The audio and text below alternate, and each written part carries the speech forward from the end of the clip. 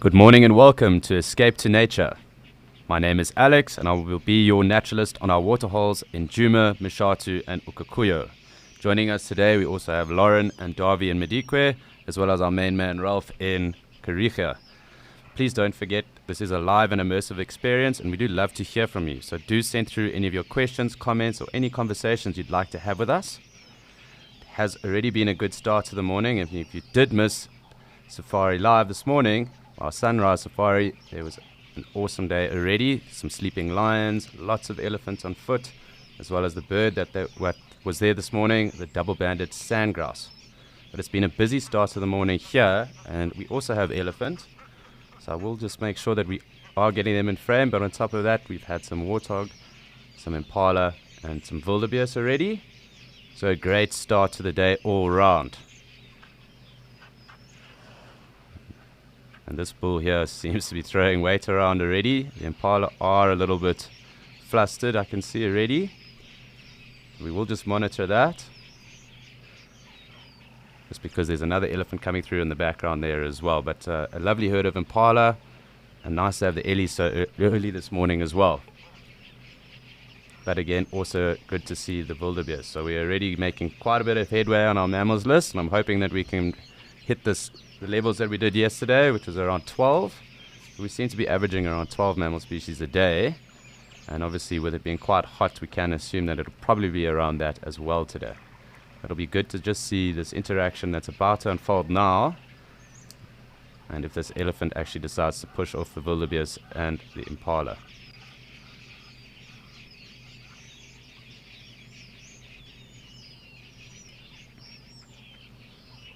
It does look like there are lots of elephant in the area today. So this will always be cool. In particular, hopefully we will get them all in the waterhole and frolicking around there. They have made it quite substantially bigger than a week ago already. And obviously with them coming down and playing in the waterhole, we can expect it to grow, or at least that little wallow on just behind where this elephant bull is here now drinking. You can expect that wallow to grow as well. But lots of elephants, and they're all in the background as well. Mshatu being the land of giants, definitely not disappointing this morning. But here are the elephant pushing the impala away, throwing their weight around.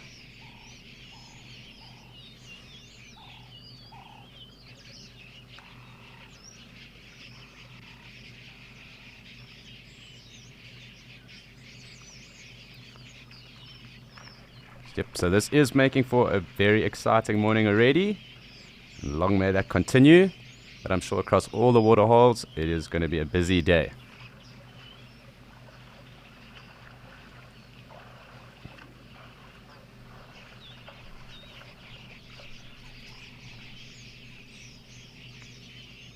But good just to sit and immerse ourselves and just watch how the elephants throw their weight around, specifically around this waterhole. I'm sure we will see some interaction as well later on with regards to them making sure they are number one when it comes to getting water first.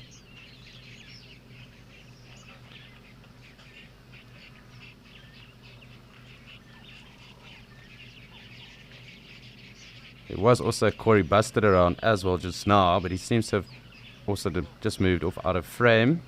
But that is also probably a consequence of the elephant being around. So maybe if it quietens down, we will get the Corey Busted back too.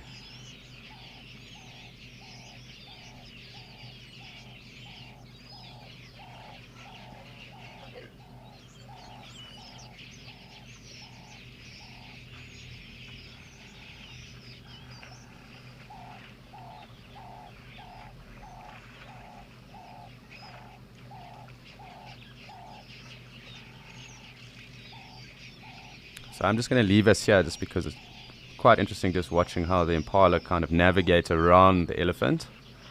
And also seeing which elephants are, I suppose, in a mood and wanting to push them all around as well.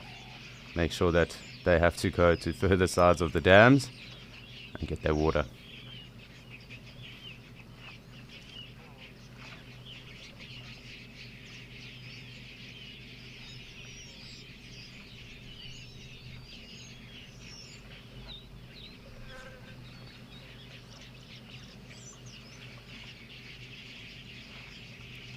Yes, we did also have a fantastic day here yesterday. There were a few black-backed jackals, and it was great to see them as well.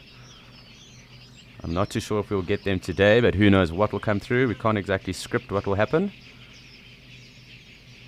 But it's good to know that they're in the area and coming through to the waterholes as well.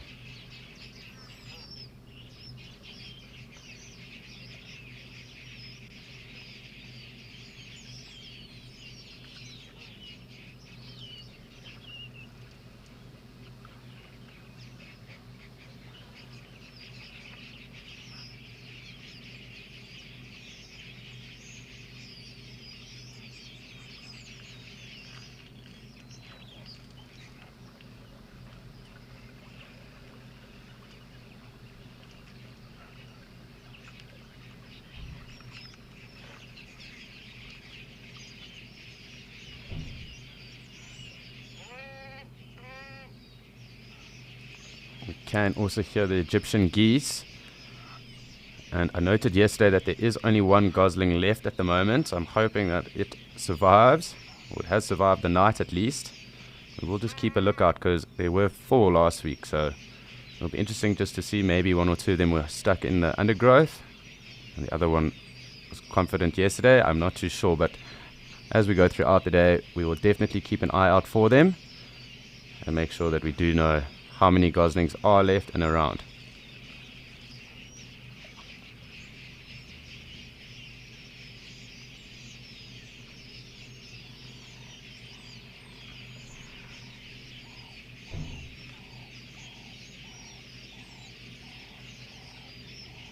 Our Ellie seemed quite relaxed this morning. No one's that boisterous just yet. It might change though as the day gets hotter and different Ellies come through. So they might have walked quite far to get here.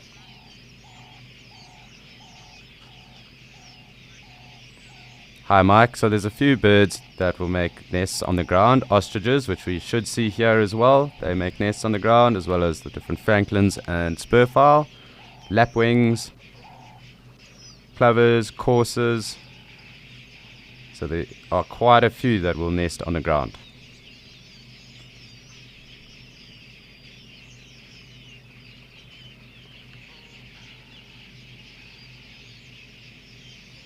And if I'm not mistaken, even Corey busted.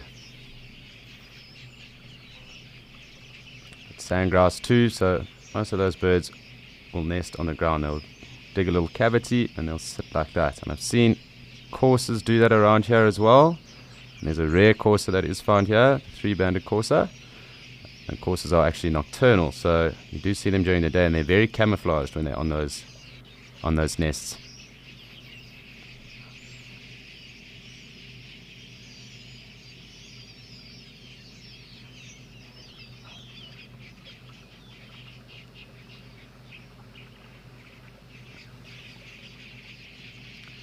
Always great to start the day off with elephant.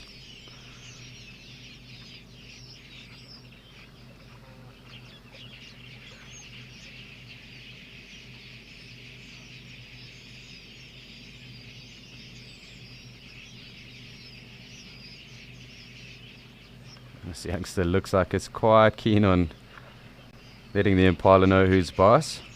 I think as mom decides to walk off, it's going to not do too much. Yes, Riley, there's a plethora of birds around here, and throughout the day we do hear different choruses. It can be quite raucous at times as well. But lots of quelea that we had yesterday as well. You can see the little birds flying through the frame, doves, starlings. And we have heard 1 or 2 of the migratory birds already as well, but that will start increasing too, so there should be European bee-eaters at some point, and we might possibly get 2 of the other bee-eater species here, the carmine and the white-fronted. I don't think we'll get little, but we will keep an eye out and an ear out for all of them too. Lots of guinea fowl, lots of ostrich as well. I'm yet to see the spurfowl come through, but I will keep an eye out as well. And we also have the Egyptian geese and the blacksmith lapwings around too.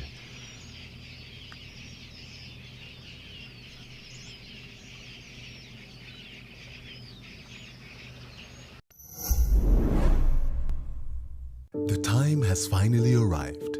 Trusty Rusty and good old Wendy are going into retirement. A flat tire right in the middle of a herd of 400 buffalo. It's pulling the mud off the side of the car, Seb. It has been an amazing journey, but it is time for Wild Earth to bring in some brand new babies, and we need your help naming them. Register on our website and cast your vote for your favorite names, and help us welcome these two new landies to our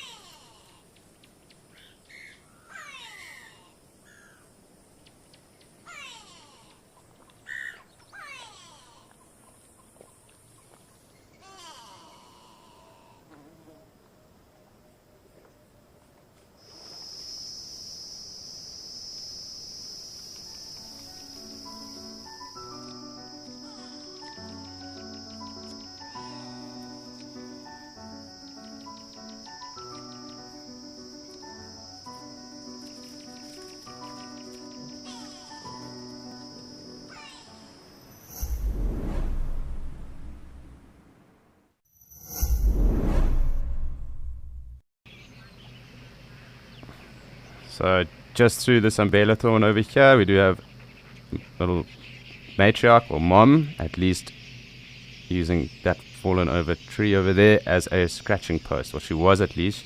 Clearly decided that she's had enough of a scratch. But one or two of those young calves will probably also do that. And this is the other wallow that the Ellies like to use here, as well as the warthog. Looks like they pretty much have just dust bathed themselves, so I don't think they're going to be splashing just yet. It might not be that warm at the moment, but it is definitely going to get hot. And there's our Cory bustard, just there in the background. Maybe now is the time to splash and spray some mud. Always cool to watch that.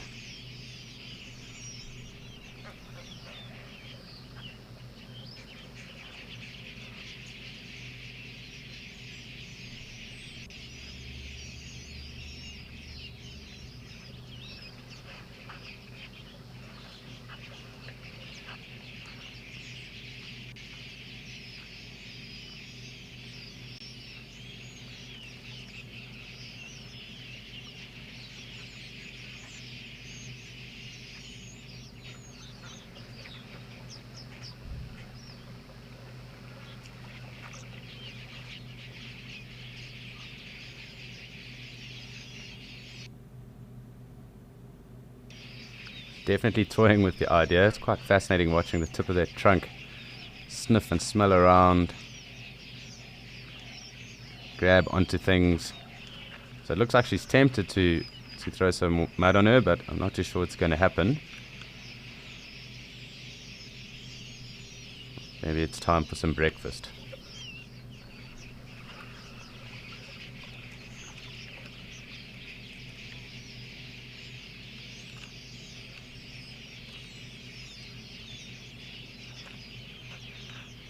Of course, Ellie spent about 80% of their days foraging and feeding, so this isn't uncommon. So as they move from water point to water point, they will be constantly eating.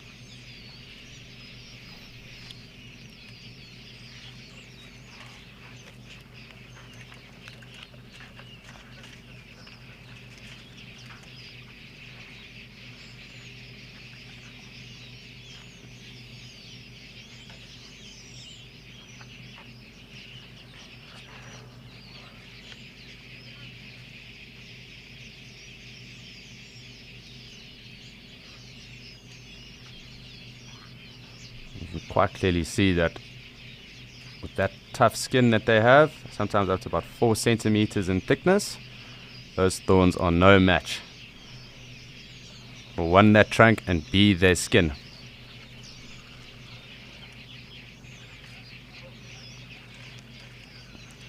So we're going to leave this Ellie feeding, and it's time to go and see what Lauren has, apparently something very special, down in Madikwe.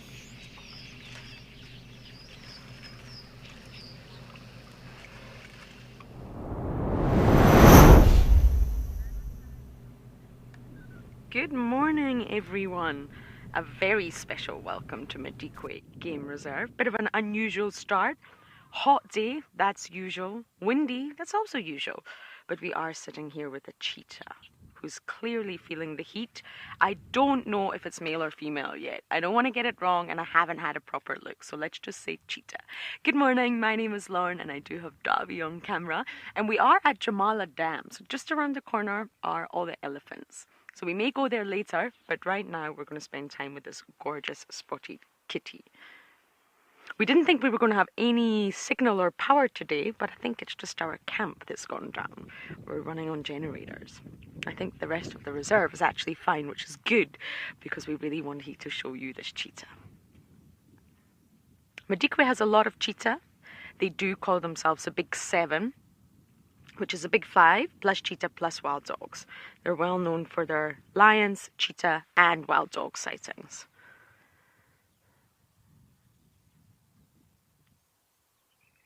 That's how I felt last night. Couldn't keep my eyes open after yesterday. You know that heavy feeling when your eyes are just drooping and you're swirling in their head. I hate that feeling. Especially when you're trying to watch a movie and your eyes are just going. I don't think I've watched a full movie with Davy yet, have we? No. But I think that's how this cheetah is feeling right now.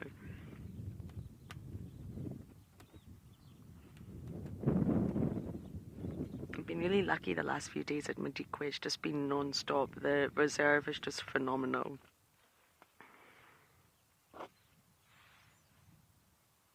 It's a lot of driving, but there is literally something on every corner.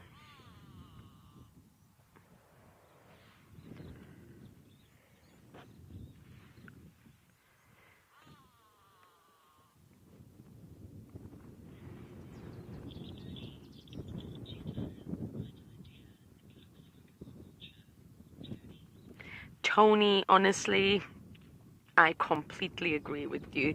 The heat in Madikwe is just like nothing I've experienced. I lived in the Maldives for 8 years. I worked in Fiji, been in the Masai Mara, worked in Djuma, visited other reserves, Amakala, but really the heat here is just, it's extreme. Even when I went to Namibia, I didn't quite feel this, but then I was in a closed aircon car. They are saying there's a possible heat wave on the way, so it is a little bit worrying. But if the rain comes before then, it will break it. But what they're worried about, if the rain doesn't come, we're going to reach up to 45 degrees Celsius, which is pretty dangerous. So the heat is really intense here. And I often think about the animals. I mean, humans, we always have options. Stay inside, drink lots of ice cold water if you can find it. We've got a roof. But you know, animals, I actually touched on this yesterday, adapt to the weather. Weather's nothing really to them. What is an issue is extremities. So extremely cold weather or extremely hot weather or something that's out of the norm, abnormal conditions will be when animals struggle.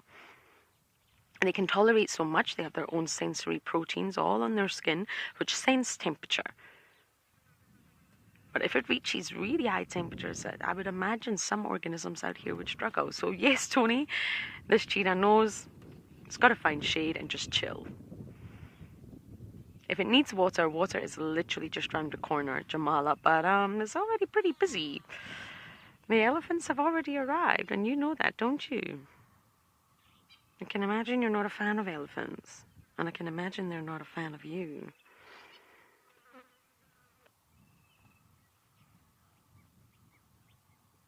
I mean, it is not even 9 o'clock, everyone. It's 10 to 9. And this cheetah's already panting. But luckily at Madikwe, one thing I will say, which is there is always a strong wind. I don't know if that's just a sort of September, October winds, but there's always a breeze. So that's at least beneficial to help cool down. Dries out the skin like crazy. But the breeze will help a lot of animals cool down.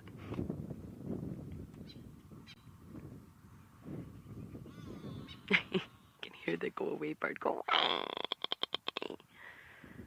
I think it's telling the cheetah to go away, not us.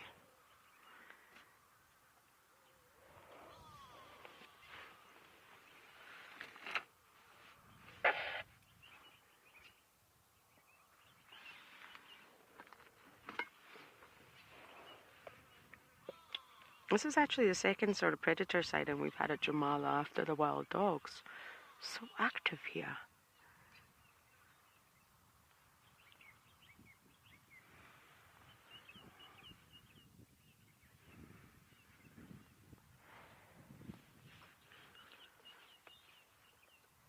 The sounds around us are just incredible.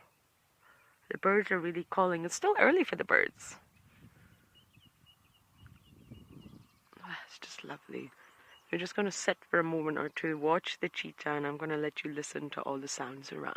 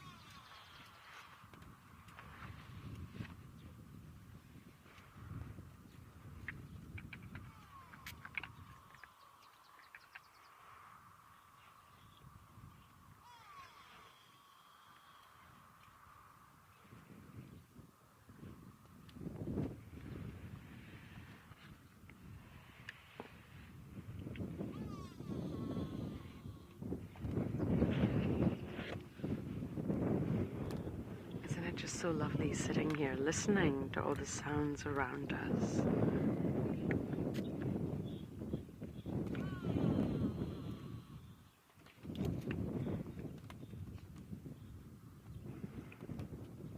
Oh, that breeze is delicious.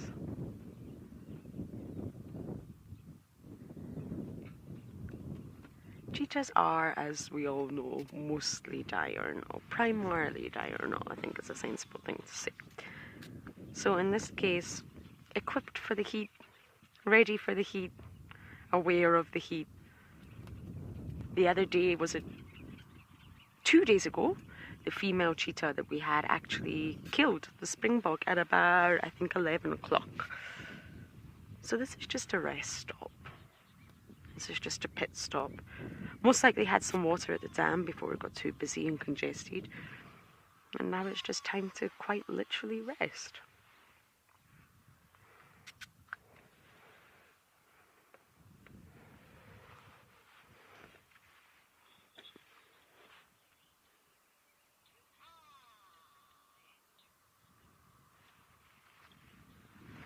Anita, of course they do. Otherwise, they wouldn't really be able to survive. We did go into this in quite great depth the other day, but not all organisms across the board will be the same with regards to temperature. We obviously think of temperature from a very human perspective, but every organism really will be different, and it is quite fascinating. But in terms of the behavioral sort of adaptations to keeping cool, it's quite simple, depending on what type of organism you are, but really you are going to seek shade, like this cheetah. You're going to pant. I actually did this yesterday, but I'm going to show you again. I got a lovely gift from someone we had dinner with the other night. And it is just a spray bottle of thermal spring water. And I've never used anything like this before, but it's a very kind gift. And all you do is spray. And of course now my face is damp. But what happens when the breeze comes by? You can just feel that evaporative cooling. It is so nice, and that's why we also sweat, so the moisture on our skin will actually cool us down, believe it or not. And it is through that same process. Now with the cheetah panting, she's I don't actually know if it's a male or female, I need to be careful with that. They are opening their mouth, and the mouth is moist from saliva. So therefore, with the air coming in on every inhale and exhale, that's actually assisting her greatly to cool down, believe it or not. And when there is a breeze, that's actually assisting her even more to cool down. So that is why they do pant. And that's why if you do have a pet dog or a pet cat, you will know that when they're panting, they're hot and they're trying to actively keep cool. Some cover themselves in mud. Some, if you look at some dogs that live along a beach, especially in Sri Lanka, they actually dig holes into the ground and they keep themselves cool in that sand that's a little bit colder, not the surface sand, but once you dig a little bit into the sand, it's actually quite cold down there. So they'll dig huge holes and they'll keep themselves nice and cool down there.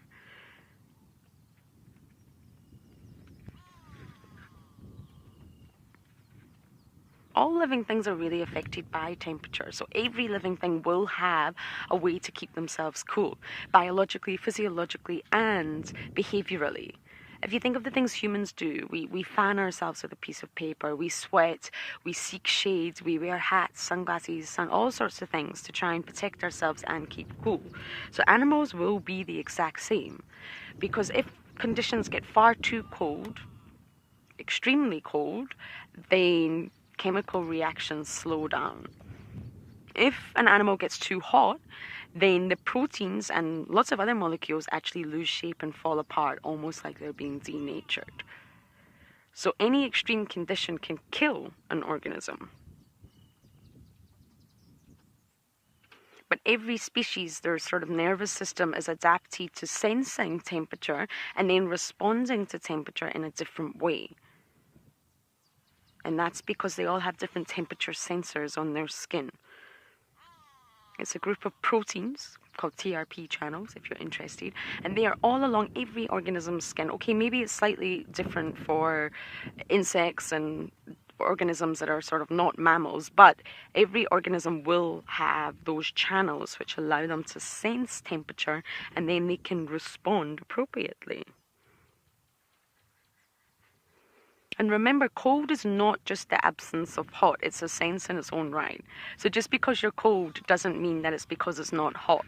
It is a separate sense, it's a separate thing that the body will sense and respond to. And I did give this all the other day, so I'm not repeating ourselves, but we even have specialized sensors. So for example, one called TRPV1, which really, I don't think you need to know that, reacts to painfully high temperatures, especially things like chili peppers. The capsaicin in them that burns us, we're getting that burny feeling from the TRPV1 that's sensing it.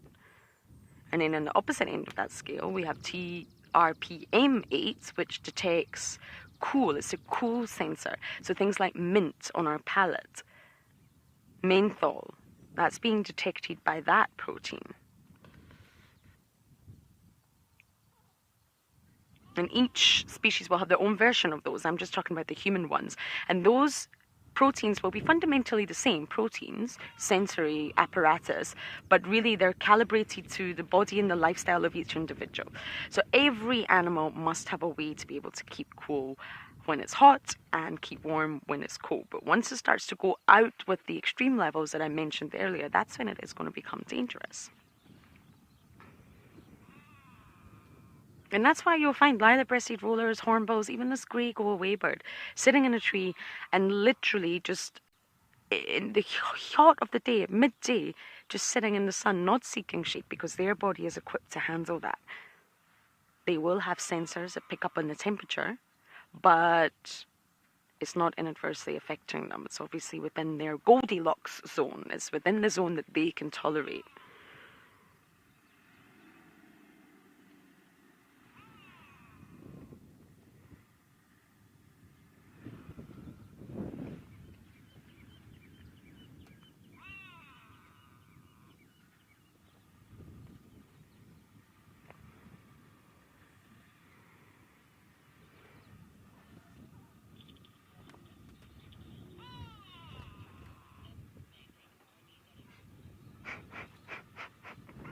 Momo, I'm sure you do.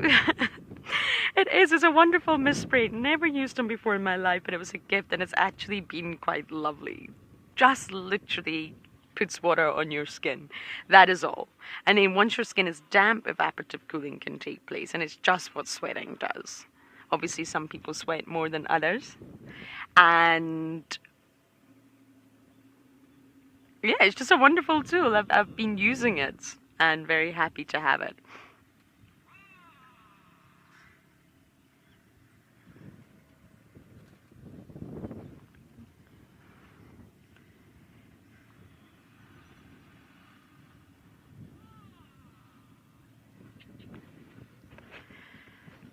Sorry about that, everyone. A lot of people in Madikwe are still not very familiar with our operation, but anyway, there we go. I think we've got some views now.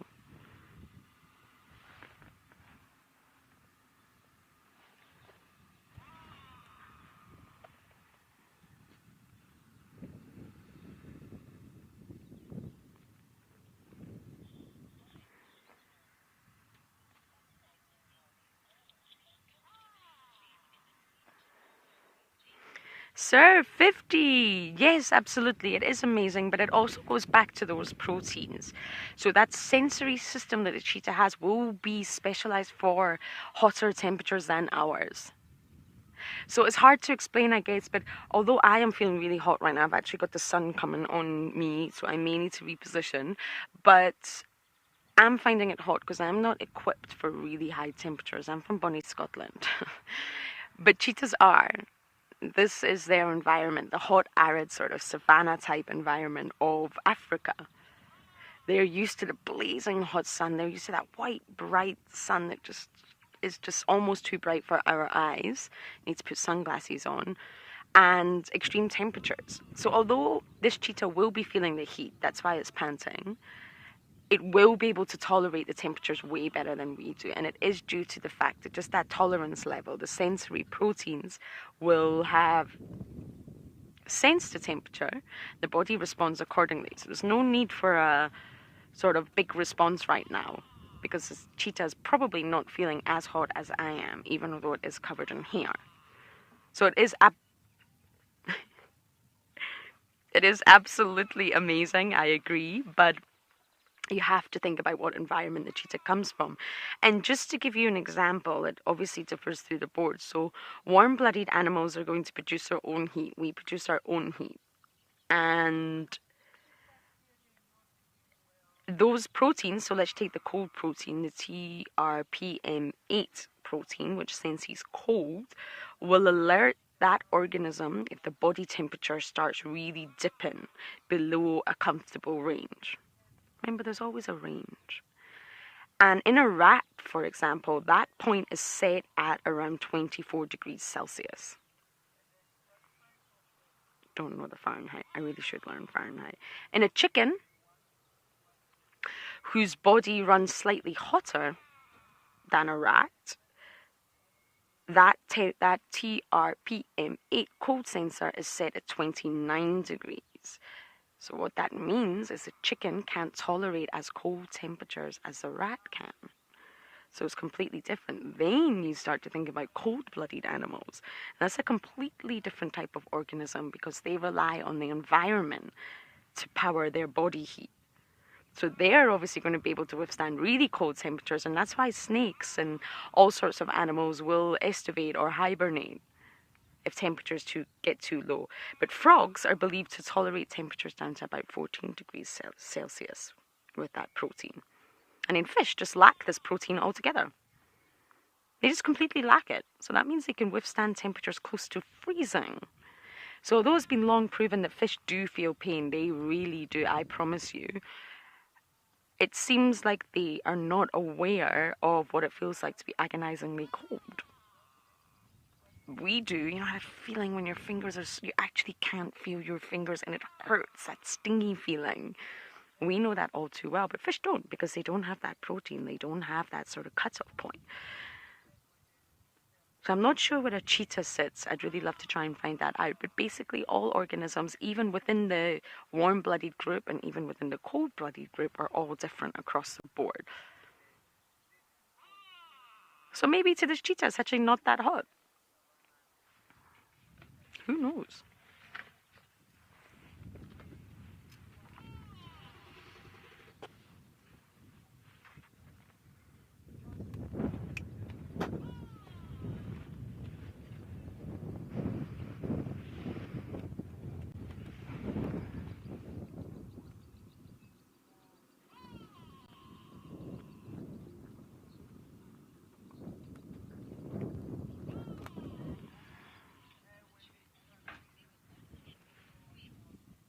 Oh, this has been such a lovely sight, and we are going to stay with this cheetah a little bit longer.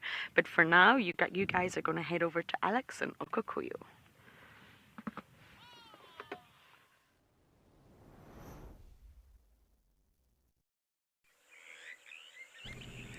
Thanks very much, Lauren, and fascinating to listen to the different proteins and how they work in the heat.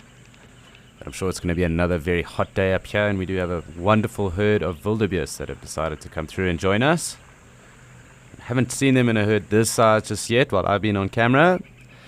So nice to just see them congregating in good numbers. We've had lots of zebra around recently, as well as springbuck, and we've had quite a few elephant come through, as well as our black rhino.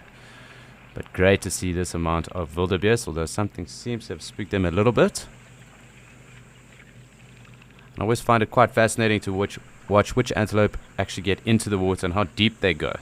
These wildebeest are one of the few that are actually getting quite deep in there. The oryx always get in, or the gemsbuck, as well as the springbuck. They seem to be the most comfortable with actually getting into the water, at least. I do just want to have a better look here. Chat about some wildebeest as well.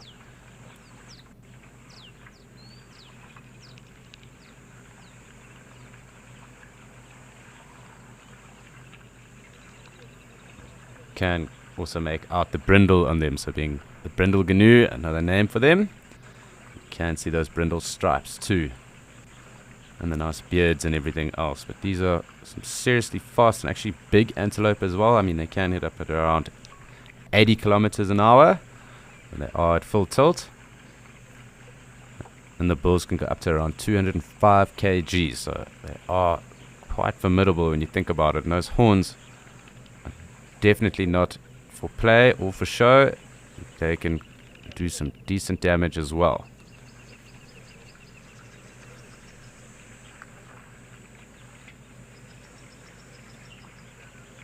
But as always, this is also a live and immersive experience. So please, guys, do send through your questions, comments, chats, or anything else you'd like to find out about. We always love to hear from you, and we love interacting or answering your questions. Quite a few interesting birds around as well. I did hear some sandgrouse as well, and I know the double-banded was a sandgrouse, or was the sandgrouse that was the bird of the morning at least. And to me, it sounded like there was some Namakwa sandgrouse around just now, so we will keep an ear out, and if I can find some, I will also show you those as well. And it looks like these guys aren't that happy at the moment, so we will come out. Just watch and see who else decides to come through for a drink. But a nice big herd of wildebeest.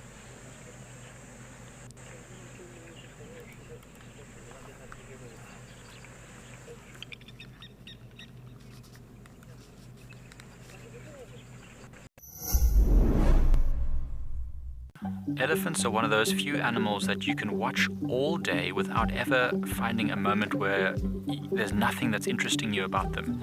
Register for free on our website or on our app and get stuck into all the excitement of live wildlife viewing. Ask our expert guides your questions, learn more, and enjoy this community of animal-loving people, all in real time. Wild Earth, connecting you naturally.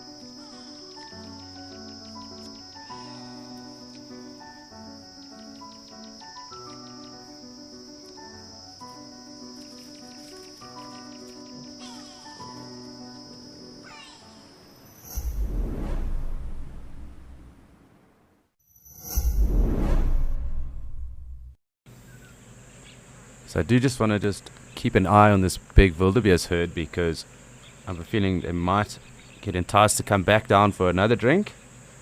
But it's always just cool to see them in this number as well. You don't really see them in numbers like this in Mshatu or in Djuma, so it's cool just to see nice numbers of them. Obviously they don't migrate like they do up in Kenya, but or in the Serengeti in Tanzania, yeah, but good to see nice numbers of wildebeest anyway. Pretty iconic.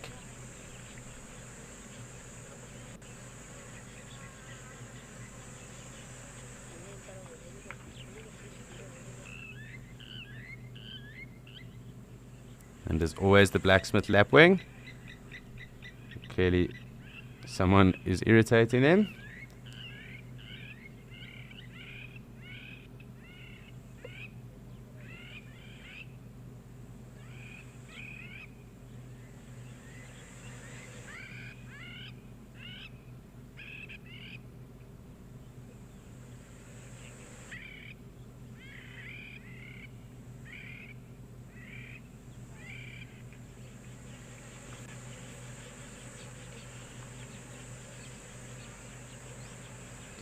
Fascinating watching the different droves of animals that decide to come through at the different times in the day. So different pockets of zebra, wildebeest, gemsbok and springbok at least around at the moment, but they all seem to be in their own, like as I said, little pockets, little gatherings coming through.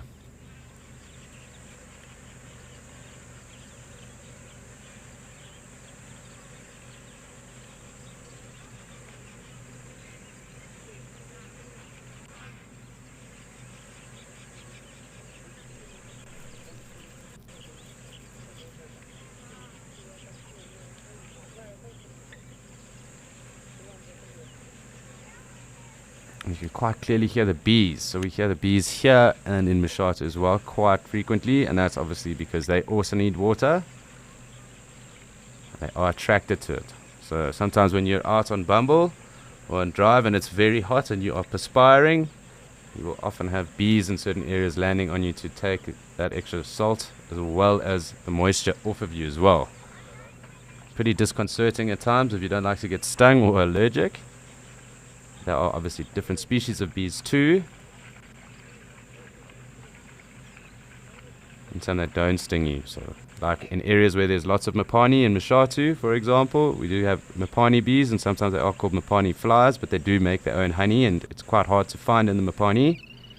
But they are attracted to your perspiration. They always come and land on you, sometimes in droves.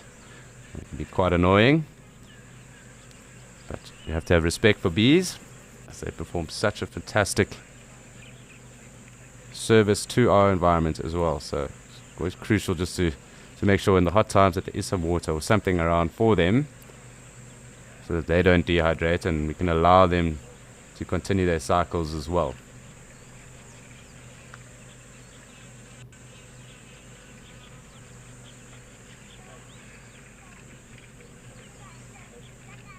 Hi Chloe, yes, definitely. So as I was saying, in the areas on an antelope or even on a human where there's moisture, so in particular with antelope or other animals, it would be around their nostrils. And you see it happen with lions quite regularly, even hyenas, although hyenas actually have a far greater tolerance than most things for flies or for bees. But they would definitely get stung on their nostrils and that as well. And elephants are not big fans of bees either. But most definitely there are times when they do get stung, and that's probably just when they have, I suppose, irritated a bee and it has decided to sting on that nostril. Also with bees, when they do sting, they do let off a pheromone, and that does attract other bees, almost like a safety signal that gets produced.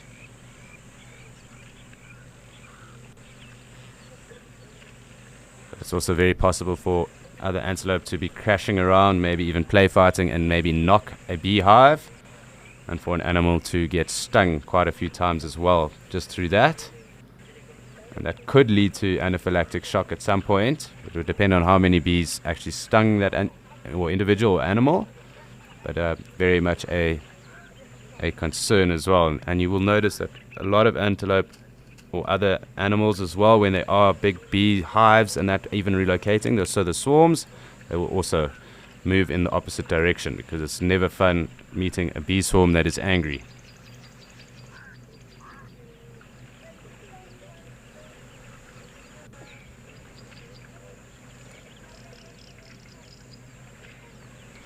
So I can still hear the odd sandgrouse around, and unfortunately I haven't been able to make one out yet on the ground so I could zoom in, but definitely around.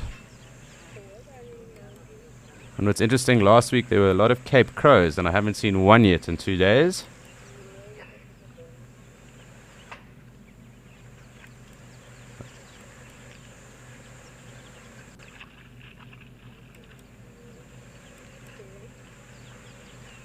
Seems like it's now the springbok's turn to be at the water.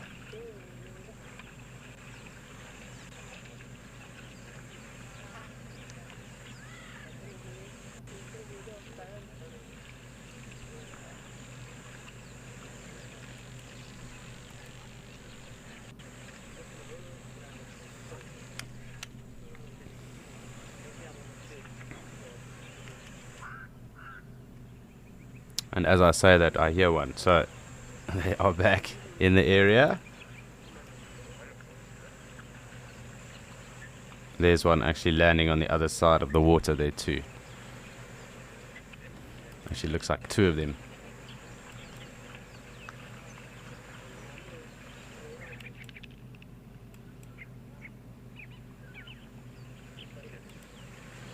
So it looks like it's time for these wildebeest to have pushed off. And I think it's time for us to go and see what's happening in Mshatha again, as we've got another friend that's down having a drink.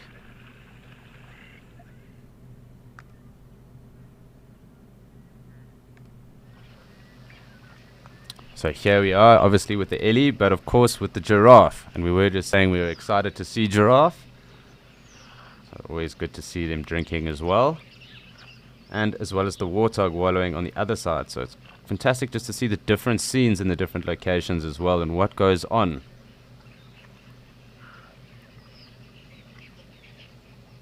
That warthog looks like he's right in it. Thoroughly enjoying a little mud bath and sunbathe as well as putting his sunscreen on for the day. And what looks to be quite a relaxed giraffe as well at the moment.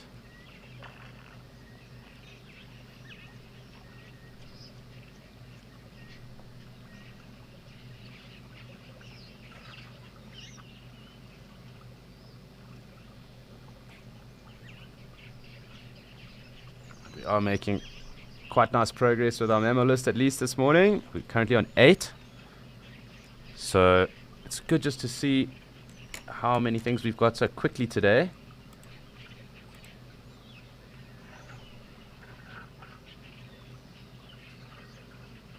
I'm just going to leave us here for a second.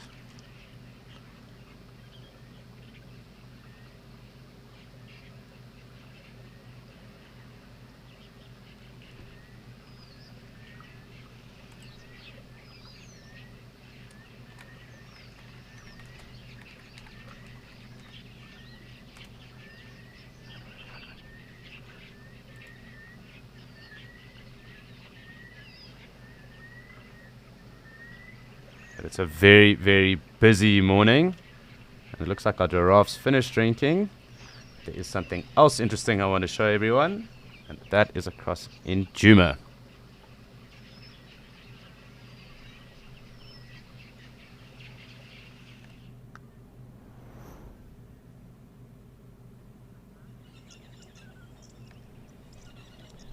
So fantastic. We have our second of the big 5, at least from the cams. And if you want to say the big 7 this morning, we've got 3. This is fantastic to see a huge herd of buffalo.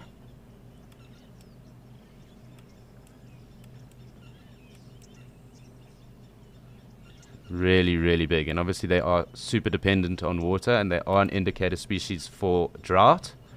And they do need to drink at least twice a day. So access to water is prevalent. It's always something that they need. But something's obviously spooking these guys in the back. And we can also make out all the different oxpeckers. Quite possibly we could get both here. The yellow-billed, which is the Barrera one. And obviously the more common red-billed. But we will have a look. That guttural sound of the buffalo. There's always something interesting going on with buffalo.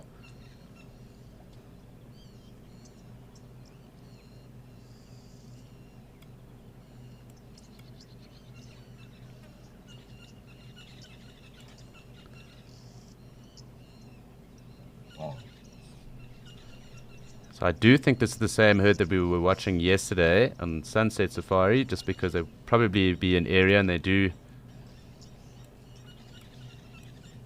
stay around and kind of move an area as well. So I just want to just position the camera quickly so we can see them all drinking and going in. They do drink and consume quite a lot of water in a day. It could be up to about 70 liters, which is quite a lot.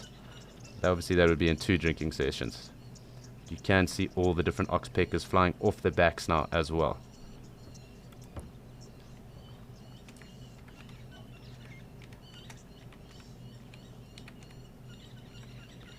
That's also cool just to get a perspective as to how many buffalo are here. So I don't want to zoom just in. We do have some bulls fighting at the moment. Just so that we do get the perspective on how big this herd actually is. And then we'll have a closer look just now as well. Because I do think they'll hang around for a bit. It doesn't look like they've been trailed by any lions. Although that would also be fantastic. I'm sure they wouldn't take any nonsense either.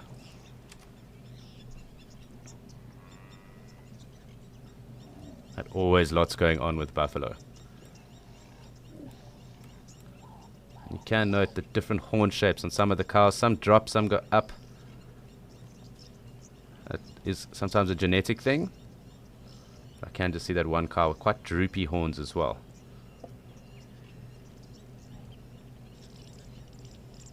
But nice to see them quite deep in the water. And what's quite interesting also is when with bulls separated on little bachelor herds as well, there's a definite increase with testosterone in buffalo as well. So they actually raise their testosterone, and in particular when buffalo are being farmed on some of the TB-free farming. That does occur in South Africa. When the bulls are in their own camps, they are recorded at having higher testosterone levels. And they do take each other out. So what will happen is that buffalo will obviously check hierarchy and dominance. And if a dominant bull or more dominant bull falls ill or is injured, the other bulls will actively beat him up. So they can be quite nasty to each other as well. And this would also probably happen within the herd too, with regards to the bulls and the old Duggar boys, and those wanting to assert dominance as well. So at least in the wild they get up to about 800 kgs, but I know when they are farmed they can be up to about a ton. And it's not to say that there aren't outliers out there in the bush either that would get up to about a ton of weight, and that is almost like a ton of armor because their ribs are interlinked and they interlock. So there isn't much flesh actually in between those ribs either. So with a big boss and big horns and that, it's almost like a fortress with a heartbeat. And obviously very formidable.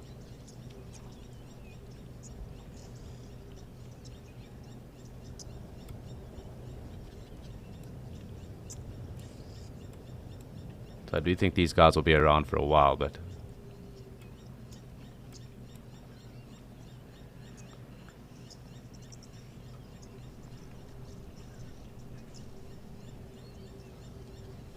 so where I can, I will try and zoom in on the oxpeckers when I see them stationary, because I do want to get to show us the yellow-billed oxpeckers.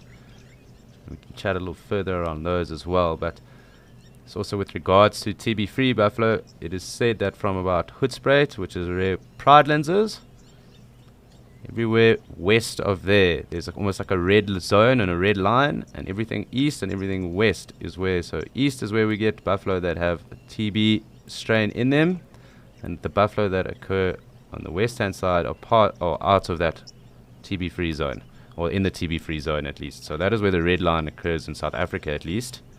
And in Madikwe it's noted that they also have TB-free buffalo. They were introduced in the area as well.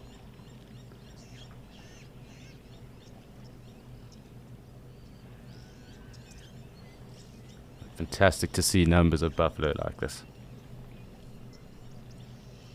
Unfortunately, it doesn't seem like the sun's being our friend at the moment. It's giving us a bit of a glare, so I'm going to try and just stick on the ones that are a little bit out of it.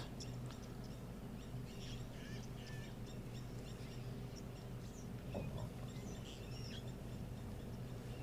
can always note those guttural sounds that they make.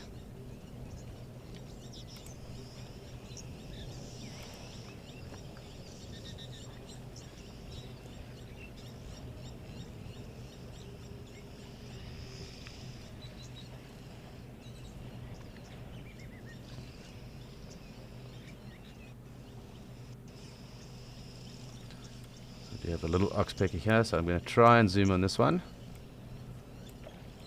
Let's see which type of oxpecker is here. Just because this will probably be our best opportunity of viewing them. And this is quite clearly a red-billed oxpecker that is with us right here. So noted just by that red bill. And when I do find a yellow one, hopefully, you'll notice the difference on the bill, and it's actually got a red tip and then yellow on its bill.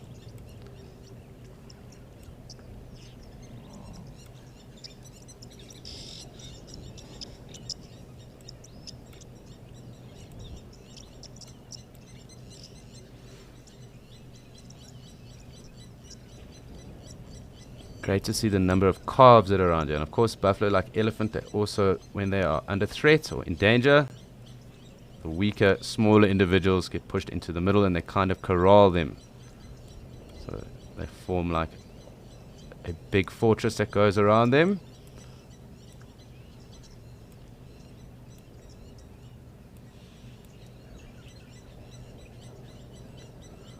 So I'm going to sit here and just watch and see if we've got any of those yellow-billed oxpeckers, because I do think these buffalo will be around for a fair amount of time today. But we are off to go and see what Lauren's up to with her cheetah.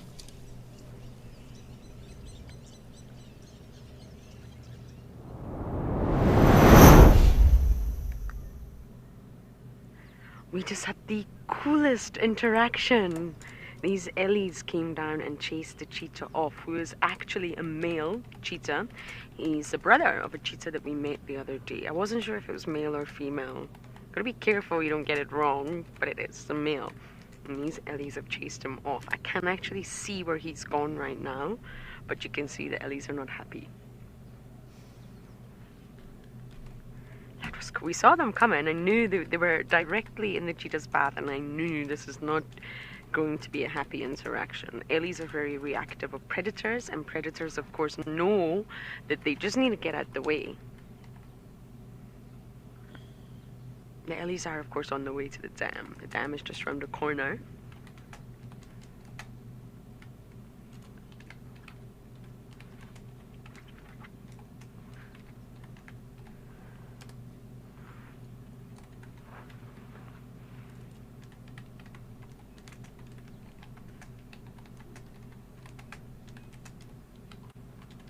That was very cool.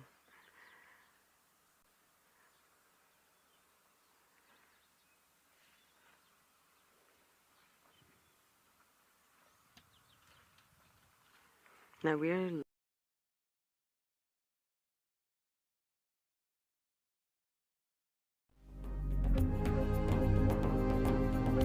My heart rate has gone up slightly. In fact, it's gone up quite a lot. This elephant is now 2 meters from us. Okay, we might have to move here. No? It's... Sorry, my friend, but you're about to push that onto the car. You see how cross he was that we didn't want to watch him push the tree over. That's why we moved.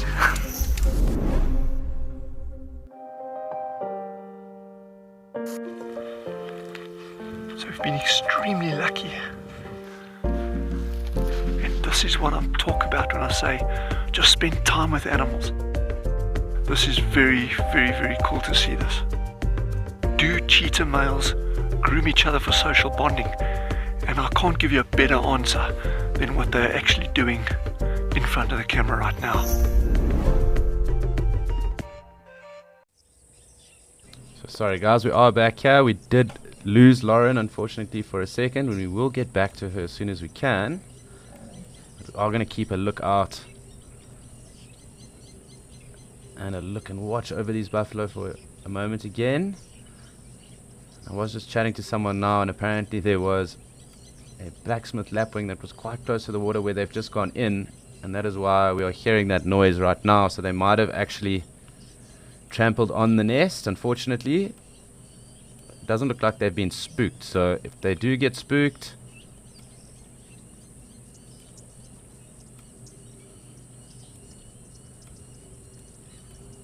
they might just run over and trample those eggs. But it's cool to see them just wallowing and sitting in the water, and it's something that buffalo do pretty regularly. It's great just to see this behavior happen as well. So we've had a plethora of elephant over the last few days, and now we get this wonderful herd of buffalo coming through. So it's great to show you something different, and definitely one new species for our mammal list, at least for what I'm on. So I'm happy that we've get to show you something else, and we also get to talk about something different too for a change. Let's just have a look and see if we can't find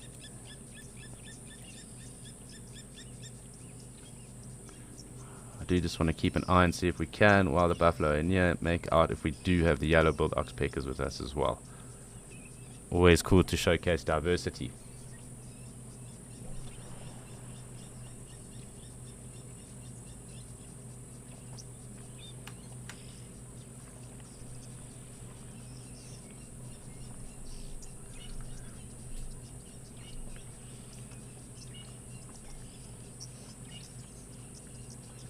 Gina, indeed. So instead of the Ellie pool parties, today we have a buffalo pool party.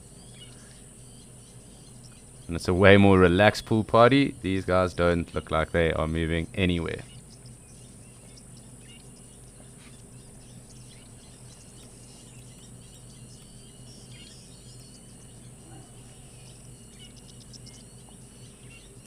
And you'll notice that some of them are actually eating almost that aquatic fodder that is around the dam fringes as well. So they will browse. Sometimes when it's very dry, they'll take certain seed pods, so anna trees or different acacia trees as well as some of the buffalo thorn too. So it's not that they only graze, they do have different browsing fodder as well that they do take throughout different times in the year as well. This obviously is a function of nature and a function of the bush, that those seed pods and the rest drop in times when it is very dry, and this does allow other animals and that to sustain themselves.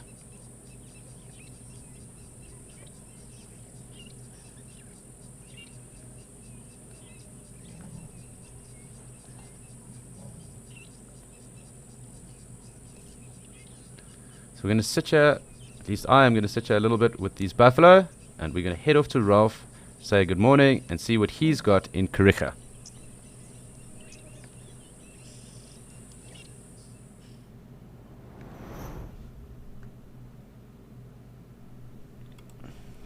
Hello and welcome to the Kariega Game Reserve in the Eastern Cape province of South Africa.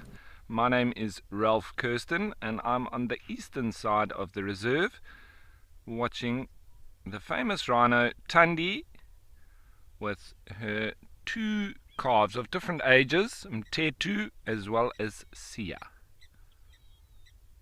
They're just grazing through the plains now, and there's also a giraffe moving through in the background.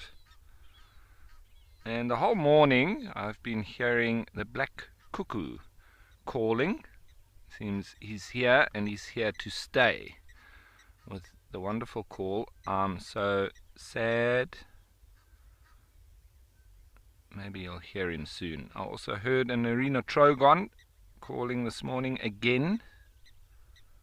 One of the special birds you find around here. The one that's pinking off behind me is a blacksmith lapwing. And then that noisy goose, being an Egyptian goose, which is not a true goose. It's more a duck, but it looks and quacks like a goose. So sometimes if it looks like and it sounds like, it's not always is.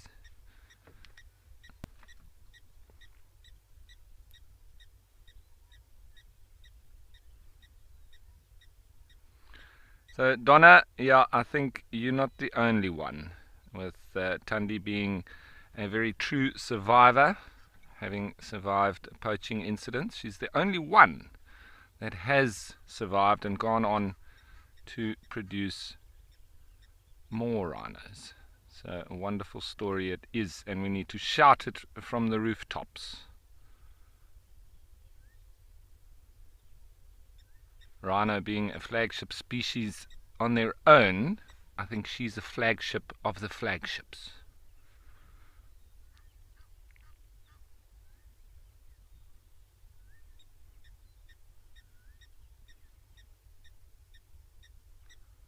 They're quite far on the other side of the plain, so I am at full zoom. Yesterday they were right next to me, wallowing in a little pan.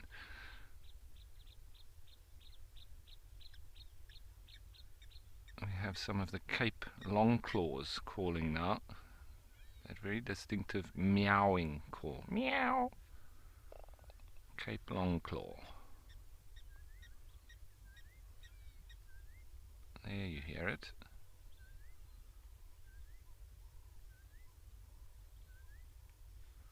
There's African hoopoes calling. There's the ringneck dove. Red-fronted tinkerbird. Southern boo-boo. It's the morning chorus still going on, and I think it's going to continue on a little bit later than usual because the sun has still not poked through the clouds. It is starting to now, but it's been very grey and cool up until now, but I think once the sun does poke through, it's going to get quite a lot hotter. We're getting up to about 28 degrees Celsius today. No wind to speak of.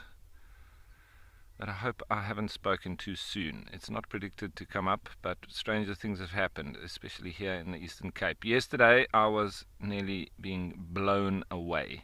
The car was just about lifting off. I had to keep some of the equipment tied down. So today is a wonderful relief after that. If you sit a full day out in the blasting wind, I think it's worse than sitting in the sun frying. That wind blown, I think, is worse than sunburn. Add them both together and yeah, you've got a recipe for a red nose like mine.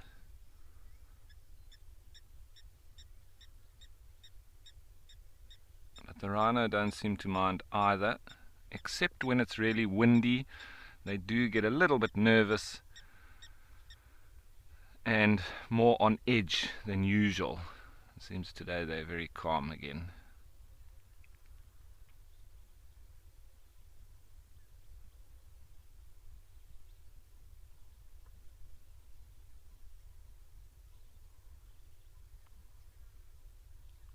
The buffalo were also out here earlier this morning. A whole big herd of over 30 of them. They have all moved now off into the thickets.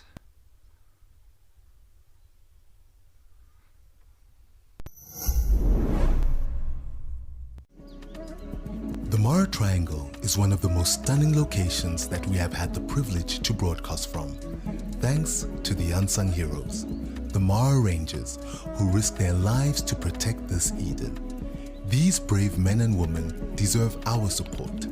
Donate and be one of the helping hands uplifting these rangers, so that we may maintain this icon, the Mara Triangle.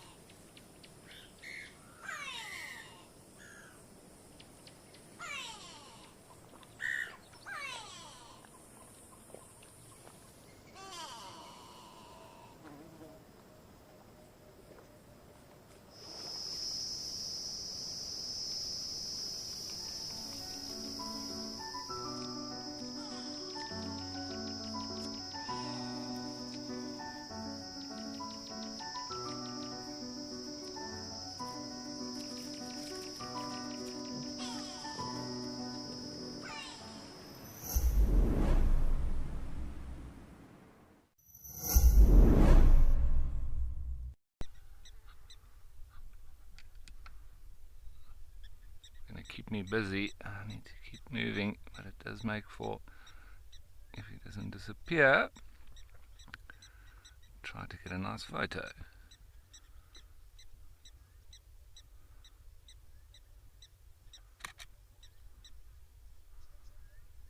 There are two of them.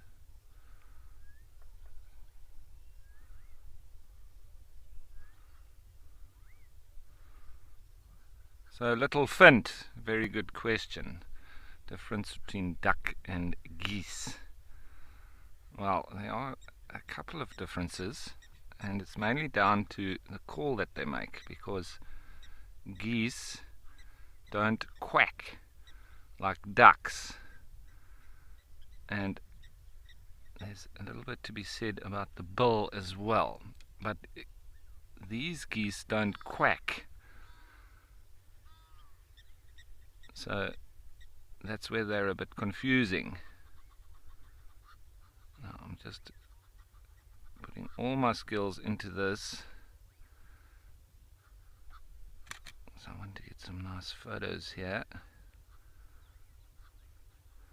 But yes, if you had to look at that, you would think that it is in fact a goose. But it doesn't quack. Sorry, it doesn't quack, so that's why it should be a goose. But, come on, stand still.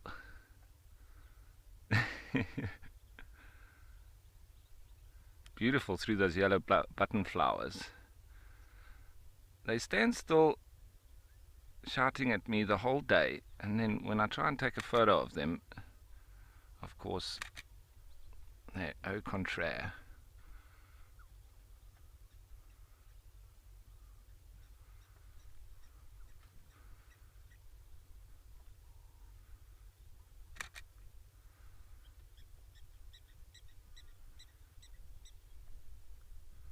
Those look pretty in amongst the flowers, with some of those white butterflies coming through as well.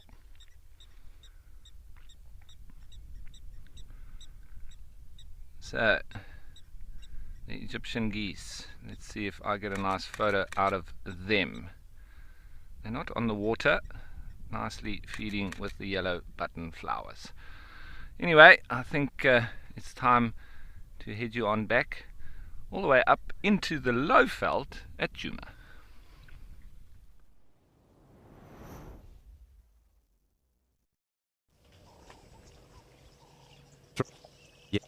Party is growing. Not only do we have this huge herd of buffalo, but there's a huge herd of huge breeding herd of elephant that have come through as well. They have kind of separated a little bit, but it is pretty massive. So we're just going to hang here with these guys just for now as they walk across.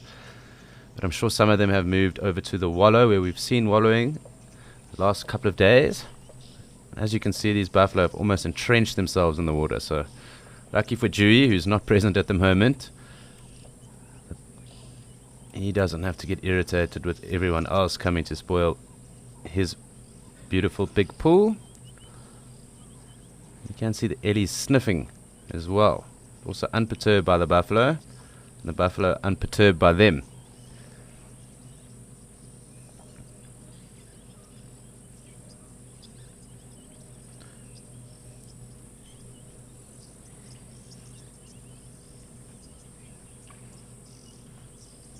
Hi Clara, and no, not necessarily. I mean, if there's no competition and the food and vegetation is good for grazing and browsing, there shouldn't be any confrontations, but it isn't unheard of, and it has been recorded at least, of buffalo getting beaten up by ellies. Sometimes that's just an angry bull and must, or just an angry ellie as well. So there are definite confrontations that do happen, but I don't think at the moment. So everyone seems to be pretty relaxed, and there is quite a bit of food, but we will just watch some of these ellies because it's awesome when they do just play, and it's the youngsters that do that. So I'm going to zoom in here just to see that, because I think the buffalo are going to be chilling for quite a bit. But definitely there have been interactions and altercations between the two. So sometimes you'll get an angry buff who decides to push his luck and then gets taught a lesson, because you don't play with ellies. You will also see the ellies sometimes chase off the buff. So I think with the numbers that are here currently, the ellies are probably more into actually wallowing and spraying themselves with the mud right now, and the buffalo are kind of just more into sitting in the water, wallowing, eating some of that aquatic matter that's right there, just taking it easy. But just cute watching the little ones roll around and play there in the mud. They obviously do go a little bit further. There's a bit of a drainage line that continues along here. And there are a number of little wallows that the ellies do like to go to. It seems like they've kind of stopped off now. This is the first pit stop. I'm assuming there might even be a few in that other wallow now, but I just want to watch little calf, and there's some playful going on.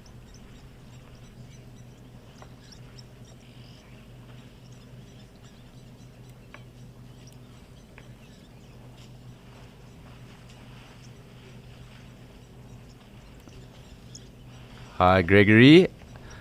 I think it might depend on the sighting itself, but I love watching elephants swim, but it also can depend on the area too. So definitely where the big river systems and that, and elephants have to cross and swim across, I love watching that. But I'm also a fan of watching buffalo as well in the water. There's always something going on with these guys. Great just to see them so close.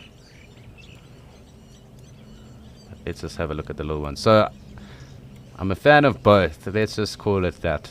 But sometimes it does depend more on the area where we're in. So watching them swim across the Zambezi or the Chobe or through the Okavango is something for everyone to see, as well as crossing the Sabi when it is deep enough, or even the Limpopo to some degree, but also just watching buffalo like they are now, and we'll get to them again, just taking it completely easy, ruminating and just sitting in the water is also cool.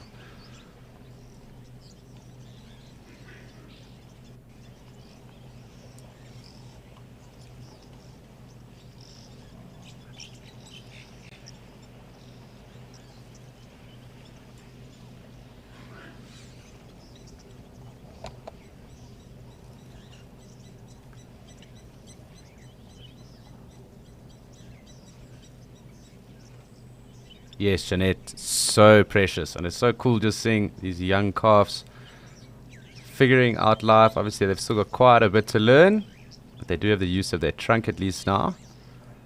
But very precious watching Ellie's and Buff at the same time as well.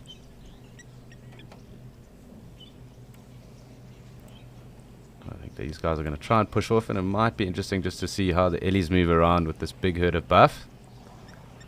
So we're going to have a look. The Buffs seem like they are not going anywhere.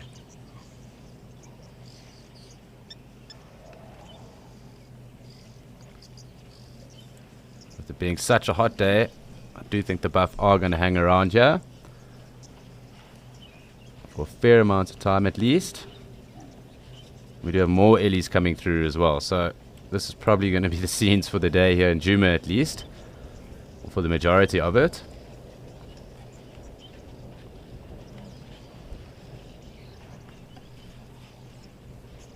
And we can see our Egyptian goose family there too. All the little chicks kind of making their way through the buffalo. I don't think they're in any danger at all with the buff.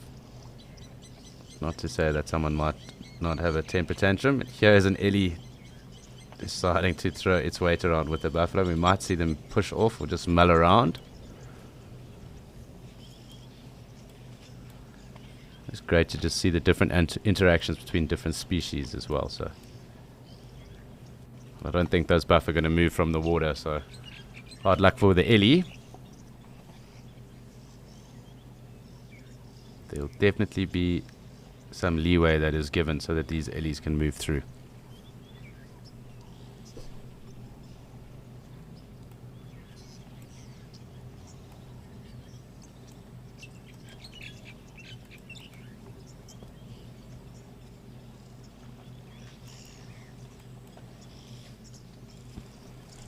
Yes, Momo. Well, at least for now, the pool is big enough for everyone. Who knows? Someone could have woken up on the wrong side of the bed. We might decide that where everyone else is, that's where they decide that they want to be. So we will just watch and have a look. But you are correct. At the moment, big enough for everyone.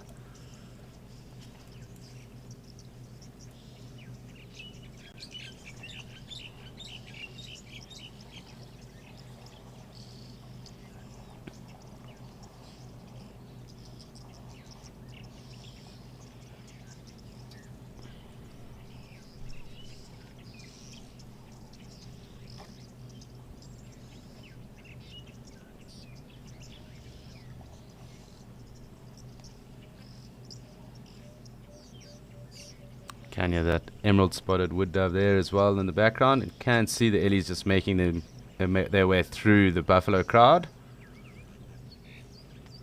Almost like parting of the Buffalo Sea.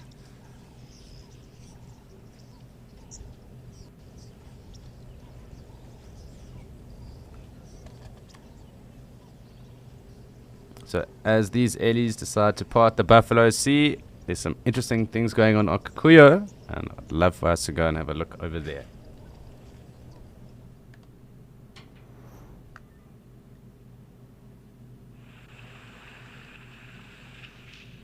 So we eventually have our Ellies swimming in Okakuyo. And this is just fantastic scenes. So we're going to just sit here and just watch and see how they go about it, because there's almost so much enjoyment that goes on with Ellies swimming. And it's almost like you can actively see them having a good time. That's splashing, spraying mud on themselves, and definitely having a good pool party. So we've had 2 pool parties already, and lots of zebra coming to join the party as well, although they might push off and just wait for the Ellies to finish. And I am just keeping a lookout to see if we do see our bull Ellie friend who doesn't have hair on his tail, but there's a number of them actually around here. They don't seem to have as much hair as the ones down the low veldt have got on their tails, and it might just be area specific. But at least that's what I've noticed for now. So I'm definitely keeping an eye on that, because it's something I'm finding quite fascinating.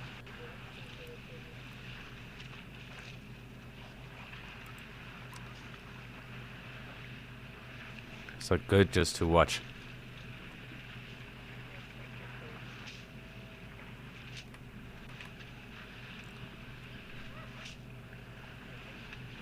So great scenes here. And fantastic to see the young ones just mulling about and swimming over there. So I'm going to zoom in a bit so we can just get a better view of what's going on, and we can just sit and watch.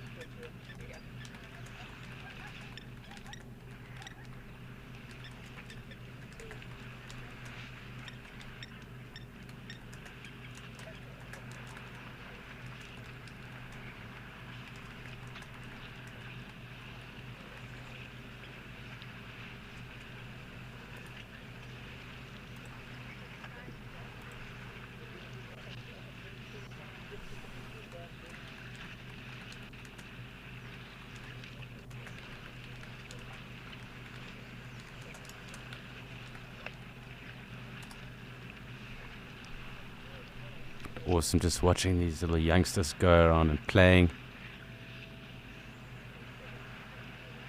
And it's interesting that some of the bigger ones aren't rolling around, but the youngsters are definitely submerging themselves. It's probably time just to come out, because it does look like the herd is getting busy and moving on. So I do just want to have all the action in frame.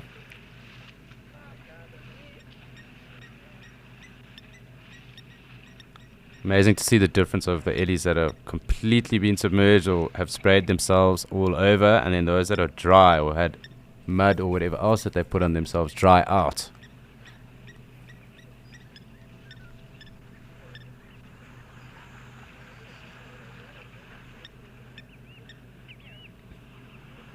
And again, the sandgrass are around. I still haven't seen one though. Once one does come into frame, I will definitely zoom in and we can have a look there.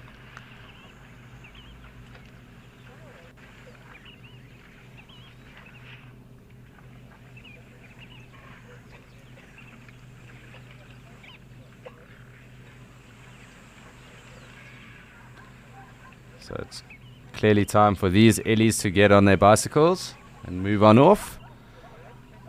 Quick little dip and time to go and get some food. So we should start to see the zebra coming through, and we can hear them with that bray in the distance. But it did look like quite a big herd of zebra were also coming through and wanting to get into their pool party.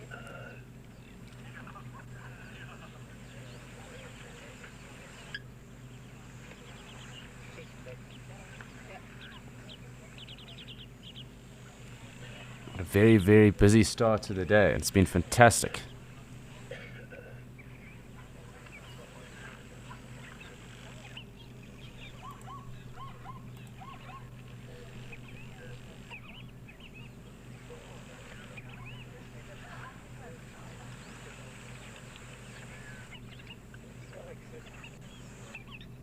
Really love the sound of those, the Makwa sandgrass, that bubbly little popping noise that's going off in the background.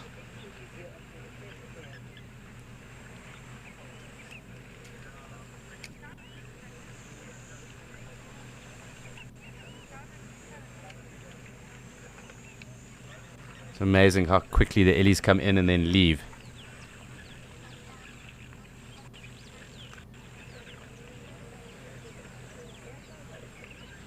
So these ellies have decided to vacate, and I think it's important that we go and look at another pool party that's going on, which is across in Mshatu.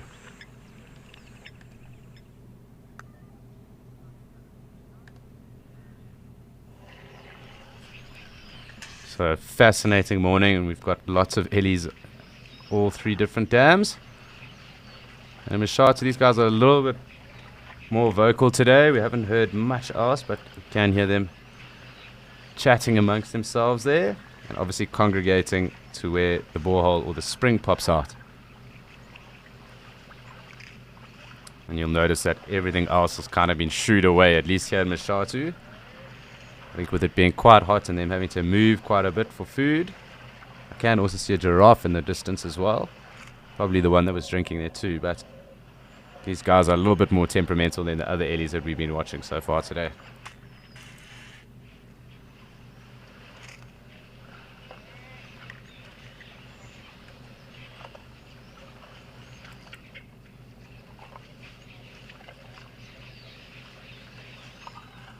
And they are in the wallow, so that wallow will definitely increase in size today. And what's interesting, I think with all this ellie action, the croc seems to have thought it better than to try and show himself just yet. The ellies might get quite irritated with him, but we'll always keep a lookout. And we've got baboon, fantastic. I love watching baboon during the day. If I can zoom in, I will, just because watching baboon drink is always entertaining. It's a nice little male as well. So let's try and get as many of the animal species around in as possible. And when one of these baboon comes to drink, and the warthog as well, I will try and zoom in.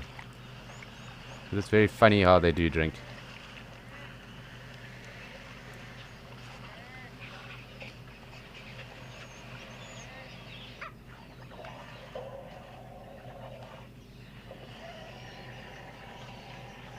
So you can see them, and definitely watching for the croc as well.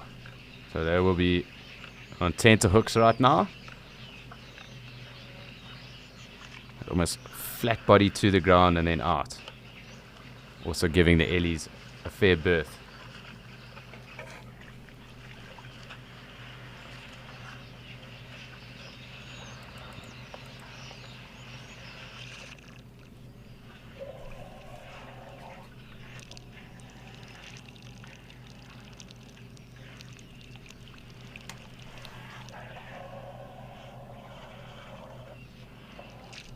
Amazing hearing the sounds the ellies make when they drink.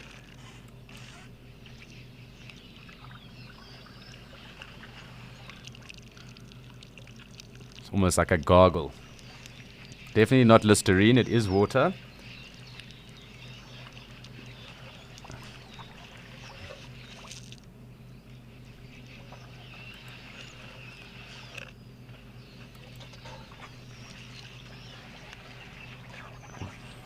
Very nice family of warthog in the background there as well. So I'm sure as soon as these elephant push off, we'll find them in the wallow again. It looks like there's one already on the back end there as well. So I think there's 1 or 2 ellies here.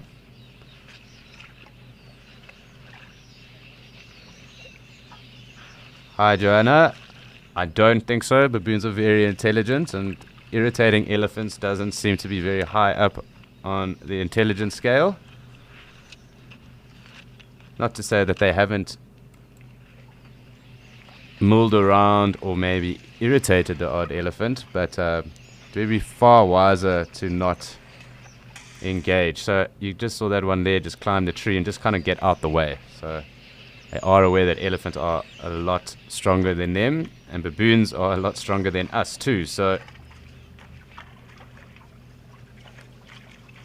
just the way that the animal world works, they definitely also give the ellies a fair berth.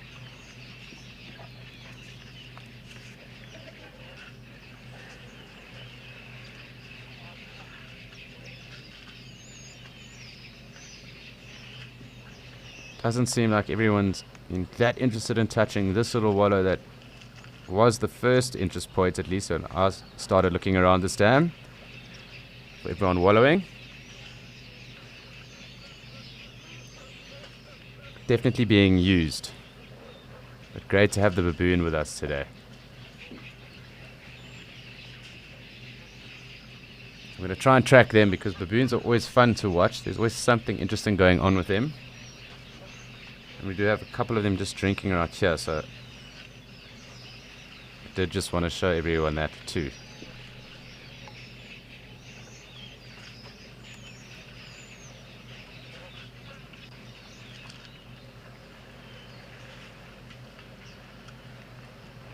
Got a plethora of wildlife this morning, so it's been fantastic, and we are well on our way to equaling our species list. A long way to go, but we are definitely on the way there.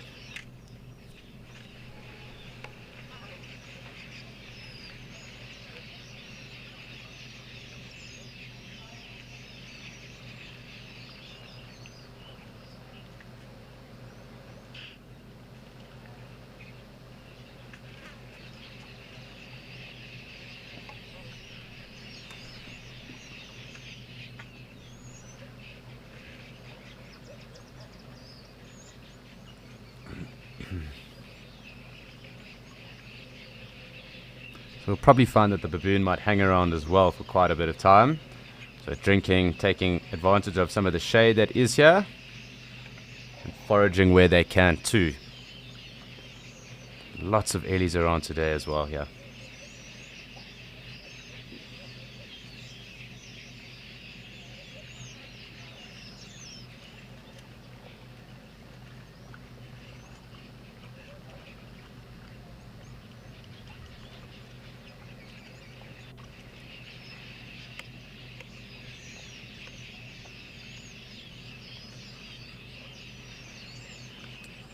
Not sure if anyone else could make that out, but you can see the little babes hanging around on their mums' backs there.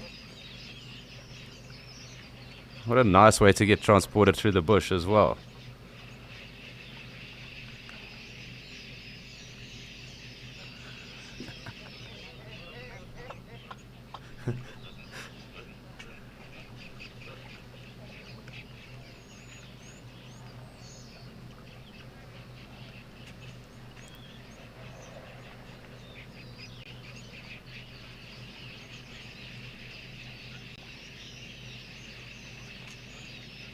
I'm just going to leave us on here, just watch what goes on, because it seems that they're all coming into this side of the frame at least.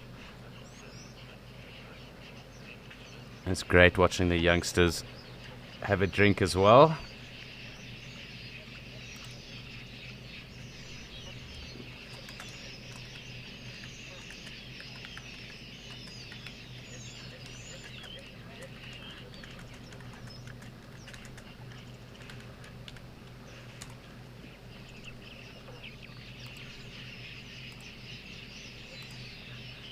So I think it's very important for us to keep tabs on what's going on everywhere, because it is an action-packed morning right now. And from what I can see, we've got a lot of action going on in Djuma currently.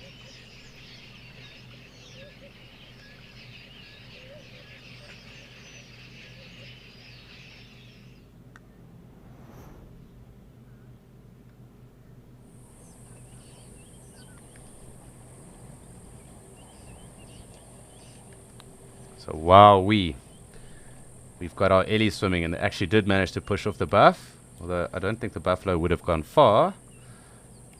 I'm going to just pan right in here, because watching ellies do this is some of the best viewing you can get, specifically on a hot lazy day. And it's so cool for us just to be able to watch this behavior going on. Obviously no humans watching them really, other than us off a camera. And we can just see how they interact and play and mull around in the water. You will notice it's a lot more of the youngsters that are rolling around, but ellies love swimming and they love playing in the water. As you can see with these three over here, kind of just jumping on each other, rolling around. Really beautiful to watch.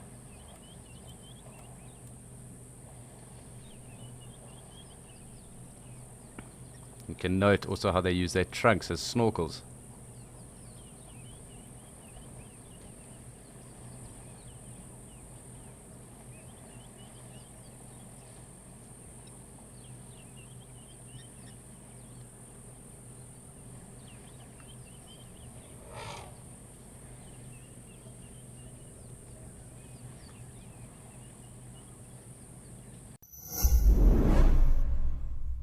The time has finally arrived.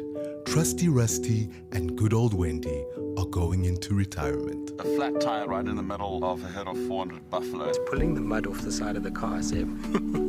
It has been an amazing journey, but it is time for Wild Earth to bring in some brand new babies, and we need your help naming them. Register on our website and cast your vote for your favorite names, and help us welcome these two new landies to our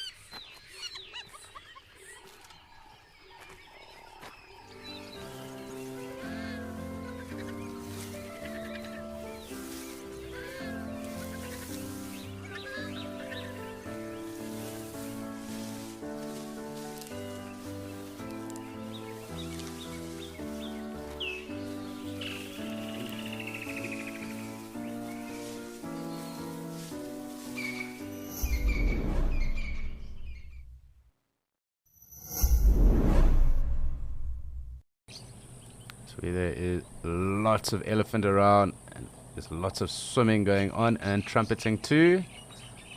Slowly, we are getting towards the end of it. Definitely cool runnings, although I don't think any of these guys would win any Olympic gold medals. Doesn't seem to be as synchronized, but definitely going on.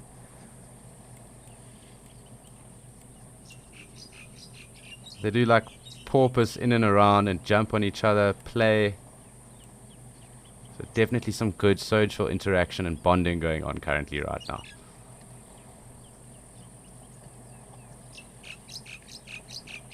Probably closer to a water polo match than synchronized swimming.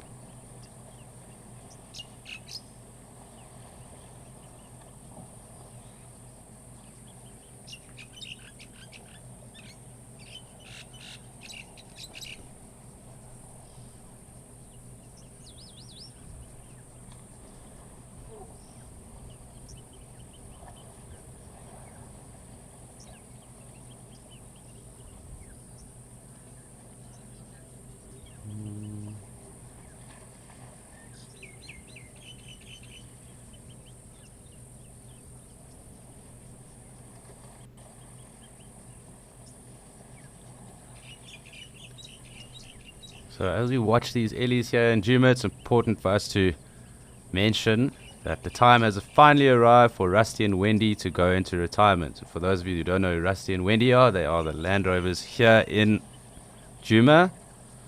And luckily here at Wild Earth we have two new Land Rovers to replace them. And we're super excited to introduce them to our Wild Earth family And just like Rusty and Wendy, we need to name our new family members. And we'd love your help with this. So please do send us your votes for the names that you would like for these 2 new Land Rovers.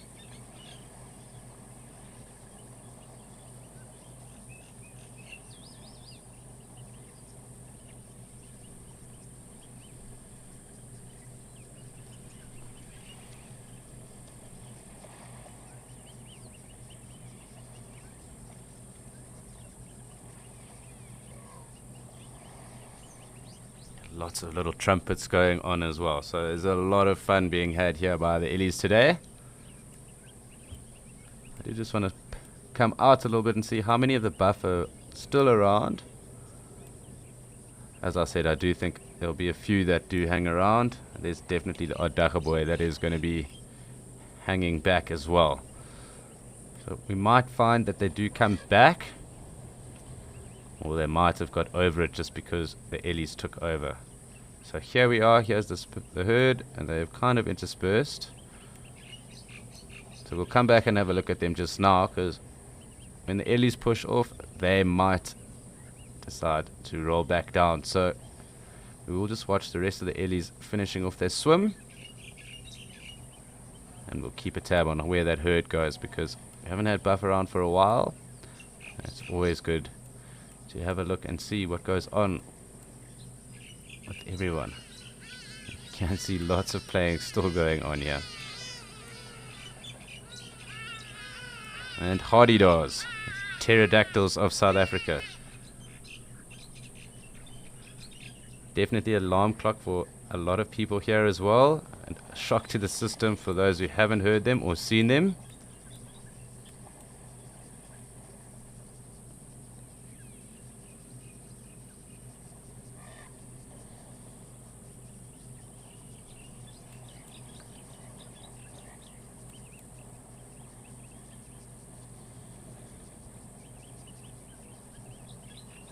Hi Melvin, fortunately this waterhole is pumped, so there's a borehole that does supply it, at least from what I've been led to believe.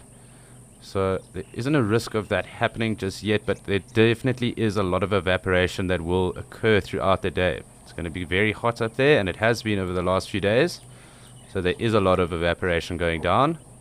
And obviously with the buffalo and the elephant around, a lot of water would have been consumed today as well. So elephants being able to take up to about 100 liters a day, and buffalo sometimes taking around 70 liters a day, and them having to drink twice. So if they do come back, it's a lot more water. But both of those species and in these numbers would have consumed a lot of water from here today, Melvin.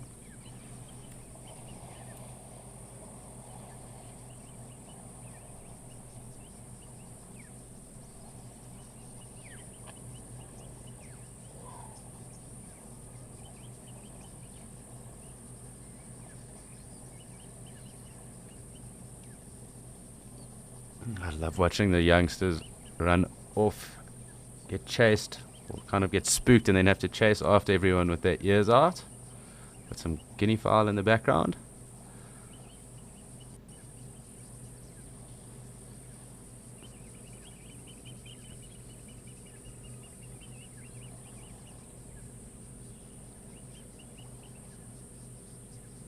Interestingly enough, there haven't been any big bulls around, so I'm sure they are hot on the tail of these breeding herds, and we'll probably get them coming through as well. So there's actually our first big bull over there, and he would have been trailing these Ellies, and he was probably down wallowing just to the left of us. You can also notice the size difference between them all.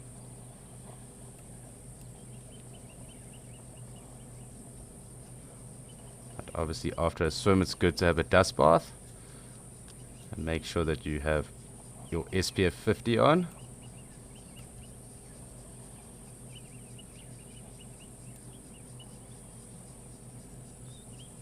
There's still one lone Ellie playing in the water.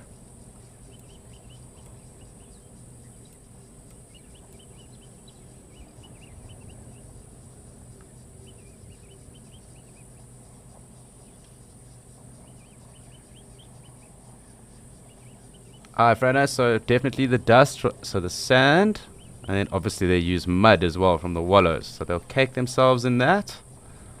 and then they'll spray themselves with sand as well. So unlike hippos that are able to secrete a pigment, they sometimes call it, I think it's blood pigment or blood sweat, and that acts as a sunscreen for hippo at least. Elephant don't have that ability, so they only use mud or sand.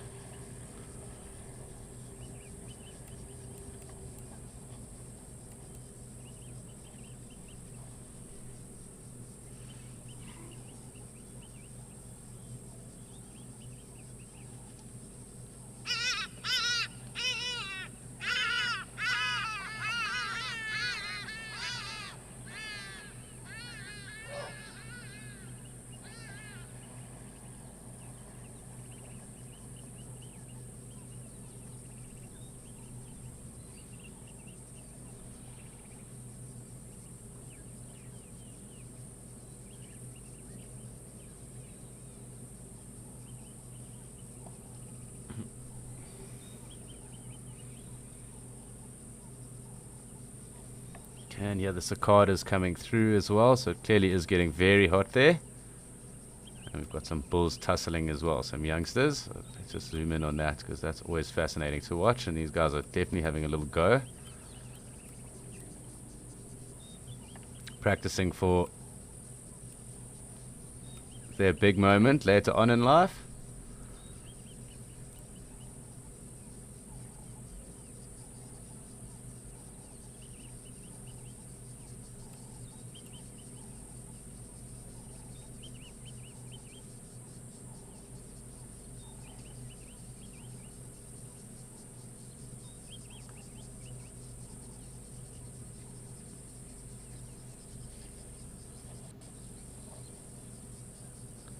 Hi Donovan. So I was very fortunate enough that I grew up in this area, or a little bit south of where we are here in Djuma, so I love going to the Sabi Sands, although I have a couple of spaces that I find really special. Pafuri in the northern Kruger is a beautiful space, but I'm desperate to get up to Ruwa, do some more in Mozambique and Gorongosa.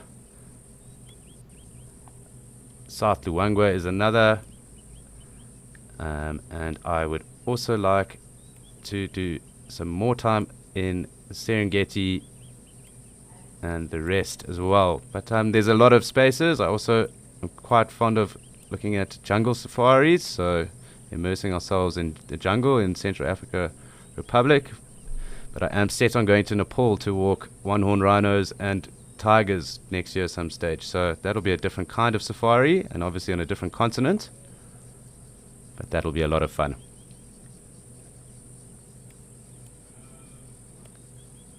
There's also other areas like the Pantanal in Brazil and a few others that are very much on my bucket list, as well as Sri Lanka.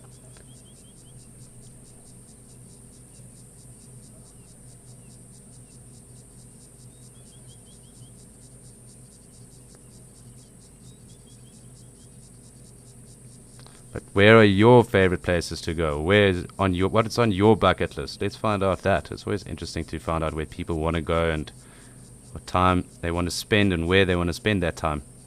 In the bush?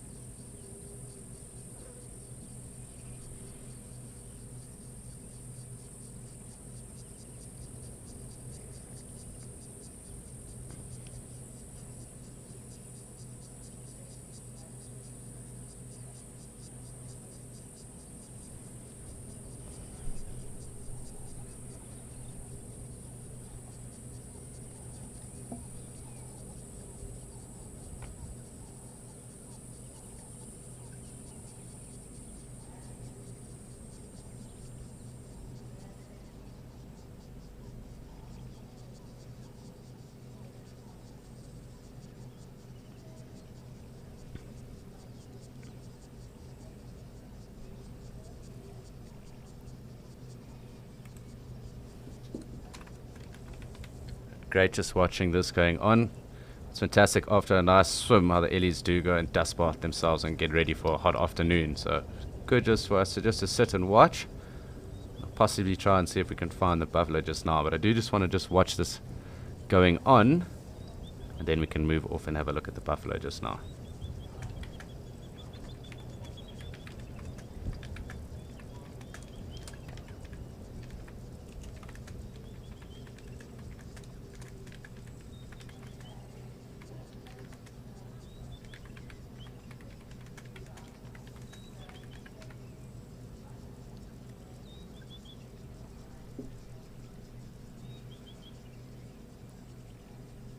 So we're going to sit here and watch these Ellies sunbathe themselves, but we're going to go and find out from Ralph where his destination or dream destination safari would be as well.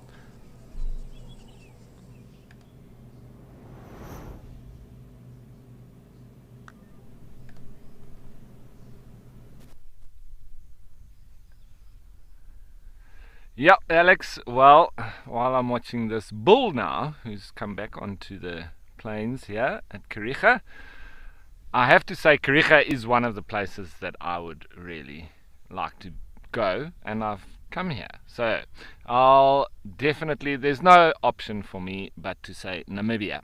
In general, the entire country, it's the land of wide open spaces and happy faces, and it's just something else. Yeah, definitely. Etosha, the Caprivi, the south, the northwestern wilderness, probably, if I have to narrow it down, Damaraland and Cocoland. Even smaller, I'd say Damaraland. So that's my dream safari destination, following the desert elephants. And while you do that, finding desert lions and black rhino while you're doing it.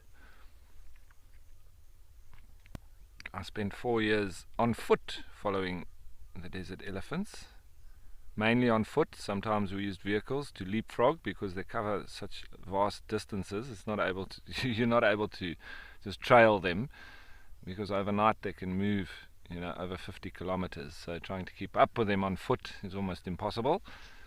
But that for me, in that desert environment and in the oases of the ephemeral rivers, that it's just something else. And the stargazing at night, I've never seen the stars so close anywhere in the world.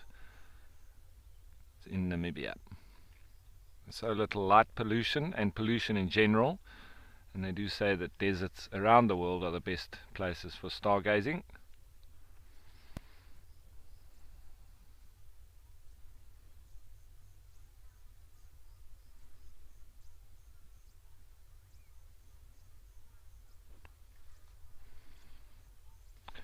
And then the largest or the tallest mountain in Namibia, the Brandberg, it's quite similar sort of formation as to Ayers Rock in Australia. It's all granite Inselberg, but that one is massive. Spitzkoppe is another one, but that's a little bit more well visited. Brandberg is, I've actually summited that. It takes 3 days, but that is very special as well. And there's no tracks. You have to have your GPS coordinates, and you also need to go after the rains, because it's not possible to summit in 1 day, and you need to carry your water with you, and you can only go after the rain because you can't carry enough water. So there is a spot up top on the mountain, 3/4 of the way up, where you can replenish your water. It's called Longi Pools, and that then you use that as your sort of base camp, and then summit, then come back, sleep there again, and then go down. And that's where the famous painting of the White Lady is, inside the there where there's one little river that comes out of the mountain itself, and it was a spot where the Khoisan kept as a base. But then there is a very particular and peculiar painting that they're still not 100% sure of, because it was very different to the engravings of the Khoisan, and they are pretty sure that it was a traveler that came through in sort of 2,000 years ago or so, and then left this painting that was done with ostrich egg as the fixer. And a lot of the old hieroglyphics, etc., they used ostrich eggs as the fixer, and that's the reason why a lot of those paintings have survived for so long.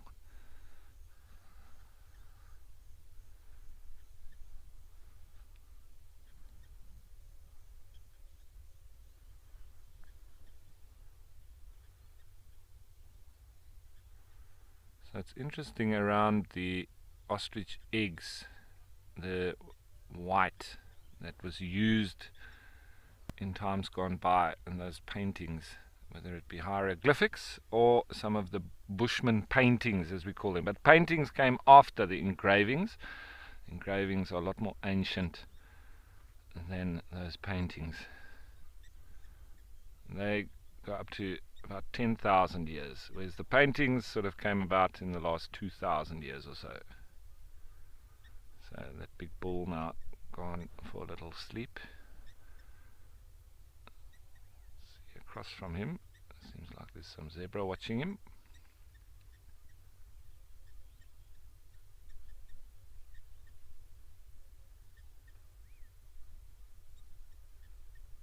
See the light changing all the time. The clouds are dispersing a little bit now.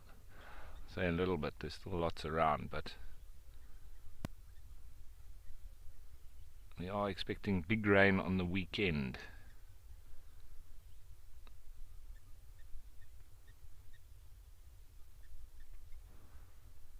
There's 3 zebra there. I don't see any others around.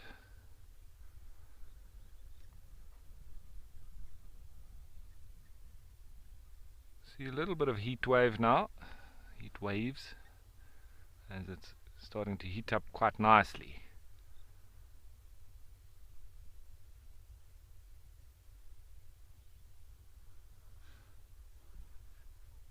And I'm getting snorted at by a blue wildebeest. In a sort of half-hearted attempt at an alarm call.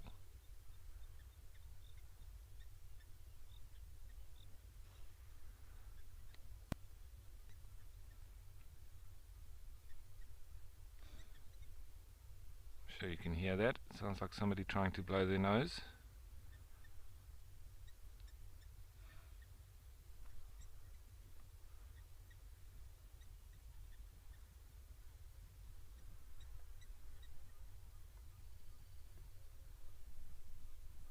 I'll just give you a scan across the pan here.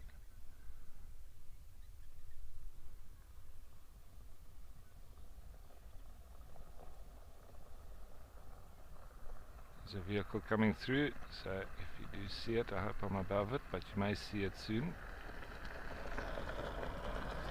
Sorry about that.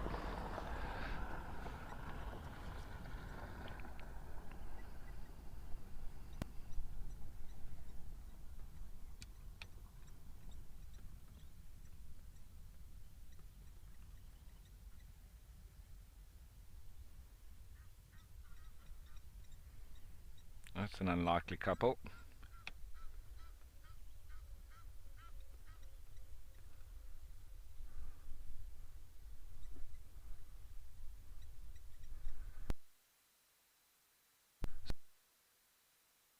Around the longest.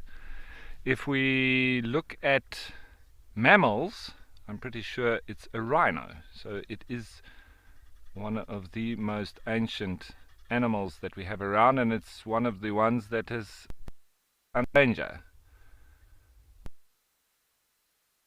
So we have prehistoric animals in our midst that we really do need to protect.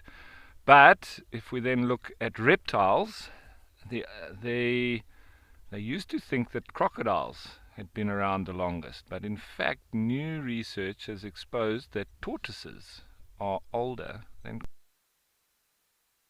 crocodiles. Now I always forget the numbers, but I do know that tortoises have been around the longest.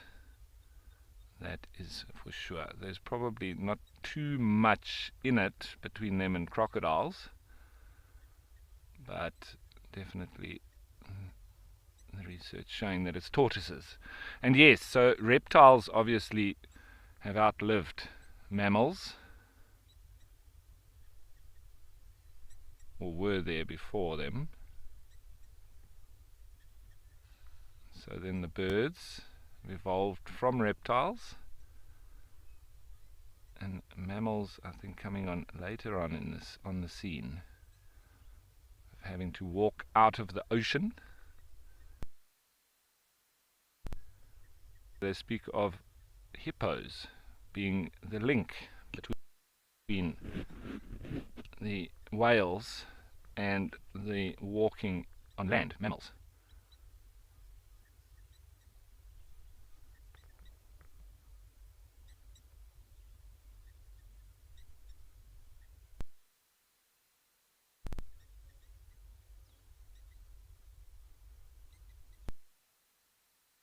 Yeah, not too much happening. The ostriches are walking around a little bit, but I'm hoping that they stir up a little bit of conflict. It would be nice to see them running around and using the place more. And while I wait and see if somebody is going to kick off, let's head you on back to Alex at Djuma.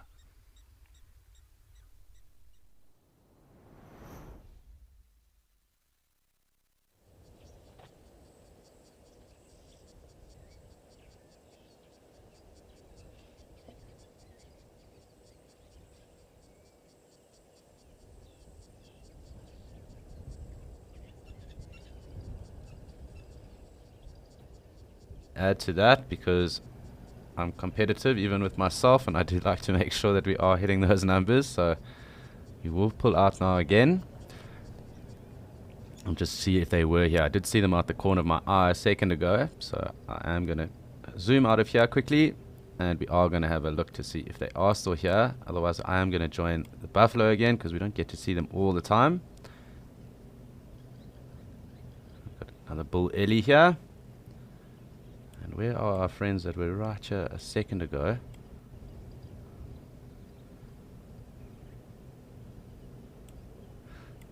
I will have to come around the other side.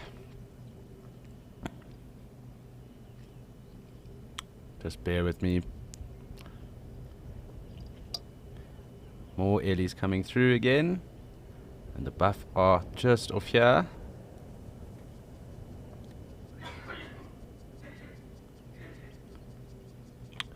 And there we go. Although they are not playing games, I don't really want to look at all the infrastructure, but let's see if I can't get around here. I think they might hang around for us.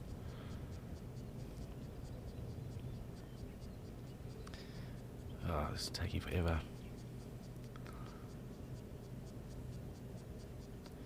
No. So, unfortunately, where the water park have decided to graze currently is literally just through the tree. We don't have x-ray vision, so I'm not going to be able to really show you them. We can't just make one out there, so we will add it to the list anyway, and hopefully they do start to walk through. But I do just want to watch some of the buffalo interaction, because with a big herd like this, there's always something going on, and we will notice that the bulls will compete with each other.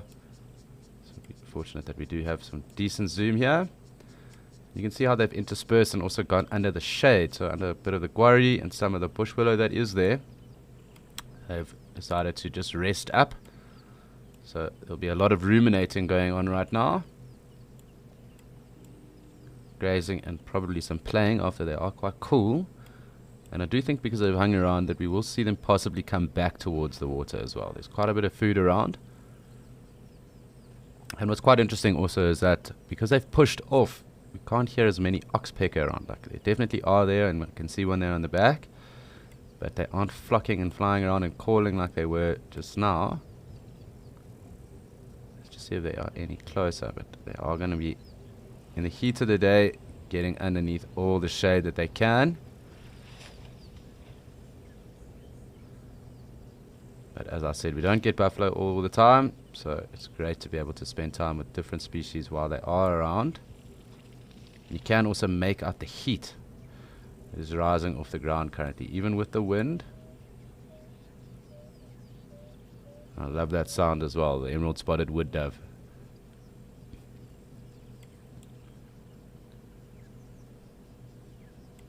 So the ellies definitely push them out, and these guys are taking every opportunity they can currently just to sit under the trees.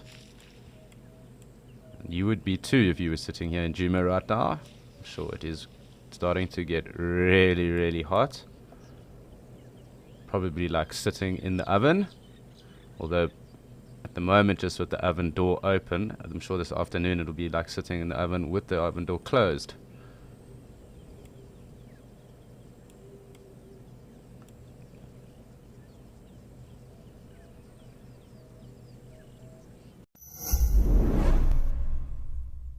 Elephants are one of those few animals that you can watch all day without ever finding a moment where there's nothing that's interesting you about them. Register for free on our website or on our app and get stuck into all the excitement of live wildlife viewing. Ask our expert guides your questions, learn more, and enjoy this community of animal-loving people, all in real time. Wild Earth, connecting you naturally.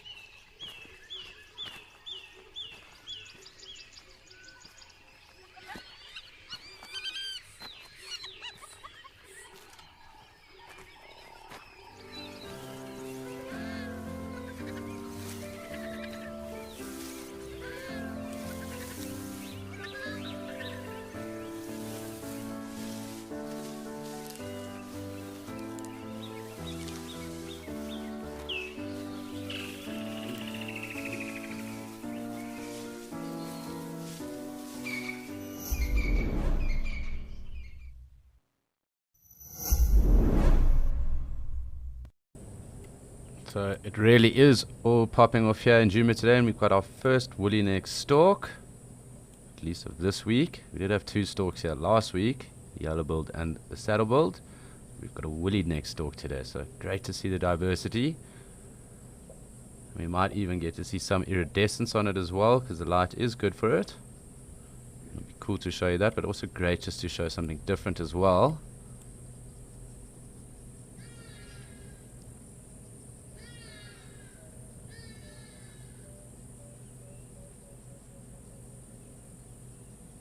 Great to look at something different as well. So we've had a really action-packed morning so far.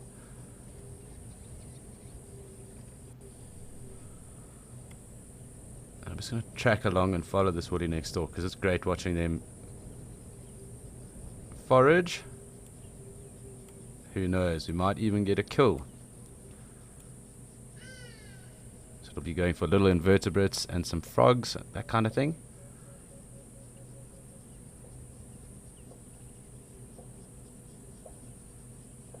Yes, Chana, really, we are having a blissful, blissful day.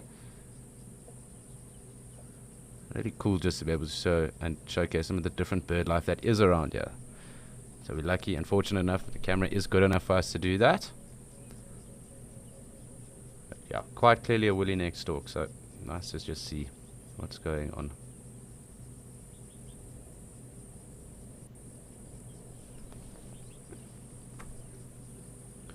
So I'm hoping it does forage a little bit more. Up. Not to be. So we'll zoom out and we'll continue our quest to find the lapwing. They did have a nest, and I was told that we do think that it might have been crushed by the ellies or by the buff. But good to see the goslings made it through all that havoc and commotion. There's a lot more there today, I think. So I'm counting 7, so I do think that there's more. I did think there were 5 the other day, so it looks like we've got more. These ones are clearly doing far better than the ones in Mashatu.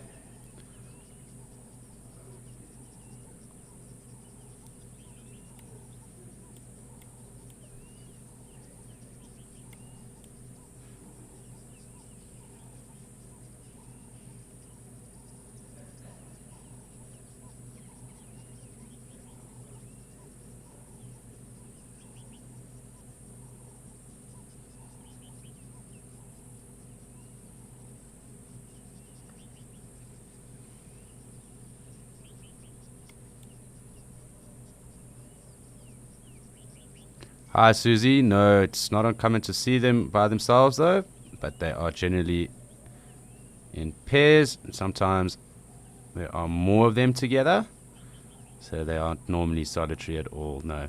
So if we scan around we might actually see a second one, but I have a feeling that one flying off might meant that if it was with a partner, they probably both flew off.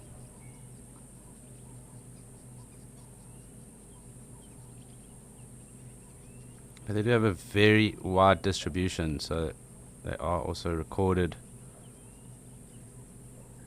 as far east as the Philippines, even in India and in Sri Lanka as well. So, and also obviously quite far along Africa too, so Gambia, even Sudan. So very interesting bird species and great to see.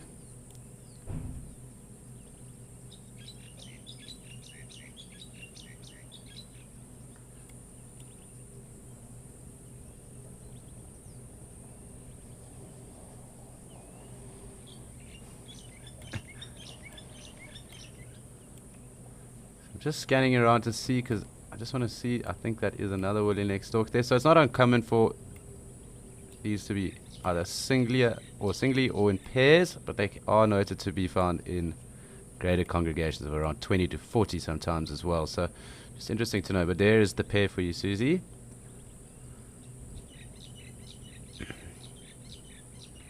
And just for everyone else that's watching, Kelly is back. And at Wild Earth here, we are excited to hear all about her adventures and what she's been up to. So tonight, please join Kelly at 20 to 8 CAT for an AMA and Ask Me Anything, where you can ask her anything about what she has been up to and where she's been. Please do remember that this is for explorers only. But nice to spend some time with some woolly neck storks here as well. Does look like there's an ellie in the water because there is almost a wake line there. So we'll zoom out too, because those woolly necks might just hang around for a bit. Yep, a nice big bull ellie just sitting right here. So we'll spend some time with an ellie that's swimming.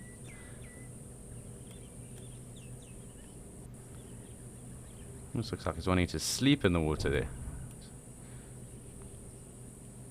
But you can note that this dam, Gari Dam at least, is quite deep, and the ellies are far happier to get into the water here and actually just swim.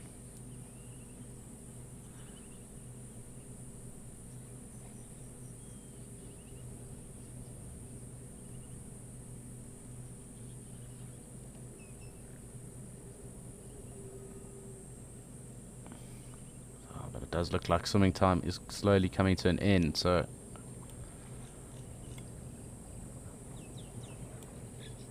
bit of a submersion.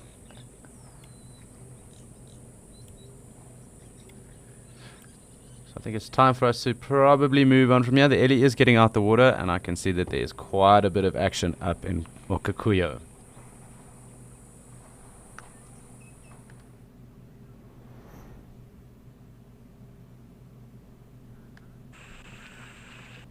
So it really has been a morning of pool parties, and we have a really massive herd of zebra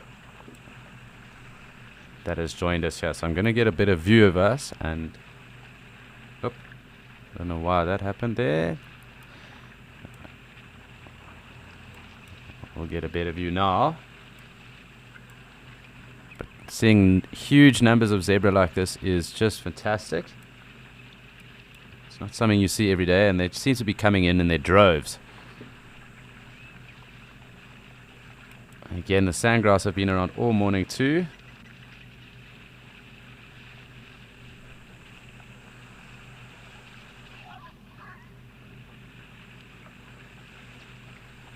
So we're just going to sit here and just get confused by the dazzle of zebra that are around and the numbers that they are coming in down here, because it's quite an anomaly.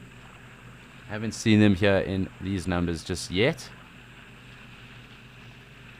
And these controls are playing around with me. Just give me a second. I can actually get us right on there.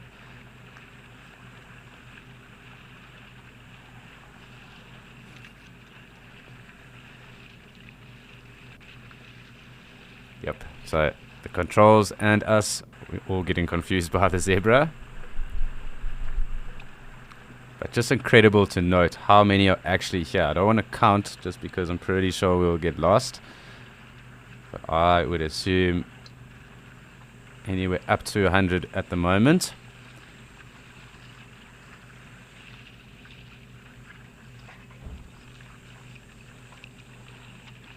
It's not every day you get to see this either. So good just to view, watch and appreciate huge numbers of herbivores.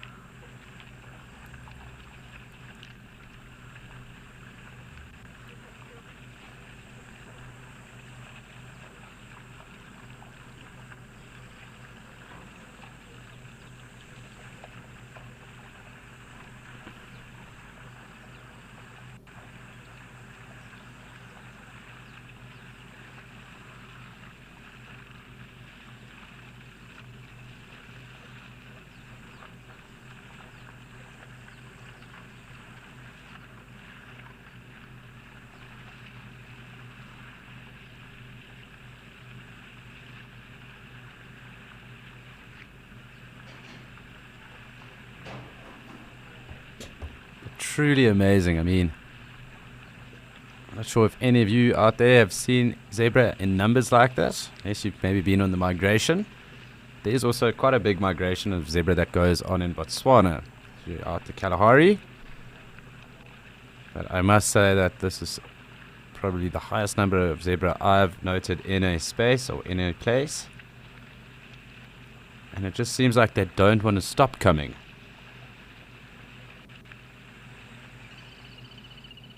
It's kind of like they come in, some leave, and then droves more decide to join.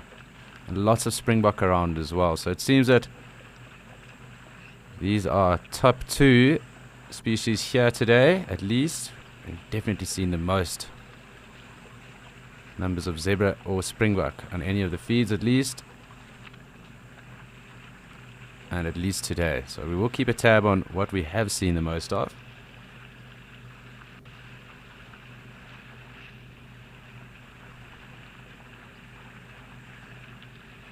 Truly fascinating watching numbers of zebra come through like this. And we'll just have a look at them drinking as well, because this is just awesome.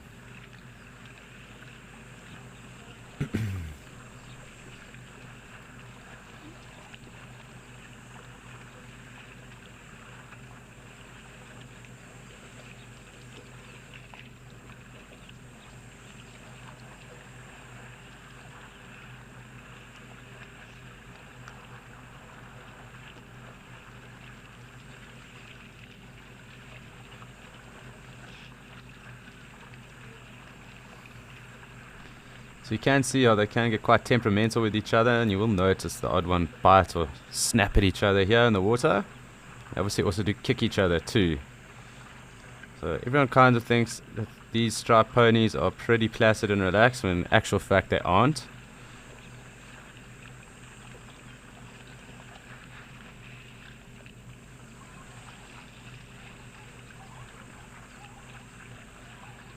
And in particular, the stallions can be rather nasty, but that is also just a way that they would want to secure their genetics and breeding line. So when a new stallion does take over a harem, if there are foals that are young enough, it is not uncommon for stallions to kill those foals in order for the harem and the females in the harem to come into estrus sooner, so that they can start their genetic lines. So to some degree it is natural selection. To some degree it is pretty morbid.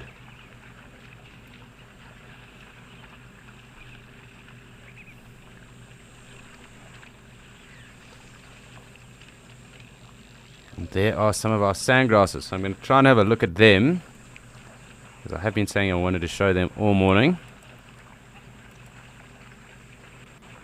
There are some interesting things that they get up to as well. So let's just see if we can make them out. And there you go. There are the Namaqua sandgrass. Try and see if we can get a better picture. If it is unstable, I will zoom out.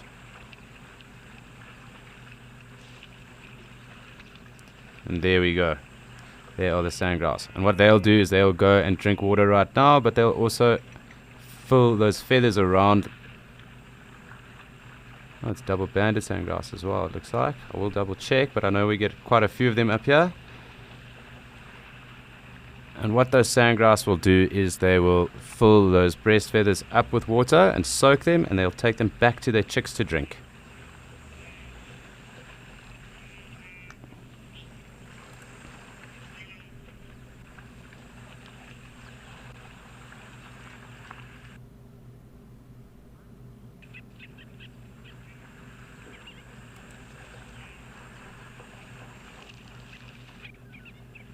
So sadly, the sandgrass that were here with us were doing exactly what sandgrass do, where they soak up water into their breast feathers and then take it off back to chicks.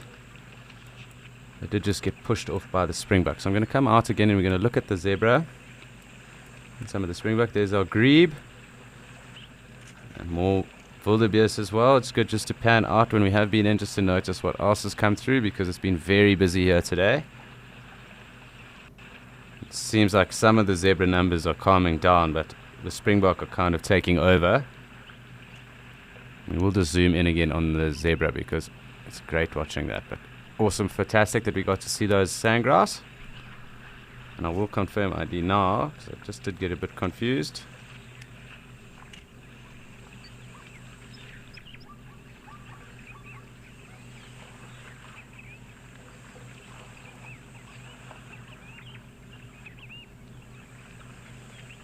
And then there were Namaqua sandgrass, as I thought, so it's cool to see. Because the call is definitely Namaqua sandgrass. I was getting confused there.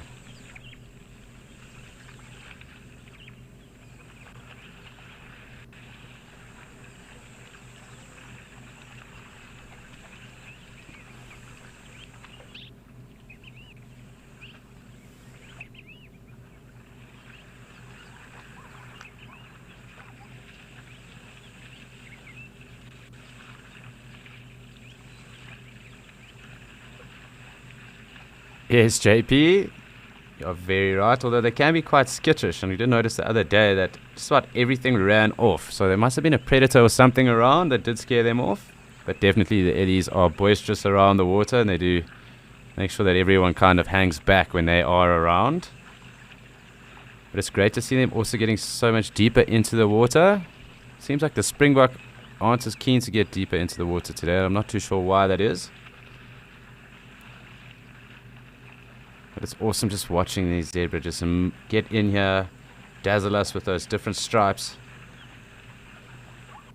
But also just to be present in such high numbers.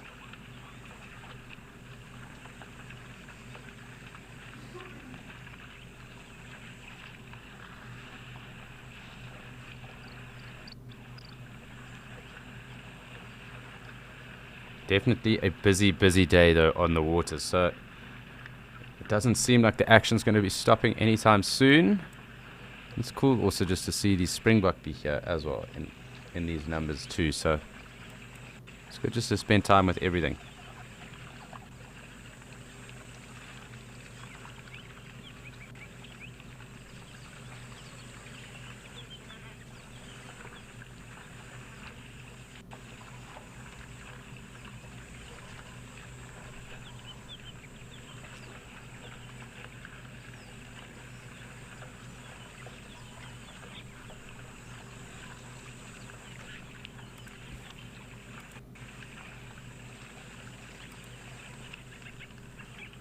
Really are large numbers of springbok around here, and it kind of make you think about in the numbers that they used to occur in here in South Africa. There used to actually be a very big migration that used to happen throughout the Karoo and across east.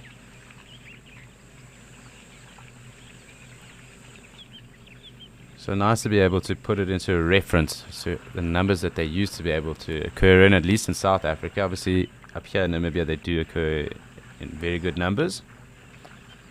That would have been one of the bigger migrations that would have happened in the world at the time.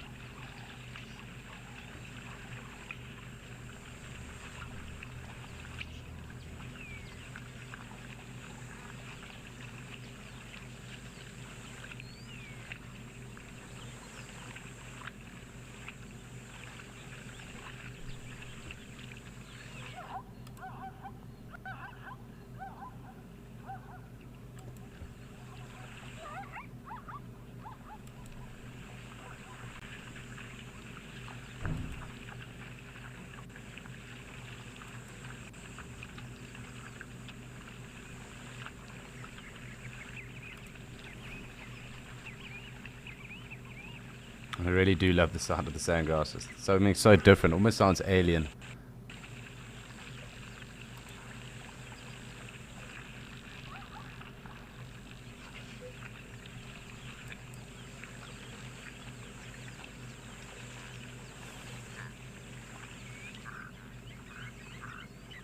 Can hear the Cape Crows as well. So everything that we thought would be around has been.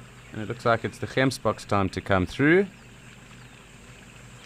It's always good to spend some time with them. So we'll also, because they'll actually wade quite deep into the waterhole. I'm surprised we're only getting that braying sound going on now from the zebra, just because there were so many of them and they seemed quite relaxed.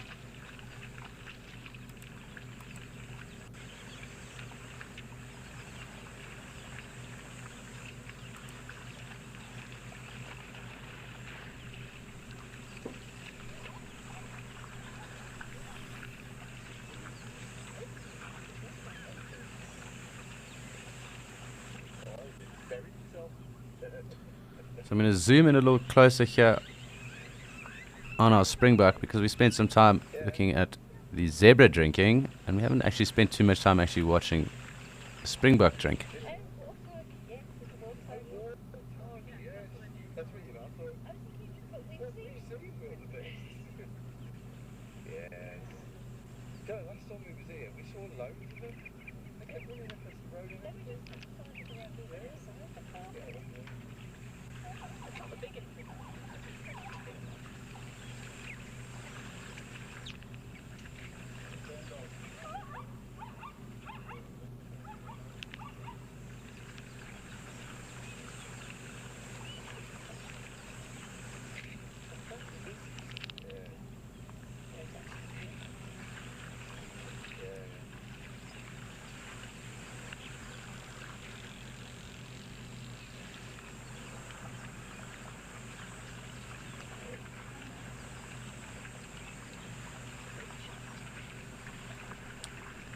So we're going to leave these lovely springbok here, all nice and dainty and quenching their thirst. And it's time to go look at some of our grey friends in Mashatu quenching their thirst.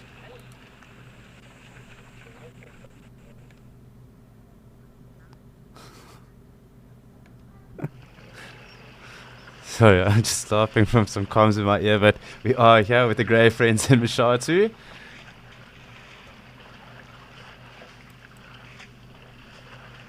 lovely breeding herd that's here. I think there's also a bull there on the left-hand side, but I do want to watch the youngsters. It's almost always a bit more exuberance that they display, although we can see the wallabying utes as well. So I'm going to keep our tabs over here. Just make sure we get everyone in.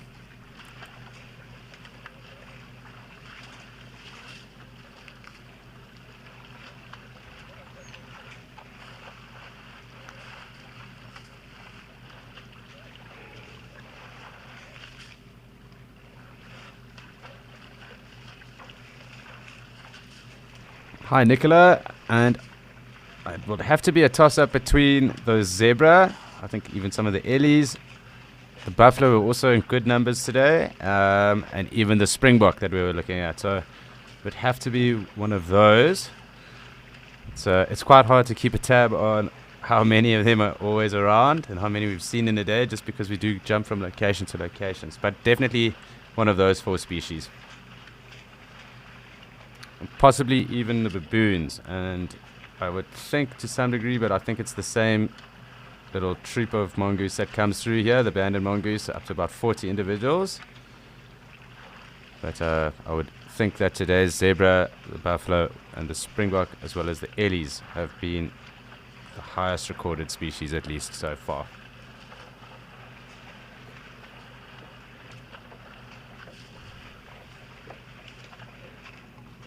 So again, we're just going to spend time here, just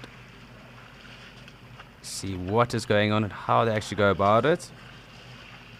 And if a few of them actually do wallow into where they are kicking it all around right now, we will try and zoom in. But the picture is currently quite stable from here, and we can get a gauge on what everyone's up to at least.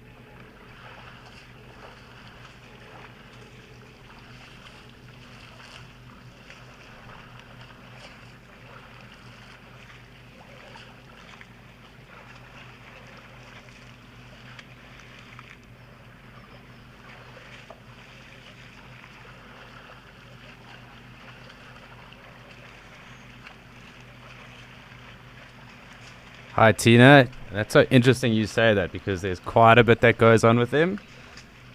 They do obviously have massive brains, and they are very sentient. So they do also have quite a high emotional quotient as well in terms of the way that they operate and think. So it's not uncommon to see or have heard of ellies mourning, showing sadness when there has been loss of a loved one, and even sometimes when there isn't someone that is connected to them, so someone that isn't a direct relative, they will also smell and sniff those carcasses as well.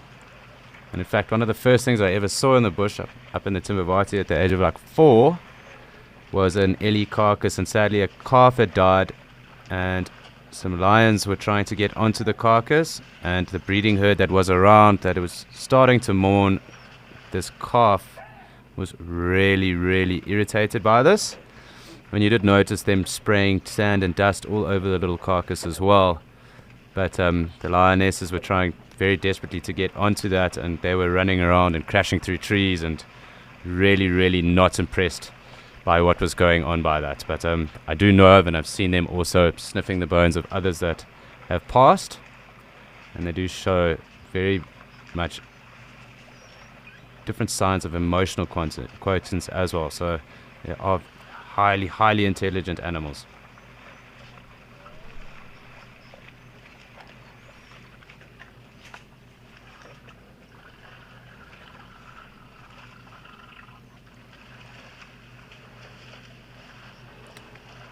Conrad, I think, well, I've got to toss up between two. It would definitely be honey badger or a leopard.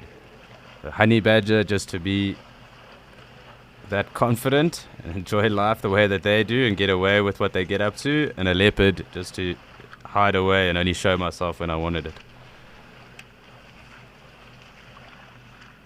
What would you like to be, Conrad?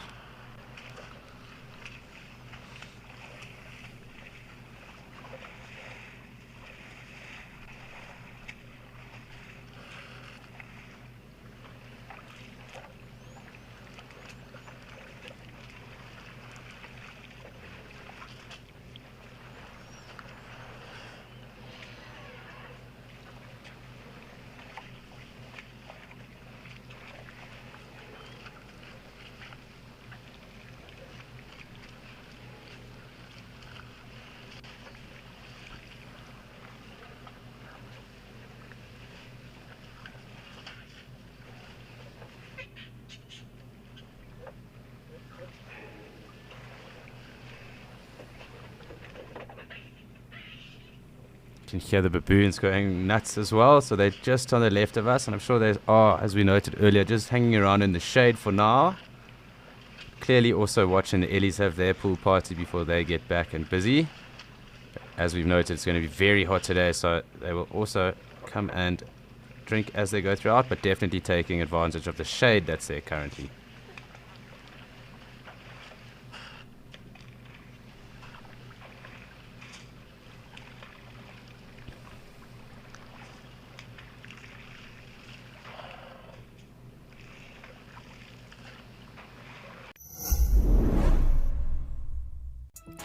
Have you ever wondered what happens behind the safari? And jump! Living in the wild can affect you, It's the smell that... and things don't always go as planned. I'm gonna start coming down. Whoa! Download the Wild Earth app and join the crew behind the scenes. Nature.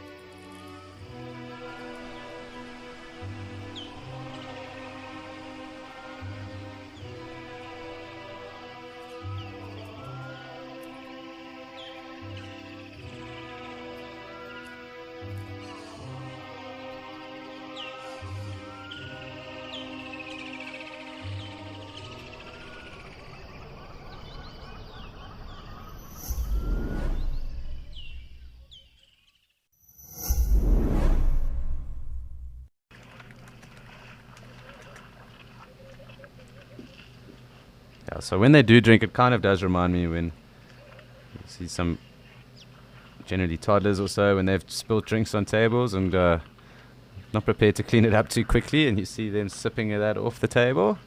I have seen some of my younger relatives do that, and it does remind me of baboons drinking at waterholes.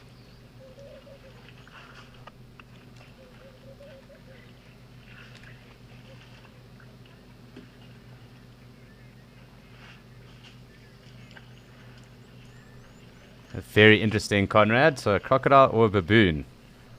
I can tell you probably have more fun as a baboon than a crocodile. But I think both are interesting choices, and I'm sure there are definite reasons as to why you'd want to be either one of them. Markedly different.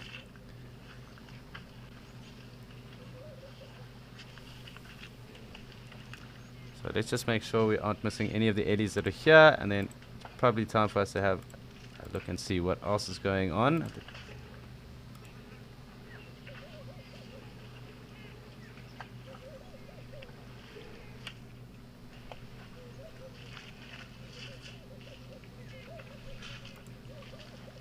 So clearly some impala under there, and the eddies just drinking through here.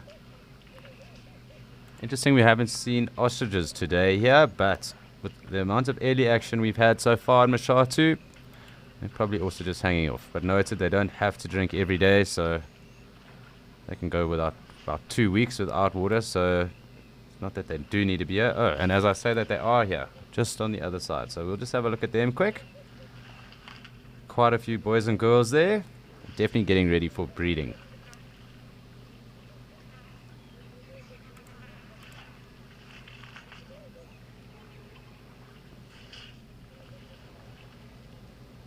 So as I was saying, they don't need to drink every day. They can go 2 weeks without water, but obviously if there is access to it, it's not to say that they won't take it as frequently as any of the other animals, or as and when they please. But it is quite open here, so it does make sense for the ostriches to hang around. They do get nailed by a few different predators, and there are quite a few predators in the area, so it would be very high up on the meal item list, or the grocery shoppings list at least, for those guys.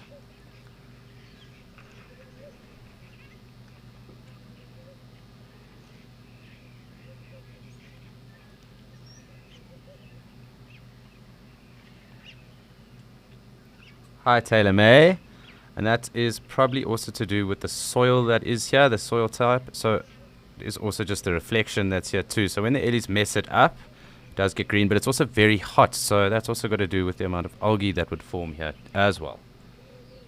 So it obviously gets pumped straight through, and obviously with everything else coming through and the odd elephant defecating in the water, this will also turn it green. But much like when your pool is just left and it's very hot, it does allow for algae and that to grow. So I don't think there's a lot of algae in here at the moment. There will be a bit of filtering that goes on, but also because of the substrate that is around here, it will make it a bit muddy. So it does probably seem far greener than what it actually is. And I have noticed that the water sources here, at least in Mashatu, are a bit green in terms of how they look. So it will have to do a lot with also the substrate and that. But it does look like the ostriches are coming through for a drink, now that everyone else has gone off. So nice numbers of them. It will also be cool to watch them having a drink. So I hope that does answer your question, because also the sand in that here is quite thin. So if you ever are driving around in Mashatu, it's probably a good idea not to sit at the back of the car, because you will be covered in a very fine coating of this dust. It's very red as well, due to the iron content that is around in the area too. So it's quite basaltic, and that's what leads to this color as well. So I do think it's got something to do with that as well. But definitely the heat is a contributing factor.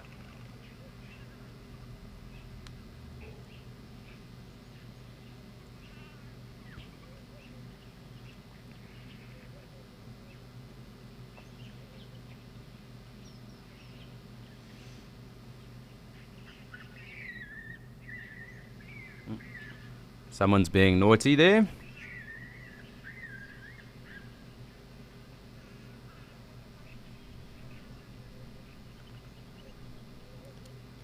So it'll be interesting to see if these guys do come down and drink.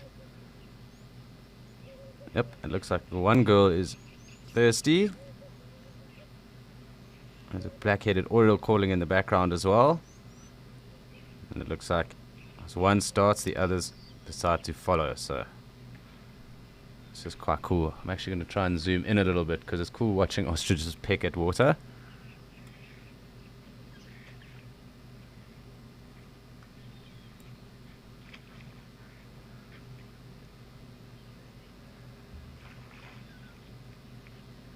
Hi, Tanya. That's quite a fascinating question because it can be in certain areas, and it is noted that when it gets very dry and there is an overpopulation of certain species, so like hippo, it does add to the algae content in the area, and that can actually get quite poisonous. So it's called blue algae.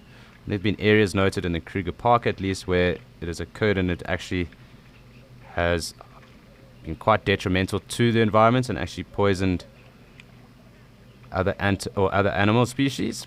And that's because of the blue algae that is then generated. So also what will happen is that it'll actually suck up a lot of the oxygen quotient within the water sources that it is in, and that is the blue algae that I'm talking about. But it is a natural occurring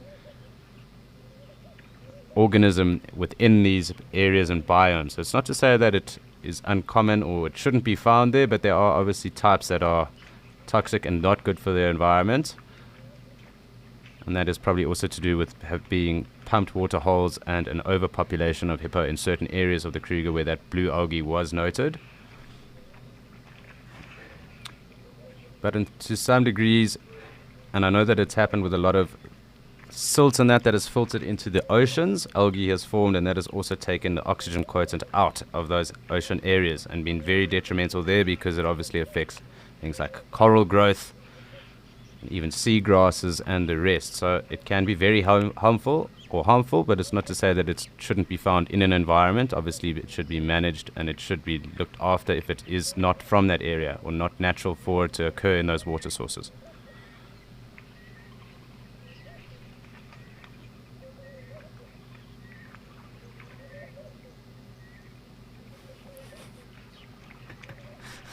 I'm getting some funny comms over it. Yes, they really do look like funny musical instruments. Almost like if you were writing music, that kind of like musical score that is on there. It does look like they contort into the different symbols and that is written music too. Not to say that any of these would be the next Bach or Mozart, but it is quite fascinating watching how prehistoric they actually are. And the one looks like it's got quite a weird kink in its neck, so that could actually be the one that's here on the right. It could be an injury, and because it's a girl, I don't think it's because of fighting. I would assume that that is from a predator that has caused that.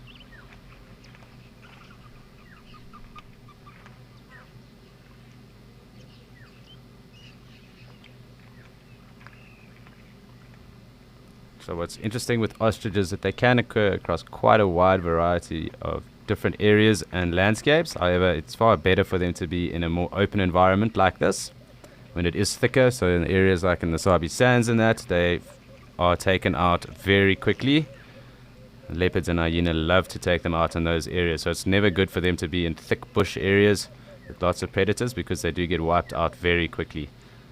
So that's almost like two young males there, and then we've got two that are definitely in breeding plumage as well.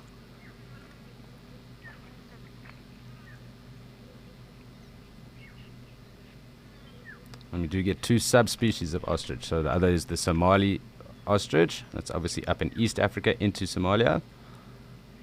If I'm not mistaken, these are the bigger of the two. They also form part of the ratite family. So that is the family with emus, cassowaries. And there's another in South America, in Argentina, and I forget its name currently, but I will remember it. And obviously the extinct elephant bird that was found in Madagascar. That was the biggest terrestrial bird. And obviously that egg was huge, but interestingly enough, in terms of their size, ostriches lay very small eggs in comparison to other birds. So it's actually one of the smallest eggs that are laid if you are looking at it on a relative scale. And off we go.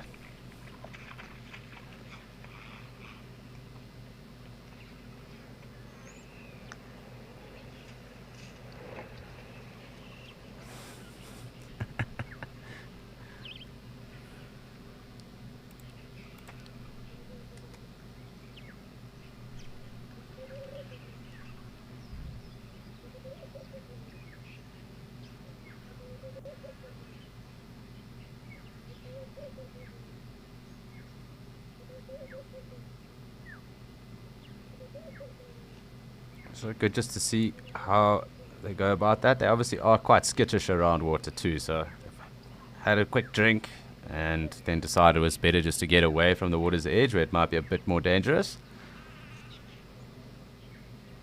So just going to see how they mill about, because maybe one or two might chase each other now as well. So they have been doing this over the last few days, and it's quite interesting to watch.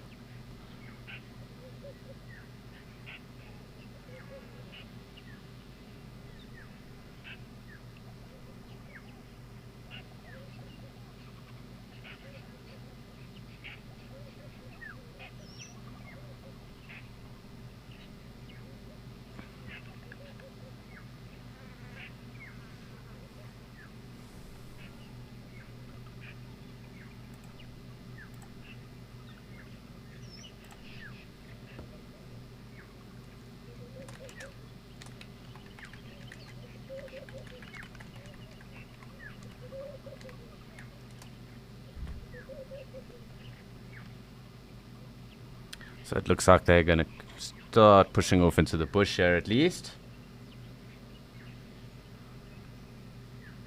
It'll be interesting to see what else decides to come through to Mashatu at some point today, because it has been very busy, obviously very hot. I do just want to check the wallow while we've got a gap of ellies.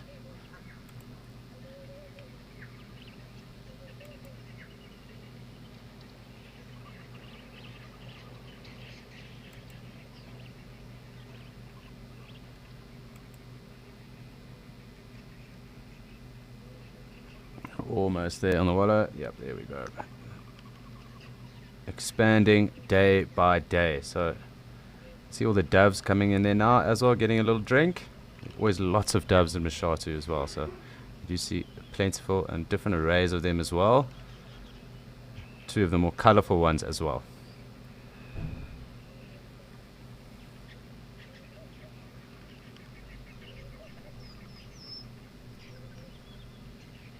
So as these doves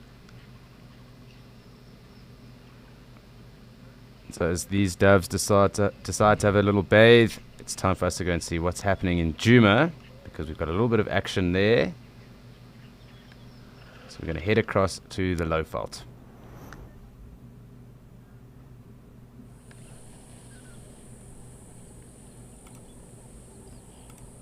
So here we go, lots of ellie action again.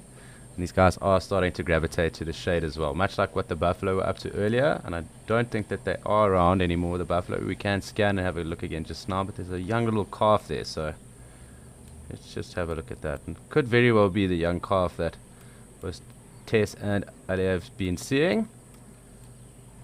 I did notice her yesterday as well, or him. Nice little Birchall's starling there as well, so good to always just see young calves too. And you can see it's very young, doesn't have the use of its trunk just yet. Going to still be figuring that out for a few more months, but hiding as far as possible under mommy's belly.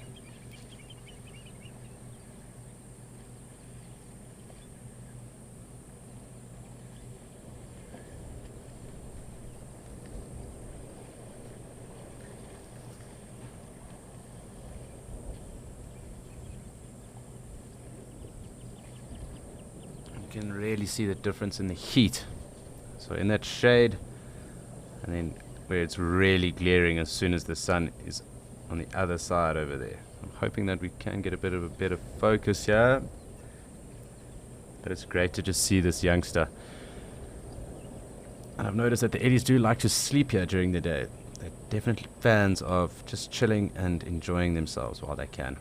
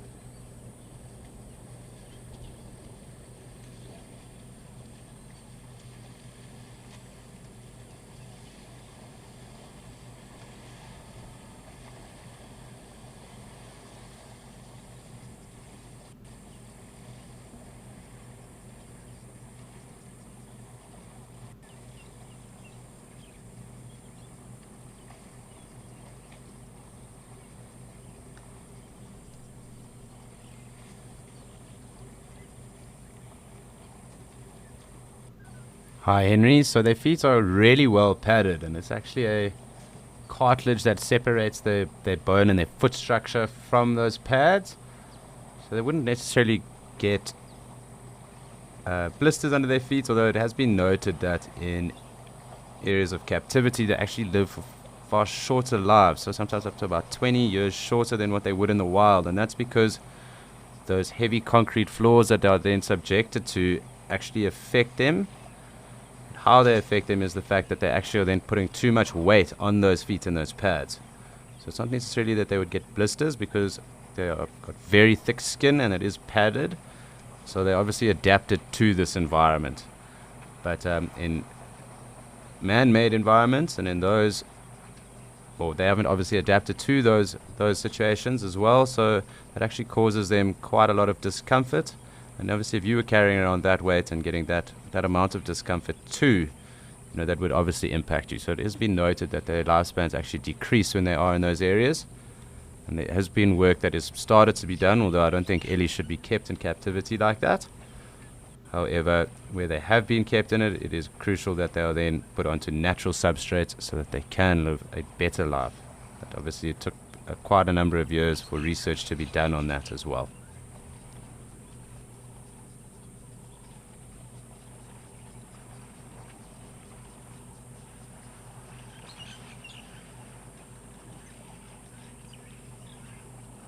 So it's interesting that at around 50 to 60 million years ago was when the first proboscidans, so that is the elephant lineage, obviously with the proboscis in the front, those trunks, that is when they started to separate off.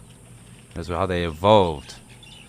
So they're also closely related to manatees and dugongs, hyraxes, and as well as shrews. It's actually the tree shrew that is their most common ancestor.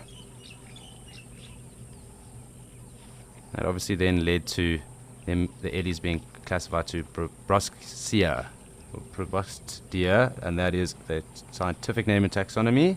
That's where they come through, and that's obviously the trunks that I've alluded to. But since that evolution, there's been around 352 species of proboscidans, and the only places in the world where they haven't inhibited, or continents they haven't inhibited, are Australia and Antarctica.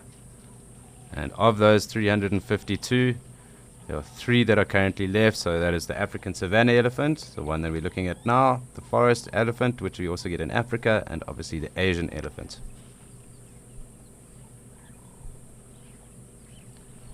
But in good news, while I keep an eye on my little friends, these pachyderms over here, Lauren is back, and we're going to send you over to her in Madikwe.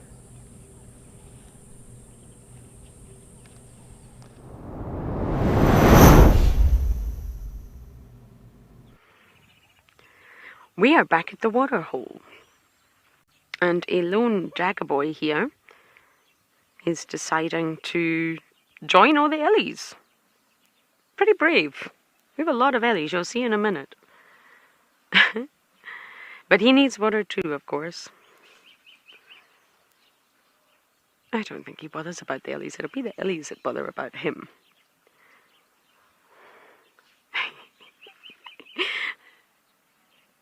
It's just a buffalo, guys.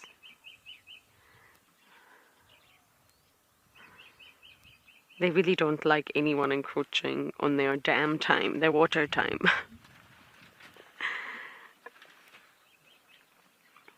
Look at the one right in front of him, ears out. Oh, no, we're going to walk away, okay.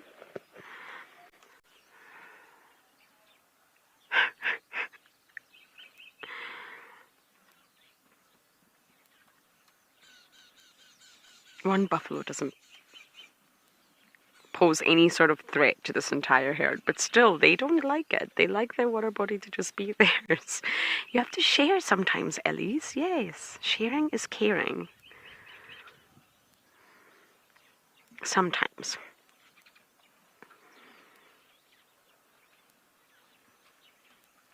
We've had some power outages here, but we're back in the game, which is good. Kenneth, you're saying this is fascinating behavior. Yes, indeed it is. Well, Kenneth, they are just sharing a water hole. They're just sharing a space. They're just all coming for the same reason, and that is to drink at Jamala. So it's fascinating to see them all together, absolutely, but there wasn't really an interaction. There was just awareness of one's presence. Zebra are here too, and very much this will happen on a regular basis. With the sort of high density and high number of animals here at Madikwe, they will bump into each other all the time. So fascinating to see them together, yes, but it wasn't so much a fascinating interaction. The Ellies didn't necessarily enjoy the fact that the buffalo appeared. However, it wasn't really a reaction like we saw maybe a week or two ago now with the dogs. That was a very intense reaction. Dobby, we have got a bird at about 11:30, 11:45 to be exact. I think it's a heron, but I don't know. It's a little bit tricky. Oh, it's right behind the antenna. Really, this never gets old.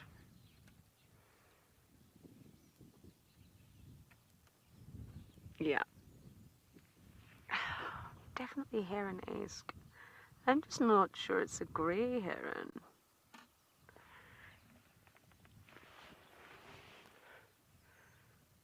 It could possibly be. Let me just wait for a moment or two longer and see if he moves his head. Could also be the black-headed heron. I saw for the first time in Amakala.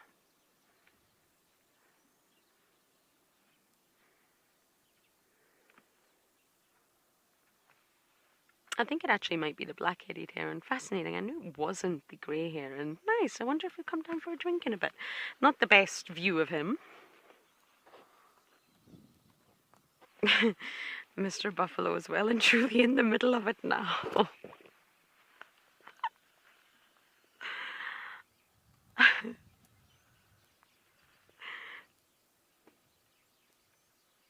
Just have to be in the middle of all the drama, don't you?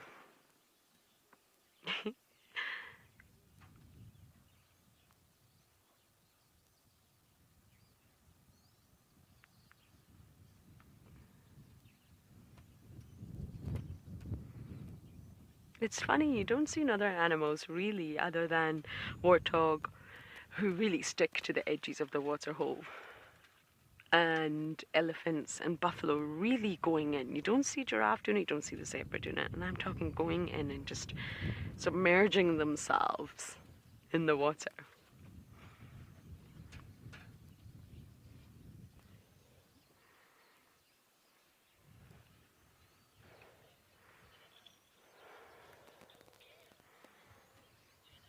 Jenna, this buffalo don't care.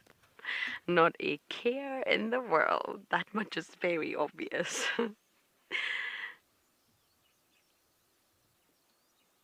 Just wants to be in the middle, right in the best part of the dam.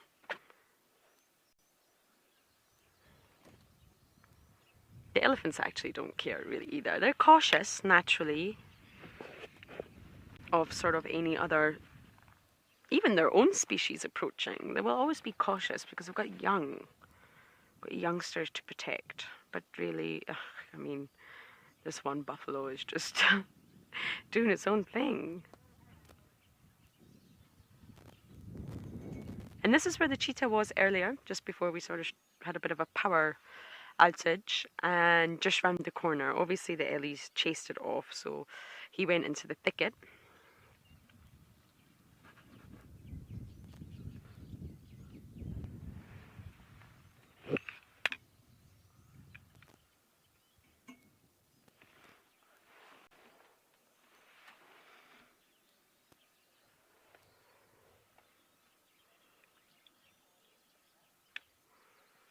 Look, this waterhole just gets better and better.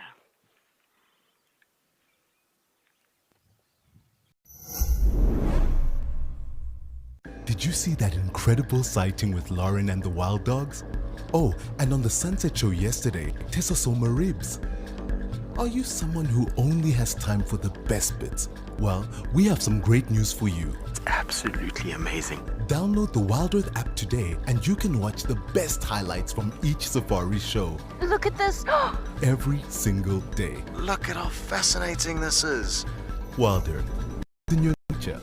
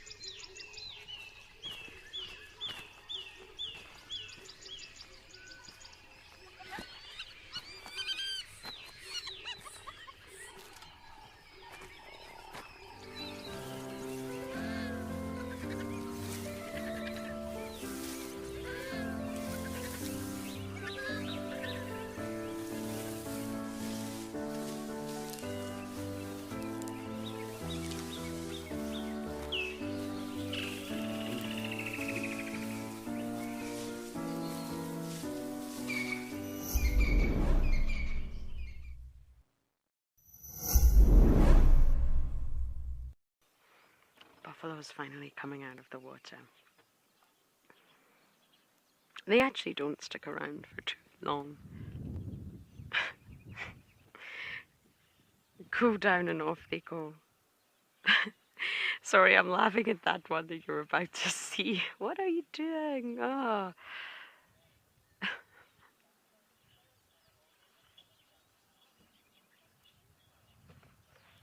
Lorraine, you're saying maybe the buffalo's spirit animal is an elephant. Maybe he wants to be an elephant. Who wouldn't? Very possibly.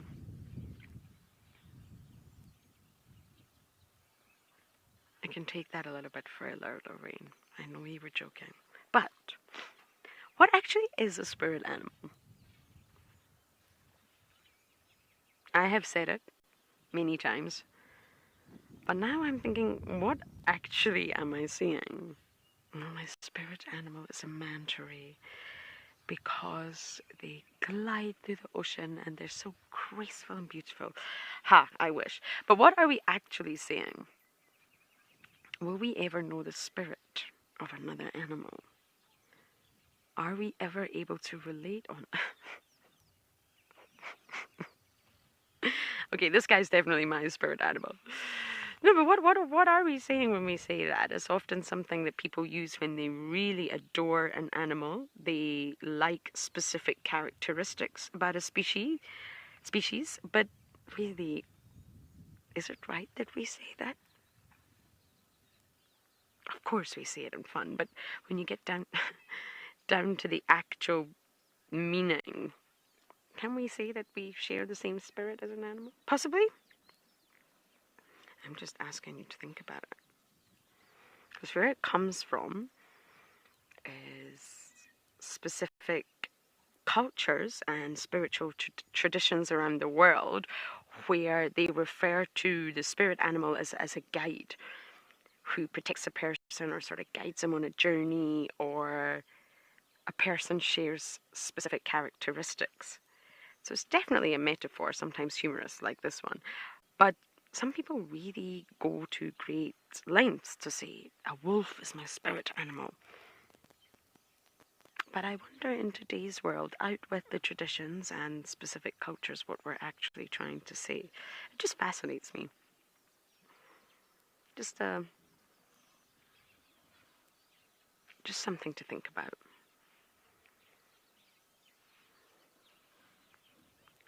I don't even see where that buffalo went. Did you see, Dobby?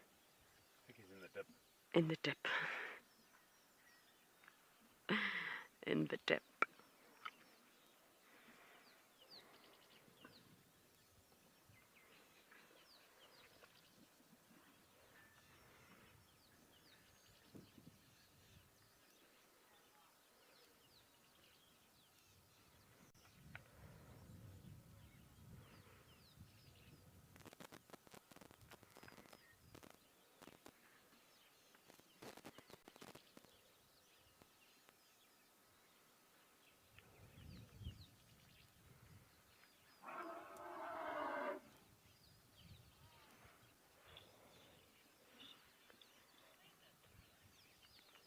There you are.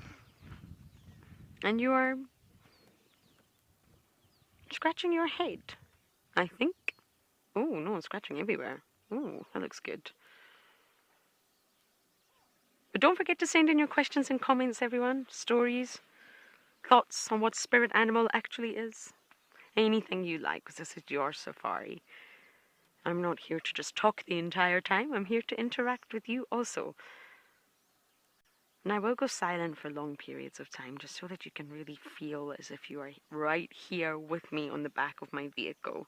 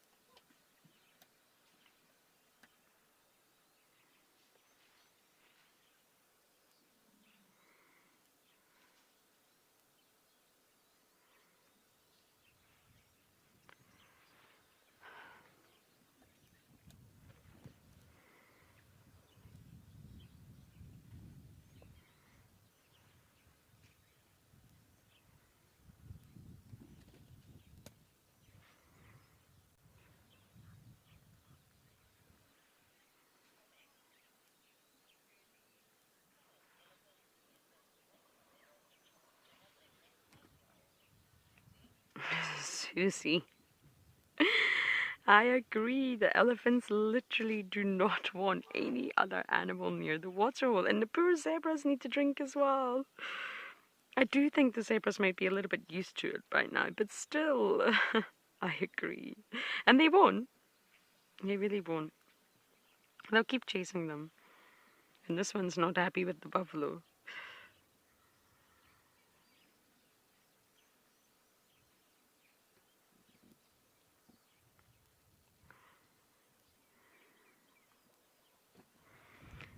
It's just interesting to see how they all react to one another. Really, the elephants, the buffalo, the zebra, they don't pose a threat to one another. They are all herbivores and they're not competing and they pose no danger.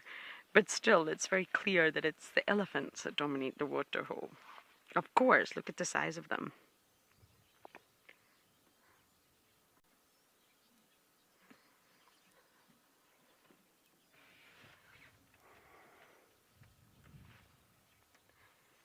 And then you get the tiny little warthogs coming on by.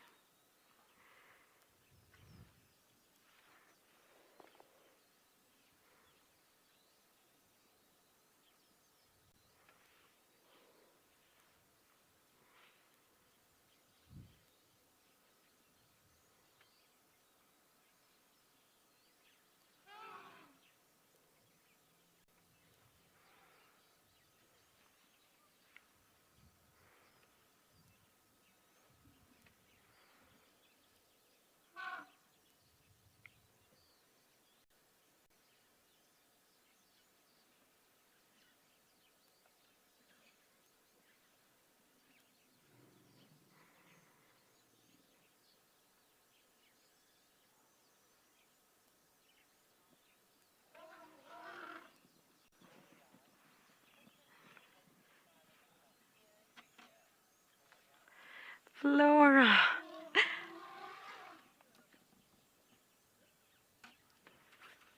Sorry, lots of drama. This segment has you smiling from ear to ear. I'm glad. This waterhole always has me smiling from ear to ear. It's constantly busy, constantly something to look at. It's very immersive as well because you can smell. I can smell. We can hear all the vocalizations. We can watch all the different interactions. It's fantastic. Are those zebras fighting?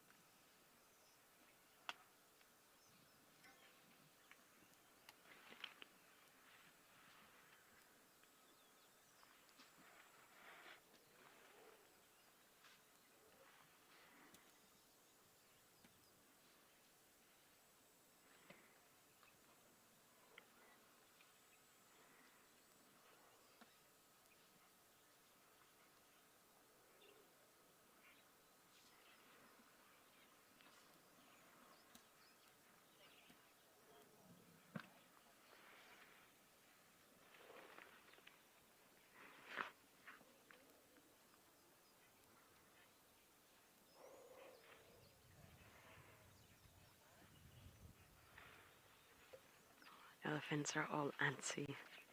Some herds are a bit more reactive around water holes, some not so much.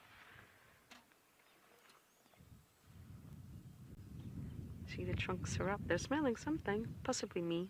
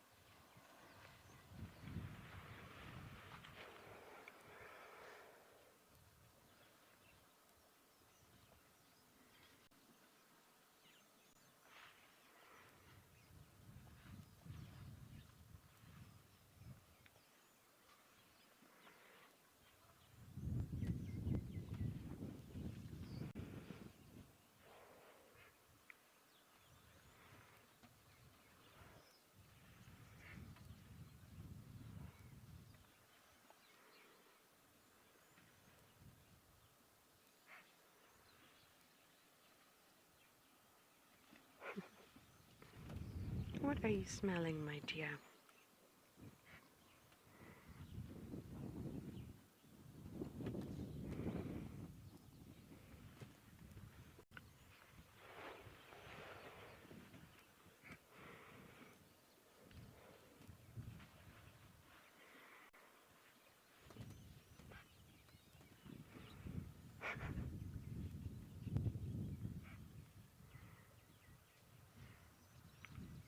Elephants really don't see well, so this is just her trying to figure out what's around just from her nose. They can see, but it's not the sharpest sense, not by a long shot.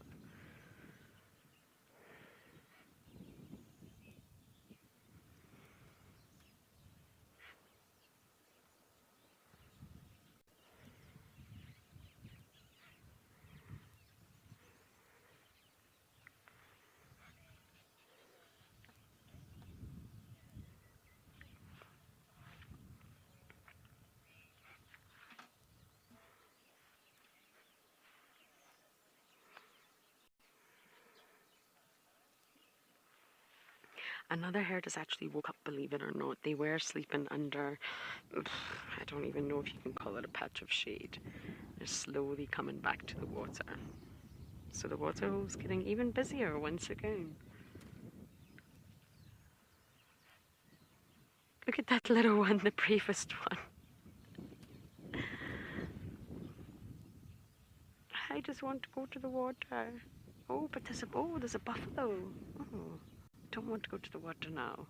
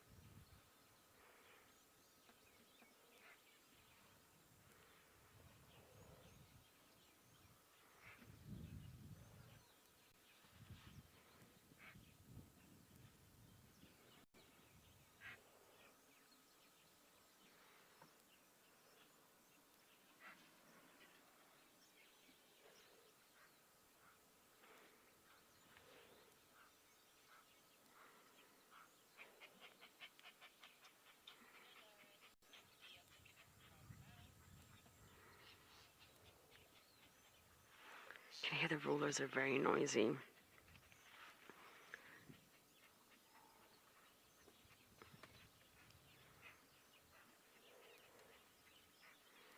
A little bit of an unsure reaction that we just watched moments ago with those Ellies. Not too keen to see one another. Interesting. Go, zebras, while you've got the chance, really. Go.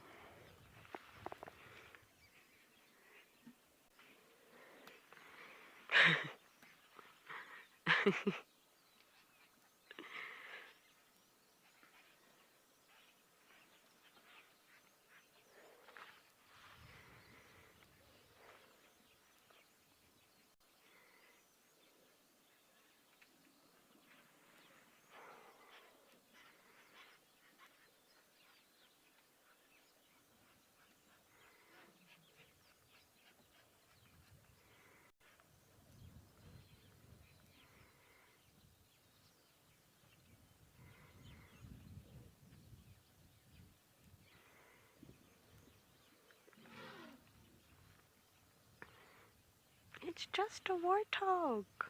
A very small little animal.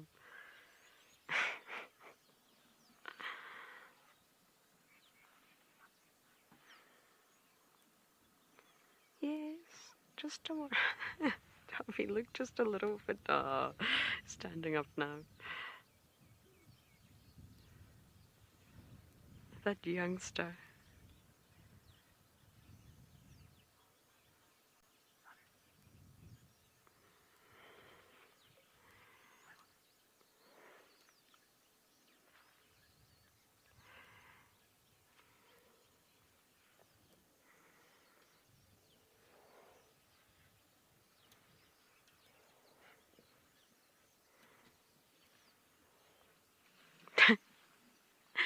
Darby's back down again. I think he's trying to get to the water, but he's not actually sure. No, he keeps standing up. He's not actually sure how to get into the water from this angle. It's a little bit tricky when you're a bit smaller than all the other ones.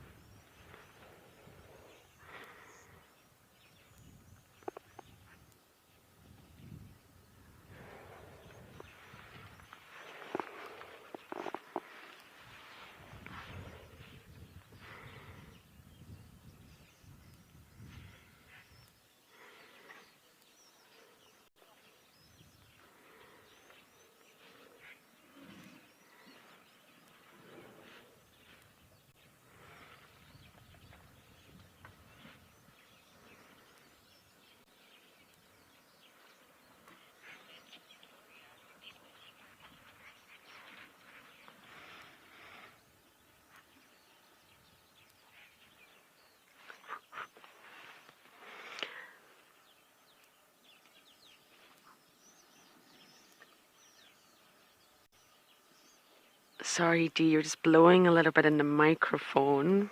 I know we have a comment from Gloria.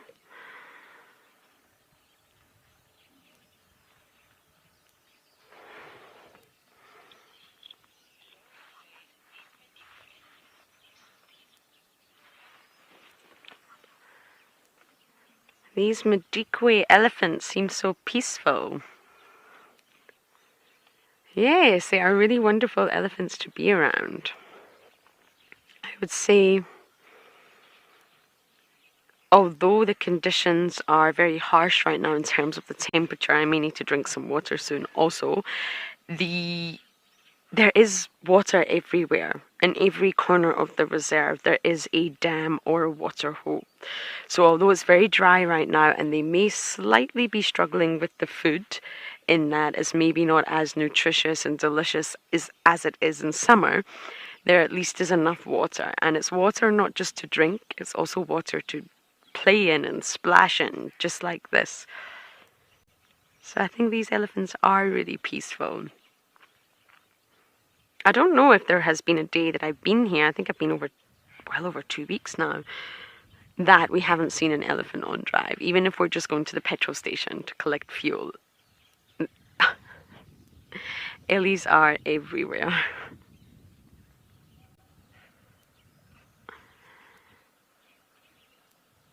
Big bulls too, some really big tusks, some big tuskers here.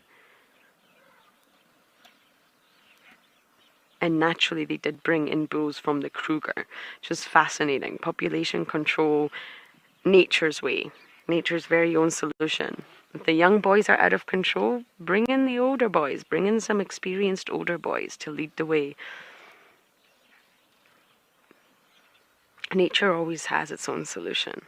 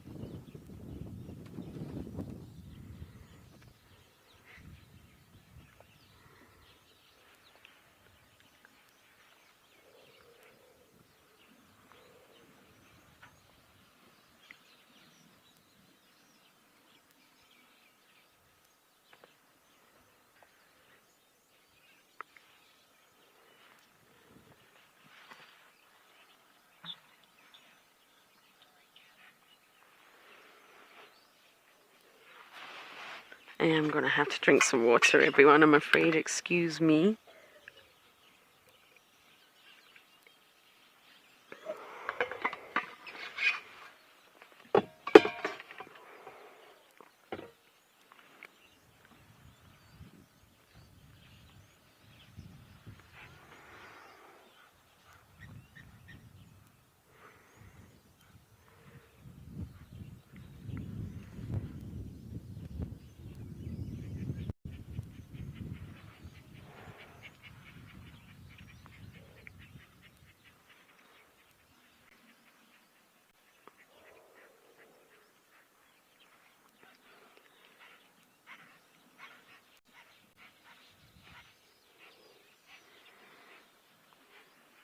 Got a nice big bull coming in over here, Davi.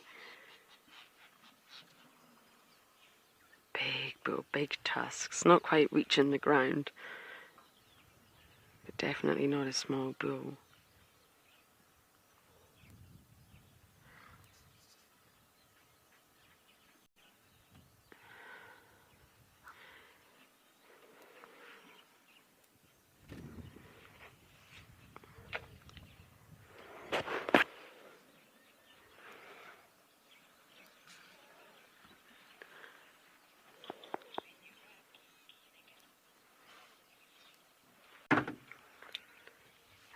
Okay, we're definitely going nowhere. This is us for the afternoon, but you guys are going to go over to Alex.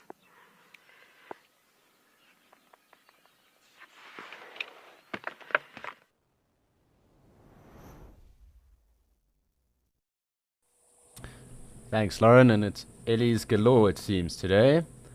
We're back here in Djuma, and we are just here. There are lots of Ellies around. They're also in the wallow, but they are also on this side here by the dam wall, and I can still see the woolly neck stalk. So we will have a look at everyone, and we'll try and see if the buffalo have still hung around in the shade. At the moment, we are here with these Ellies and that water thickney.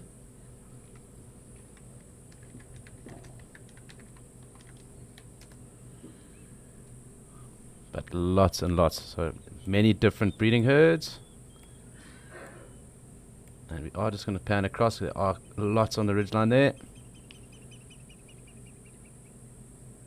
You can quite clearly make out those water thickney as well. So you do hear that sound quite a bit also in rural and urban areas. So them and the spotted thickney, and you mostly hear them at night. So they are calling obviously during the day. It's maybe because they are getting a bit disturbed by the amount of Ellies around. But great to see this one using this tree here as a rubbing post. We haven't seen that yet. There's been lots of young calves around too. Getting right in there.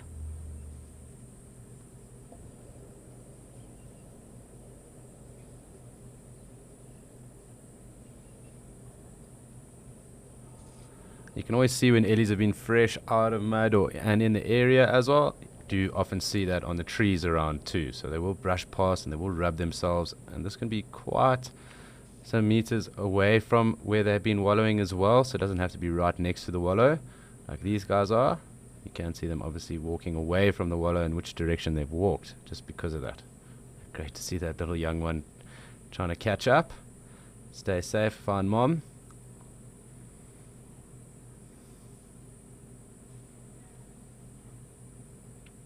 It's always cool to notice the different things that go on in the bush. This young bull is just hanging around there.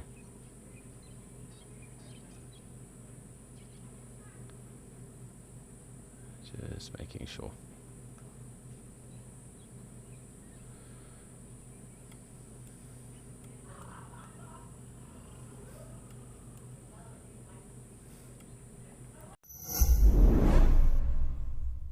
Are you interested in our behind the scenes, our catch-ups, base moments, and all in betweens?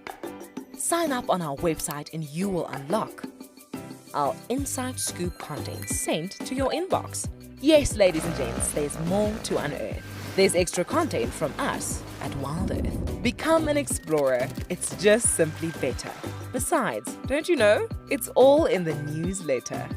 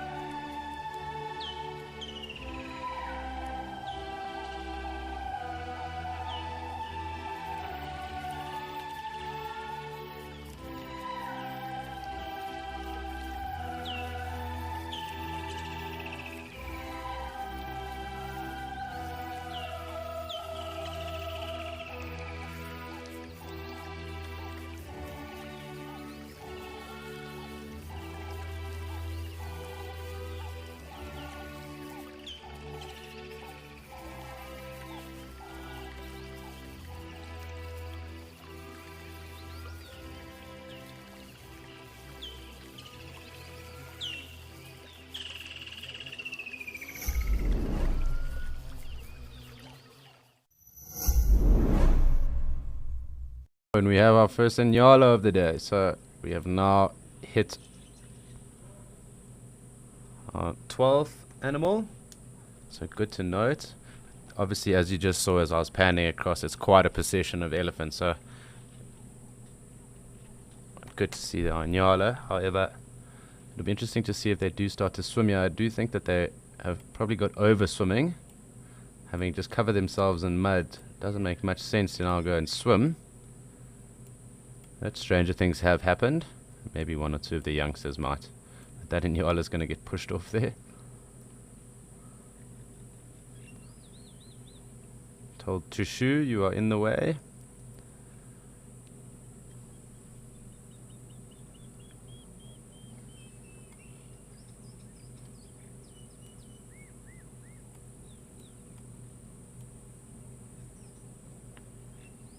So it's interesting. The one that hadn't wallowed is the one that's in the water. Some of the youngsters have decided it's time to get in the water as well.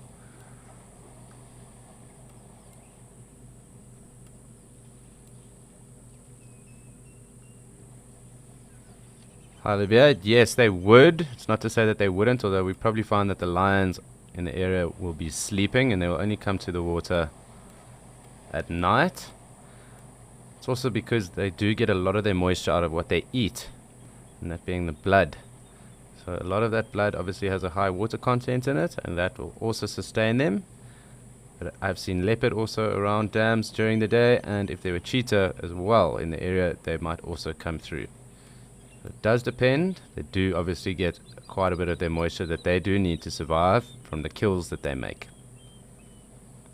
But not unheard of and not uncommon either. But I do think with it being very warm today, I think that we would only see a pride of lion down here if they were in the area later on in the evening.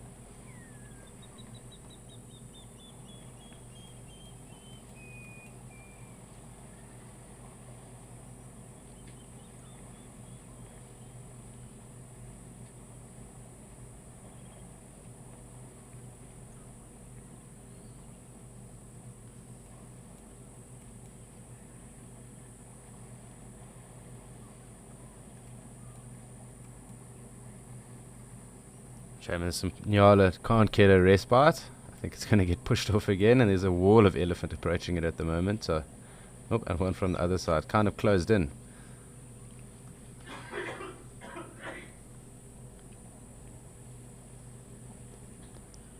Hi Amy. It's very interesting to know because it can change on days, because they generally spend around 80% of their days eating. So the rest of that 20% is made up of obviously drinking, sleeping and playing.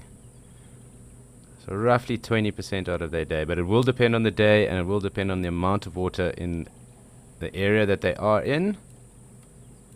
So it's just something to bear in mind. A lot of these figures are generally estimates, so we'll estimate that as well. So obviously on a given day you might decide to spend longer in a bath or a shower, for example, much like the elephants might do. So if it wasn't that hot, they might not swim.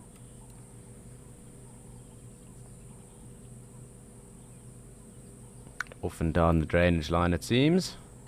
We will try and stick with that in Nyala because we haven't had in Nyala. We tried to find them yesterday and we didn't get them. And it's good to chill with the bulls as well. And I do want to note if he's covered his horns in any mud, because that's also what they do. And we do have elephants just walking through down the drainage line there. So quite a nice picture.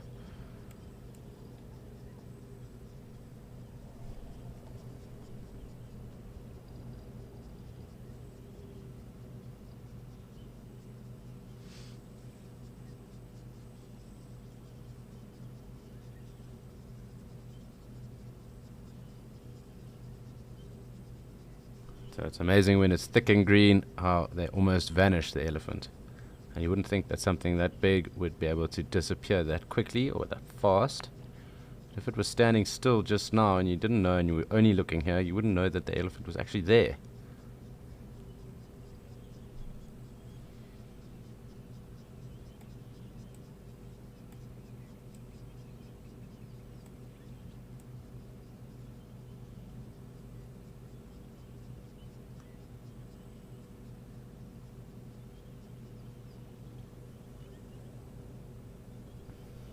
Sorry, Luke, I do need to get your question come through again. I lost it at the end there.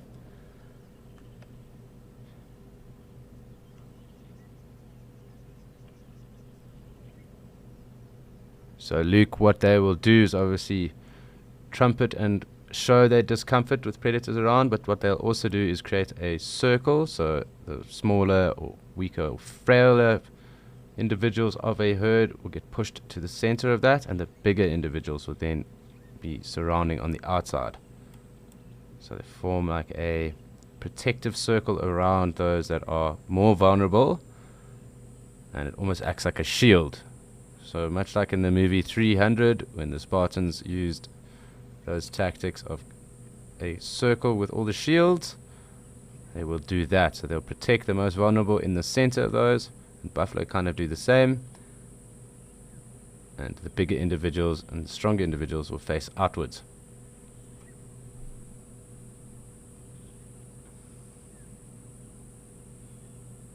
Looks like we might get some playing here.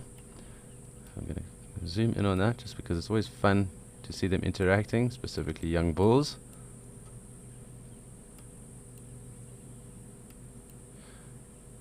So in going back to how much time ellies swim in the day, if that is around 20% and they're constantly eating and moving, it's always fun to spend time with elephants because there's generally something going on with them.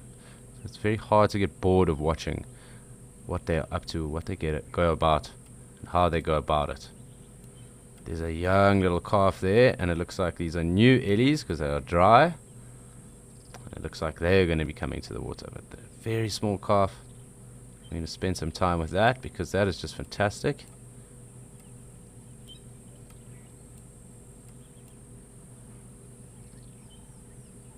You can see it missioning along there, quite unsure of itself.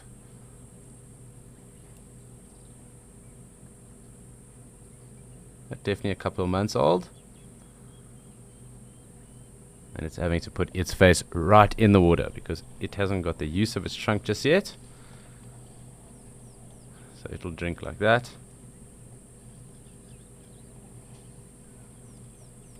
It's always fascinating to watch these guys, but just a reminder to everyone, this is an immersive and interactive experience.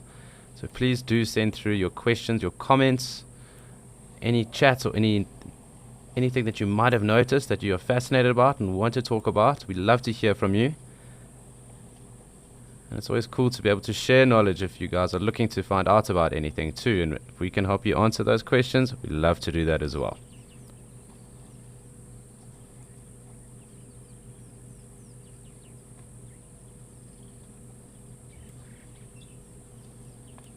So Nyala has been allowed to stay here by the breeding herd. We will just zoom in on the youngsters because they'll spend more time frolicking right now. They're probably quite relieved because it is very hot to go to the water eventually.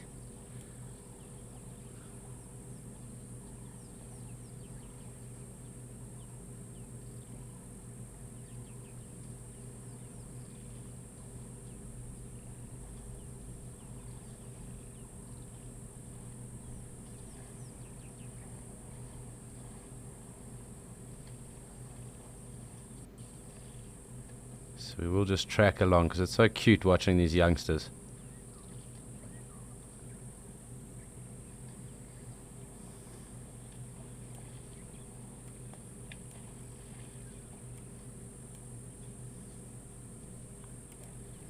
So I'm going to try and track this real young calf for as long as possible.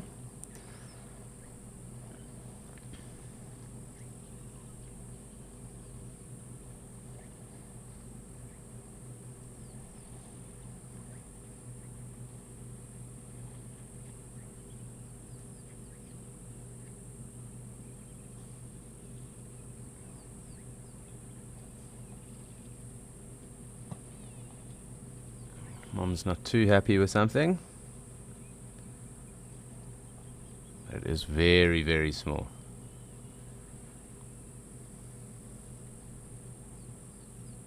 Struggling to climb up the bank, it seems, as well. Oh, maybe a bit too wet and slippery. Here we go. Mom's going to help her.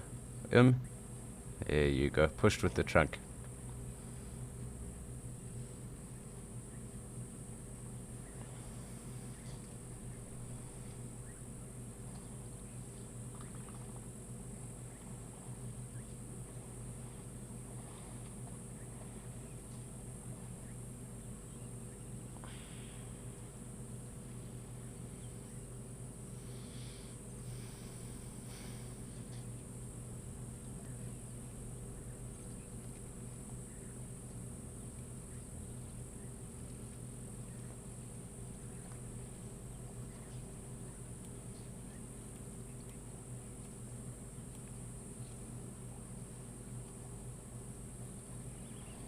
You'll notice that the calf is just small enough to fit under a mom's stomach, and that's also a protection method as well. So evolutionary wise, they'll just stand underneath mom's belly or stomach.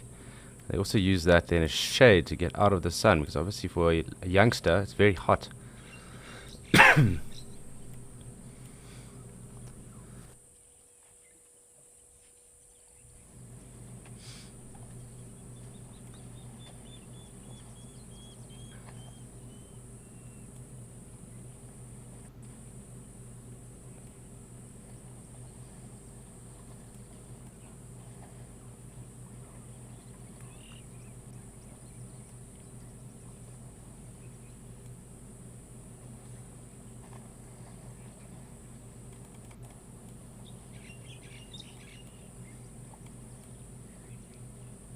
You can also see the woolly neck stork there in frame. It's been cool having them here with us today as well. First time, at least when I've been on here, that we have seen the woolly neck stork, so great to see them.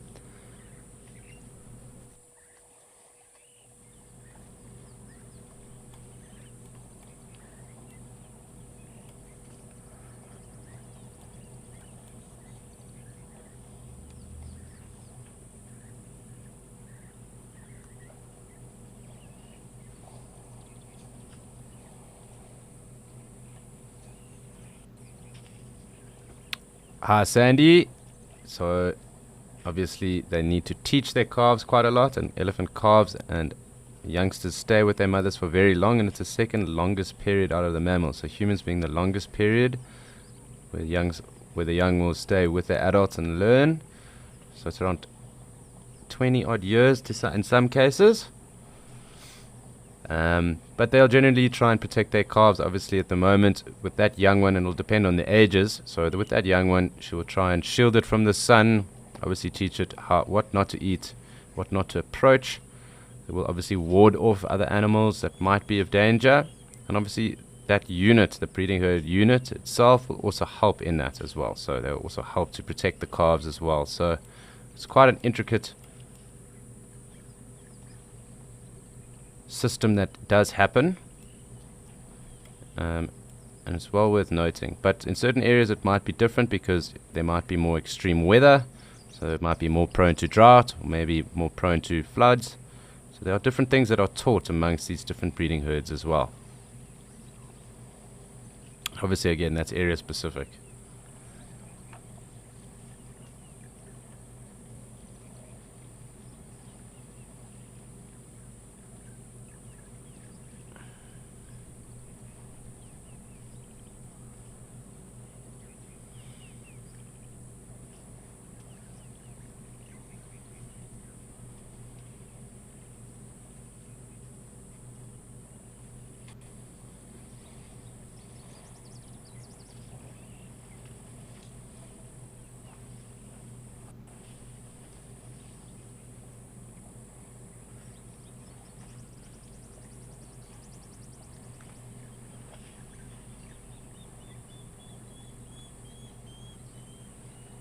Hi Hannah, yes, again that'll also depend on their areas, where they are found, but yes, they will migrate, and that'll also be because different times of the year there will be more water, less water, grasses and food.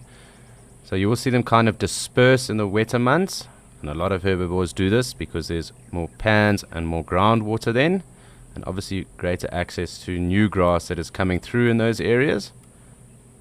And again, in like areas in the Okavango and that, once the water subsides, they'll also go and find other areas where there is more permanent water as well, and obviously browse. So there is a big early corridor, and that is along the Zambezi, so the elephants will move up and down that. But a lot of their migratory routing would kind of be seasonal. So in the Kalahari at least, they will follow the waters down, and then as they recede, follow them up.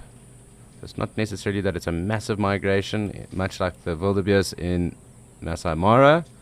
There are seasonal movements definitely, and it depends on how much access they have, and in those reserves how far they would have to travel for those things. So how you would classify it as a migration then for them obviously be quite different, because obviously it really will depend on where they are, but they definitely move around seasonally.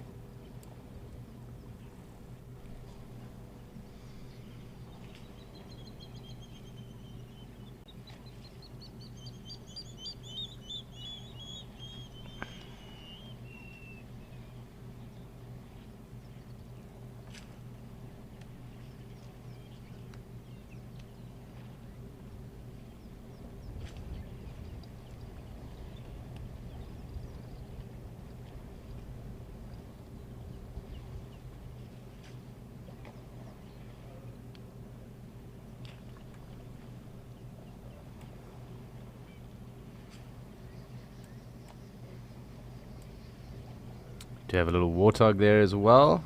And they're going back to that same jackalberry over there where they like to sleep, the ellies. So we have noticed that this is quite an area where they do like to sleep and rest, specifically under the shade over there.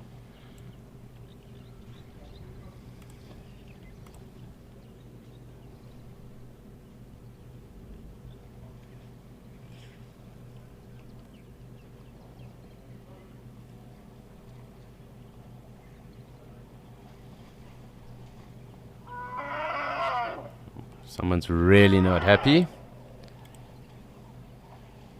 I don't know who that is being directed at just yet, but possibly a bull that's around.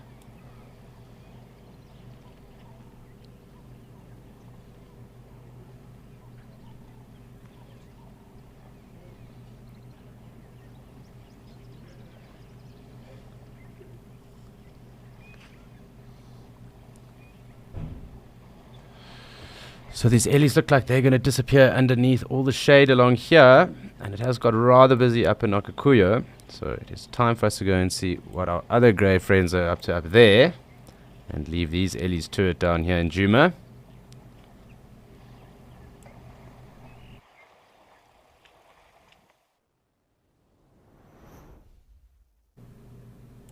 Lots of swimming and playing, but time for us to go and see what the other ellies are up to in different areas.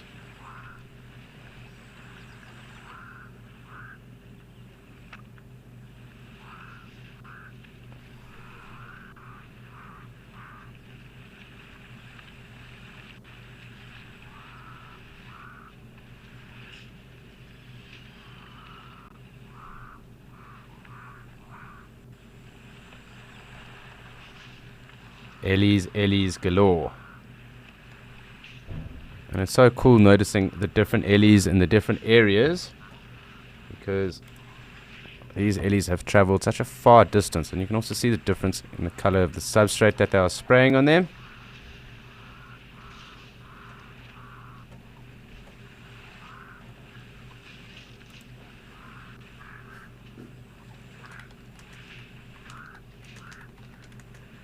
We're also just going to watch them here.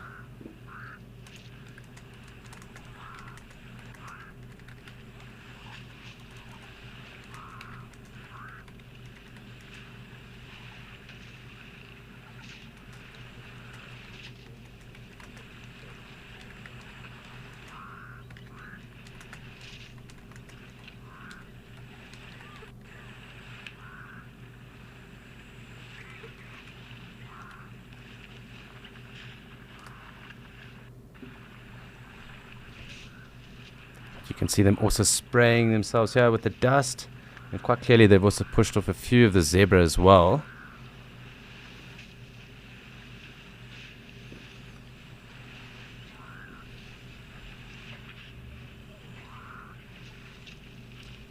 Hi Lulu, so it's just the breeding herds, and the breeding herds are generally the matriarchs and the matriarchal units, as well as the young. So those adolescents that haven't been pushed out yet, and the bulls travel behind them, so they kind of track them and their movements. And I'm going to just move in here because there are a few bulls and they are intermingling in and amongst the breeding herds.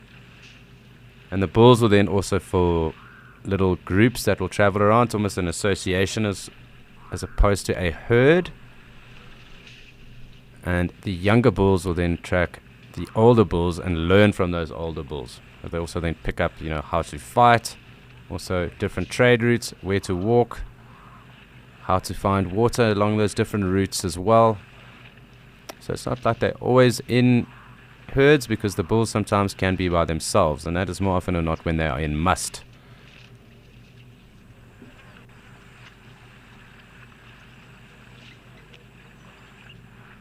Completely different scenes up here, and it markedly different to down in Djuma.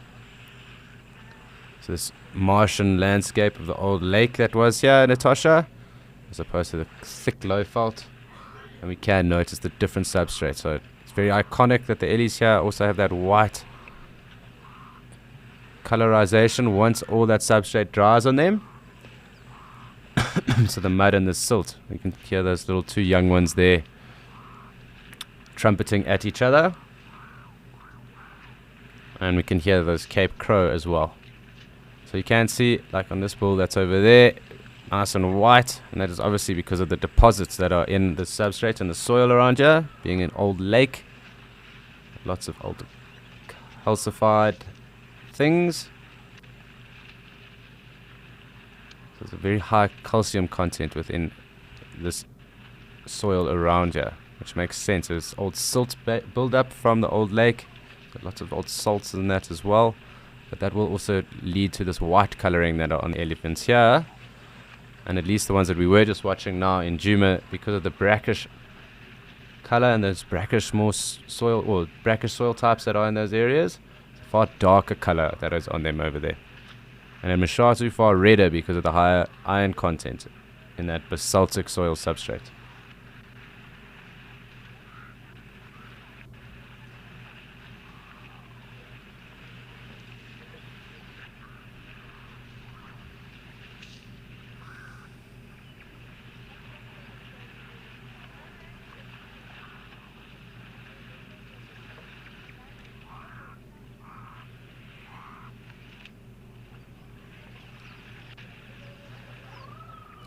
Alright, Fred, so it really will depend on how hot it is, but it can take an hour or two. So it also depends on how fast or how hard a wind might be blowing as well, and the access to shade that they have. Tess did notice the other day, at least in Djuma, that it took around half an hour or so for one bull's mud on it, or at least on its back, to dry up. And I would think within half an hour here, being far more exposed to the sun, most of that mud would be quite dry, at least the top layer.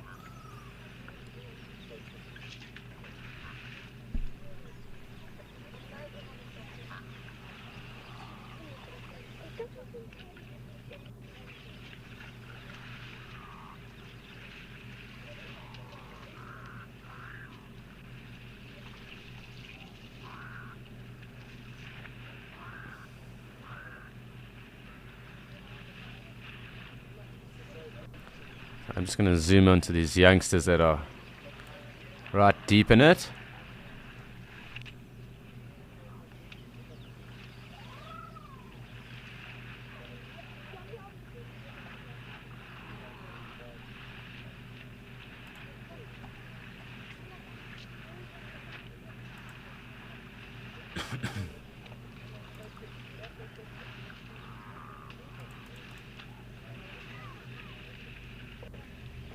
Lots and lots going on, and lots of playing as well.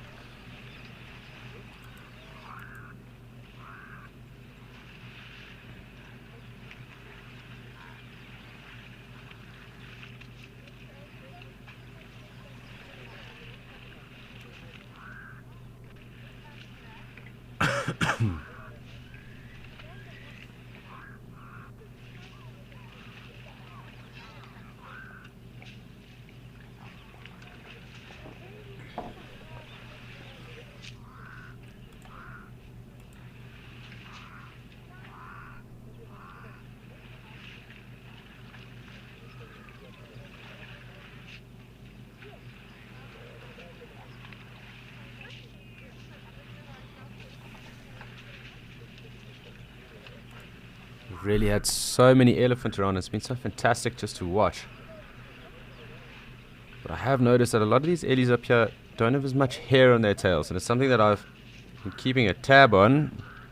There was definitely an ellie the other day that we noticed didn't have any hair on his tail. It's quite fascinating, but definitely something that I've noticed, at least with these Etosha ellies, is that they have far less hair on their tails than those in the low veld.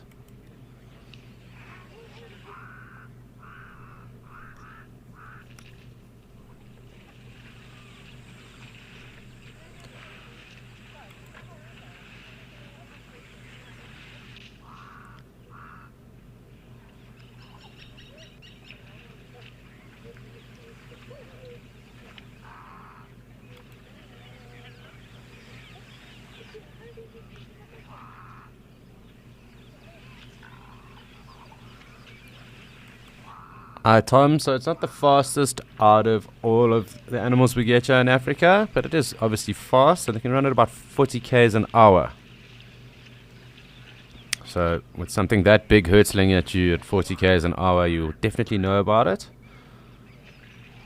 They do have quite a funny running style though, as well. It's almost like a shuffle. But they can move, and 40 k's is definitely not slow.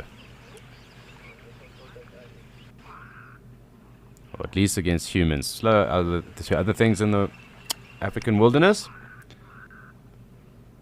But faster than humans.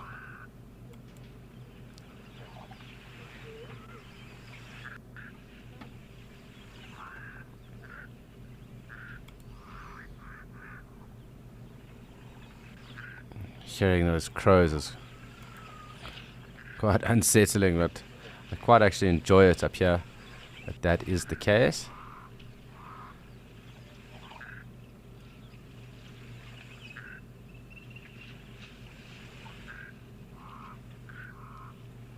What's been interesting is that there we go. I was about to say that they haven't really been coming to the spring and where the fresh water comes out to drink. But here we go. Here are two doing exactly that.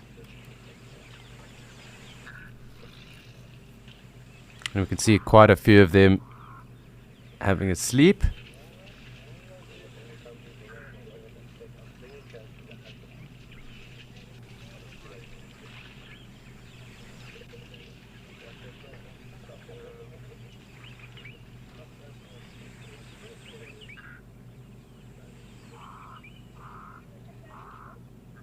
So we can definitely see the ellies starting to sleep here, and in particular the bulls on the left hand side.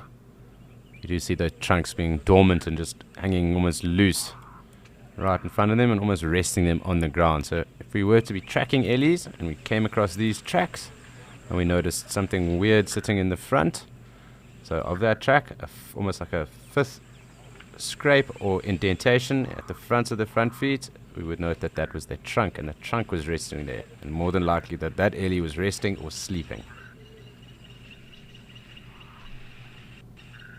Not uncommon to find that, or trunk scrapes or marks. So at some stage you might come across ellie's tracks, and they might be leaning up against a tree, and you'll see the trunk scrape or mark. That also might be an indication that that ellie was sleeping.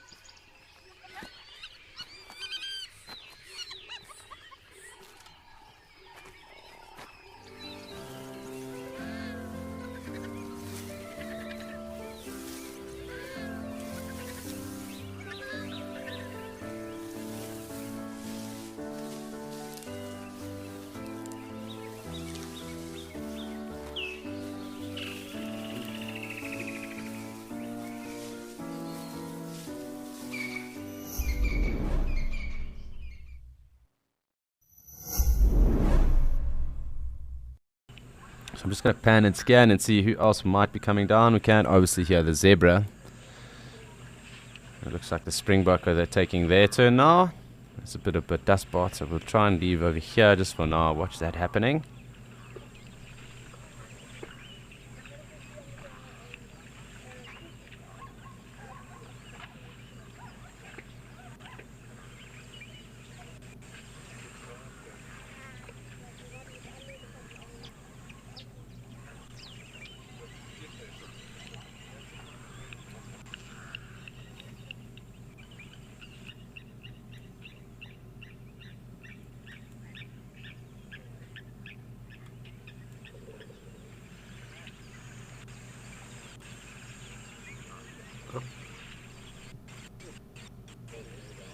I don't know what happened there.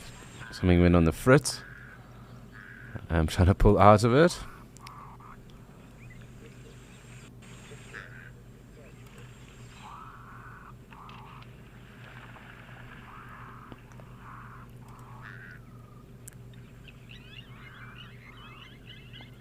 So while I figure out what's going on here with the controls, try and find out what else is going on around the waterhole, it's time for us to go and link up with Rolf in Kariega.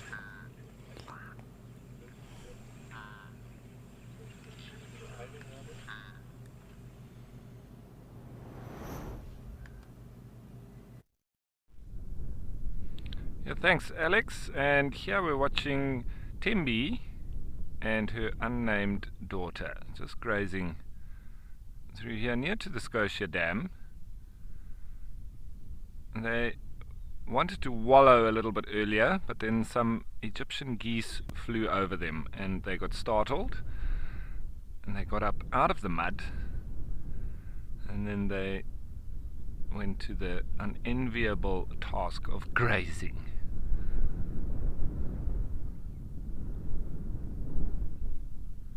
The wind coming through a lot more now as the day has progressed.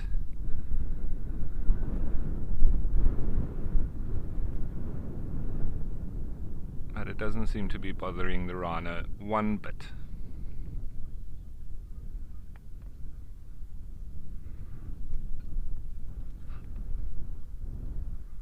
Not yet anyway. I don't think it's strong enough yet for them to get anxious.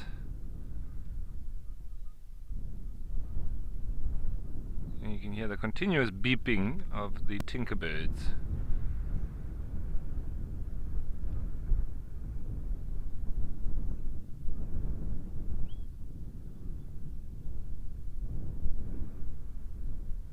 I saw when I was working on the Salati Game Reserve near to Hoedspruit, and I was one of the instructors there for echo training. It was in a wallow where we were on one of the trails, and we found where a rhino had wallowed in the water and then gotten up, and we saw a terrapin that had been squashed in its track, in its footprint, shame, in the mud.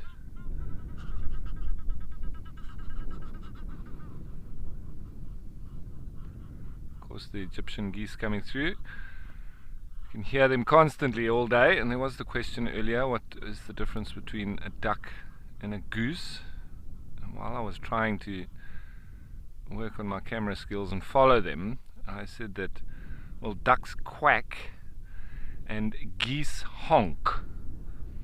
So that's one of the major differences, and obviously when they stand, their stance is quite different. Geese, their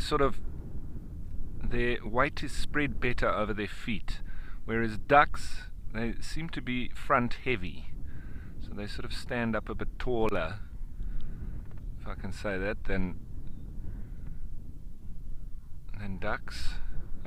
geese. Sorry, there's just another rhino that has moved into the area, so that's why that Tembi is doing that. It's just off on the right, over there, just out of frame, so it's walked into this scenario now, and then you see how she sort of raises her head, does a bit of snorting and grunting, and it's just warding him off.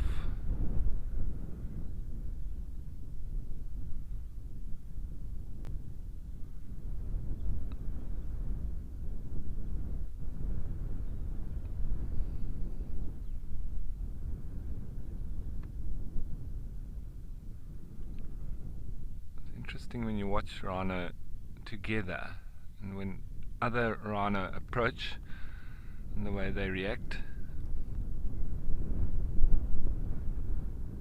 And I did hear them talking to each other earlier as well. A very high pitch from the baby.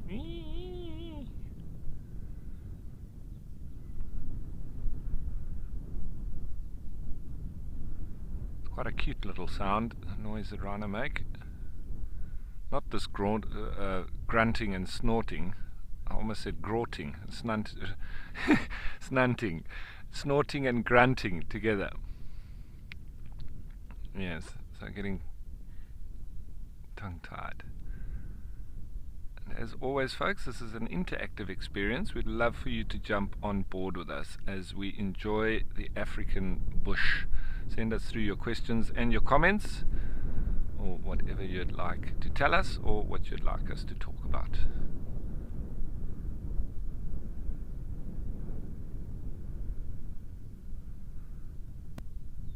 Of giraffe there in the background, off in the distance.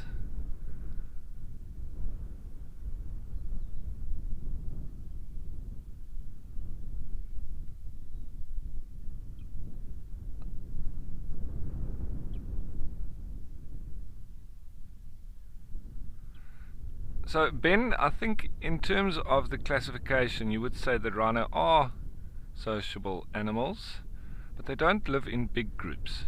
They live in small groups, and particularly the females. They are one of the animals or mammals that perform real parental care, because they can have a number of different offspring that stay with the mother for, it can be even sometimes up to 10 years. And then you might have 4 different aged calves that are with the mother. Eventually they're not even calves, they're almost adults. And some even leading into early stages of adulthood, staying with the mom. And so you might find a group of 4, sometimes 5. The bulls tend to like to go more solitary, but the females and calves, especially if there's female calves, as this one is, an unnamed female, it will stay with the mother for an extended period of time. So it's not highly sociable, but they are indeed sociable.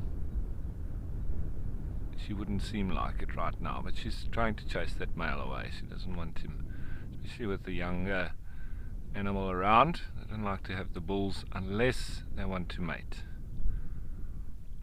because they can be a bit rough and want to chase the baby away if it's interested in the female.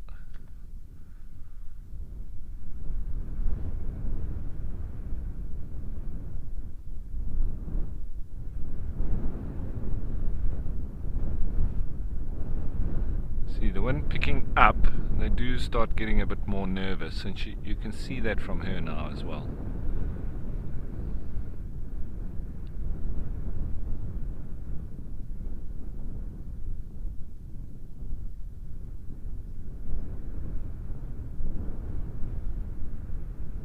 So there, she's just a bit concerned about that male, but also with this wind as it starts picking up and getting stronger. Nothing too serious.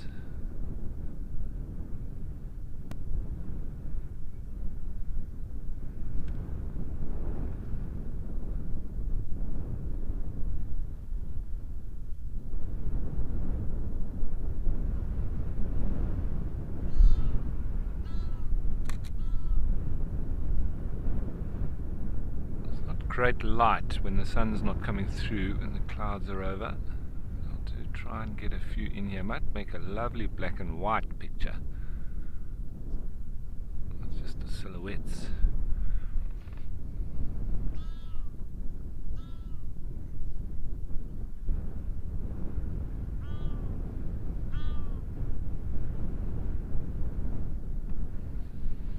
are massive animals. They get up to about 3 tons. So you don't really get to see the size relative to anything else here when the rhino are just next to each other. It's like looking at a bunch of rugby players next to each other and you think, oh, they're not that big, but it's when a normal person stands next to them that you see how big they are.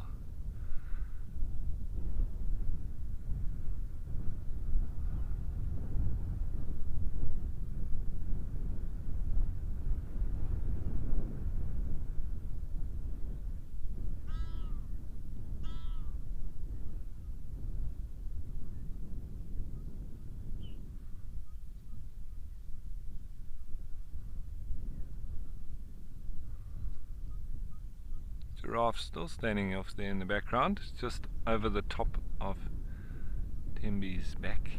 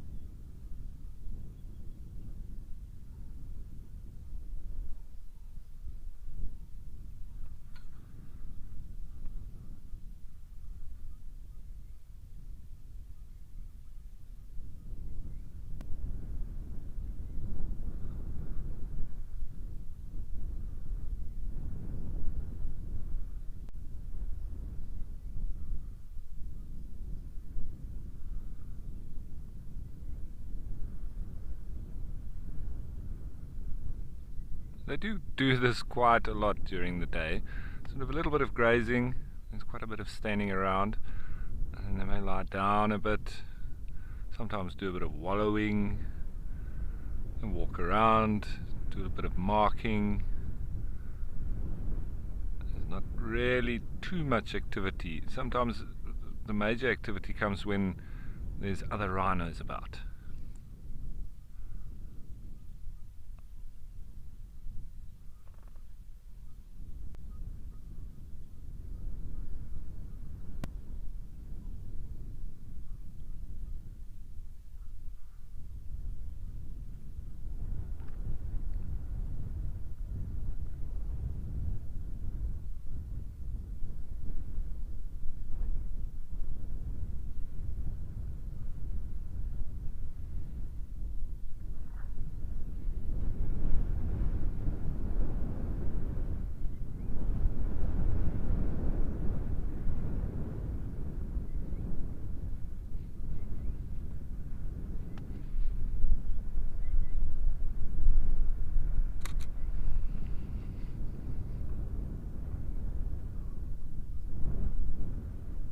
Ah, Sam, the age-old question, the difference between black and white rhino.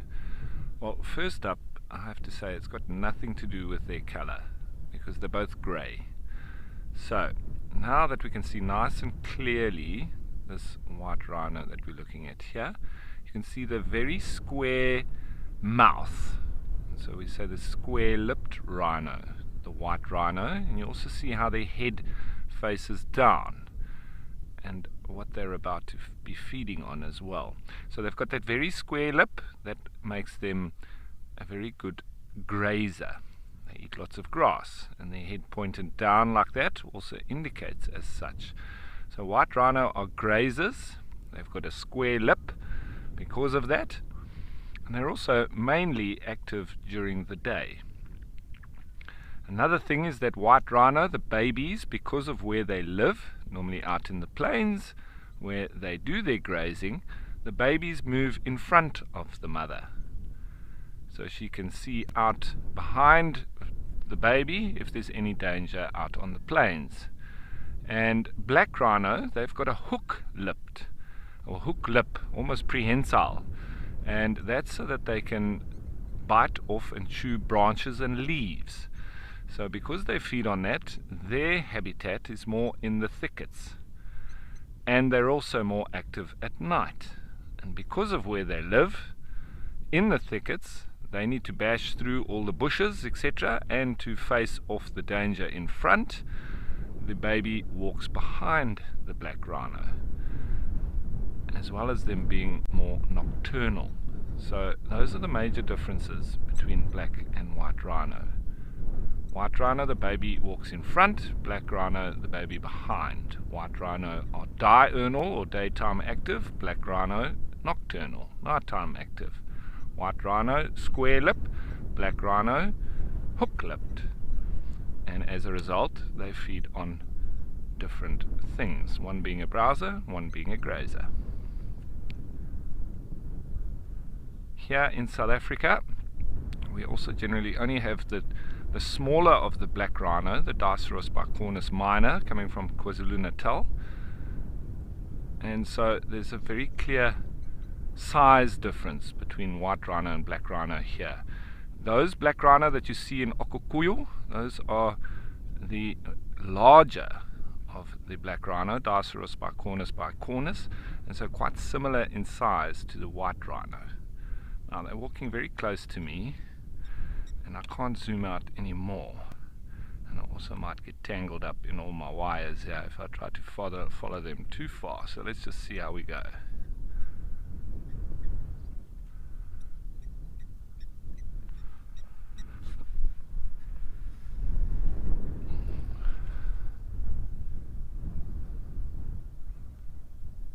That's the Scotia Dam.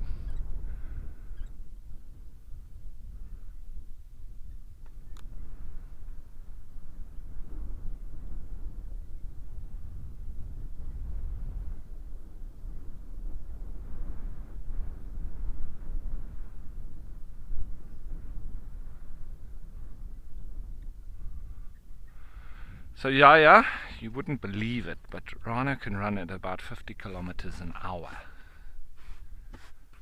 50 kilometers an hour. Now, I know that some rugby players that are extremely fast, they run, obviously, 100 meters in about 10 seconds, but if they put that into speed kilometers an hour, I think it's at about 37, bordering on 38 kilometers an hour. And I don't think there's a human that has ever run faster than 40 kilometers an hour. So there is no human on the planet that will run faster than a rhino can run. It's incredible because they are basically like walking tanks.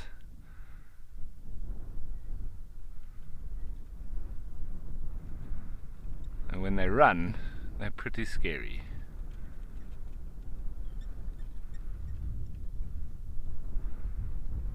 So I'm just going to move because I can't go any more than that. Okay, wait, let's just watch here. The other rhino has followed them. He's not too far from them now.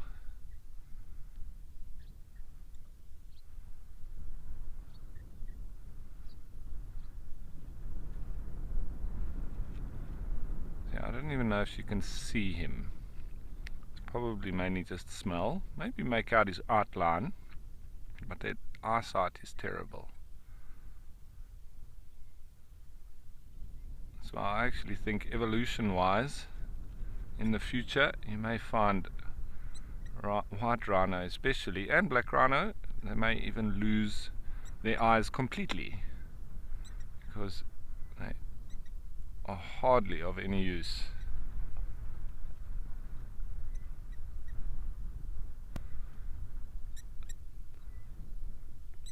So as I say, I can't zoom back anymore, but here comes the other one.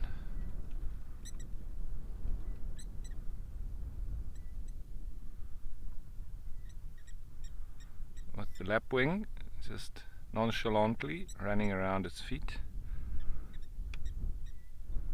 He's a little bit curious of me.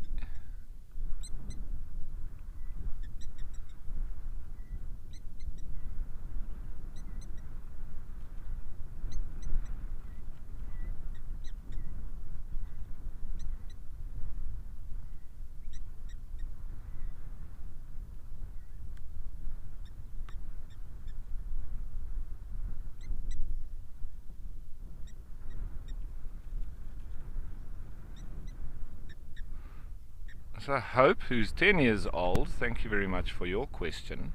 Rhinos, they really like spending time in the water, and they may spend about a quarter of their day, especially when it's hot, in the water. So sometimes they can spend about 3 or 4 hours every day lying in the water, but they prefer little sort of puddles where there's lots of mud because they like wallowing. Now if I go in nice and close on these rhino, I'll show you what I'm talking about, because we can maybe see on their skin all the mud that is caked on there.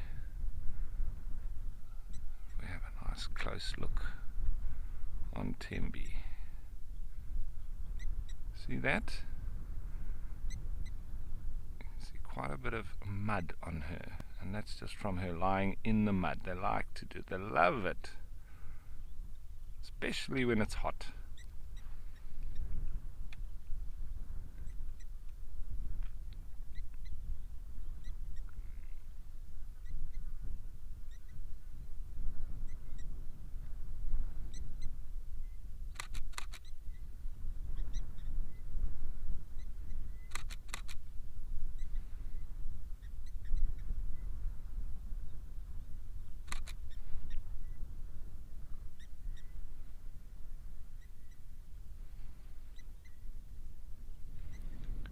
Younger one's also got lots of mud on it.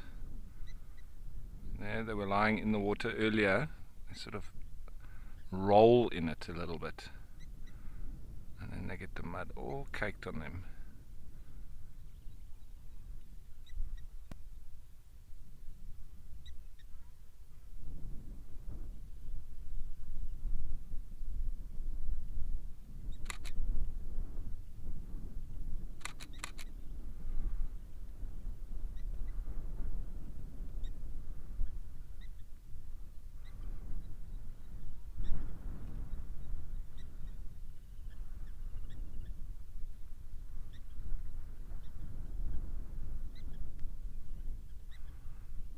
Sometimes they do get curious. I don't know if it's the smell of me or the sight of this big vehicle that's here that I'm on, and they get curious. They come up to the vehicle, and then they do snort and grunt at me as well, like they did with that male.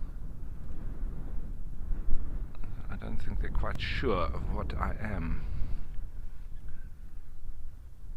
It's only when you get out on foot that they then really do know what you are, that stinky animal on 2 legs. So Vicky, yeah, their skin will expand. They don't, it grows with them. So you can see from that little, well, that one is not so little anymore. It's around 2 years old, but the skin, as with ours, it grows as they grow. So mommy doesn't look like she's, like her skin hasn't grown with her, that she, you know, she would be almost in a straitjacket. She wouldn't be able to walk very much if it didn't. So, you know, the baby also looks the same, albeit smaller. Photos of that. Hopefully I've got it nicely in focus.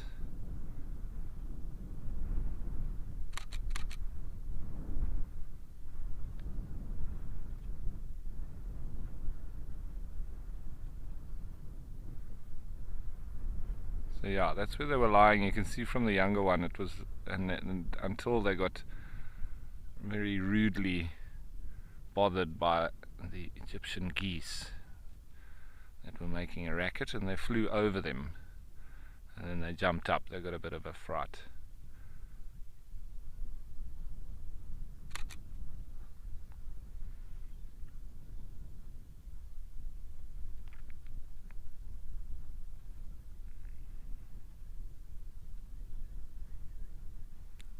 I think I can hear a crowned eagle calling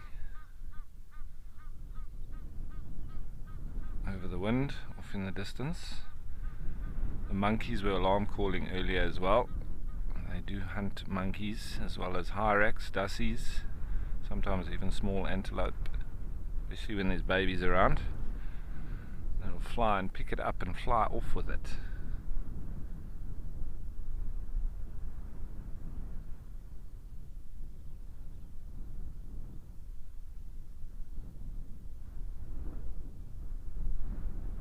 So beautiful here next to the Scotia Dam.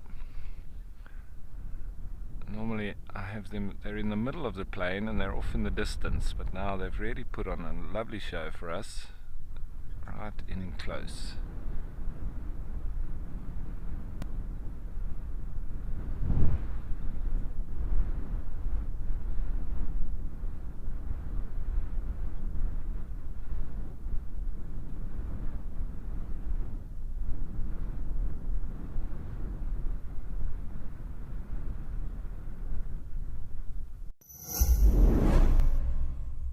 Listen up, explorers. We have a brand new prize. This time you can recline riverside at the breathtaking Settlers Drift Lodge at Kariga Game Reserve. Take a breather from your busy life. Why not treat yourself at the spa or wander into nature on a guided bushwalk, twice daily safari drives, or even a boat river cruise? Open to all levels of explorers. Sign up before the 28th of October and it could be you jetting off to this luxurious lodge.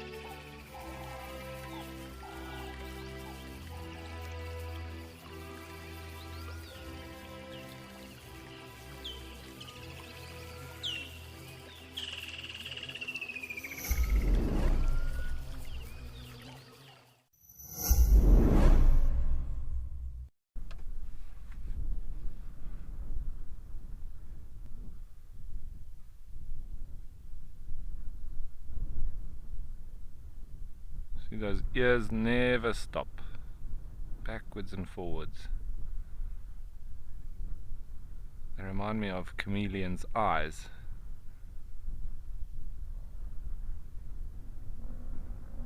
Oh, hello.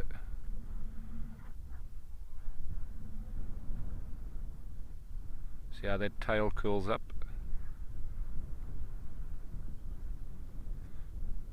What's that all about?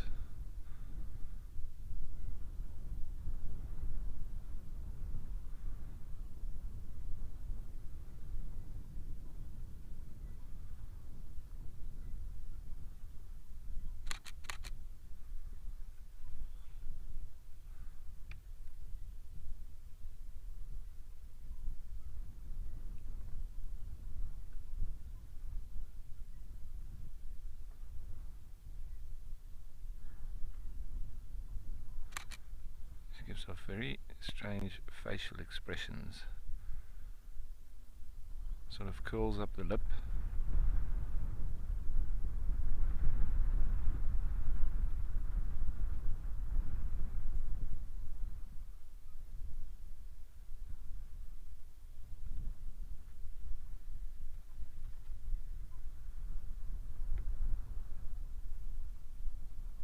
much ado about nothing, methinks.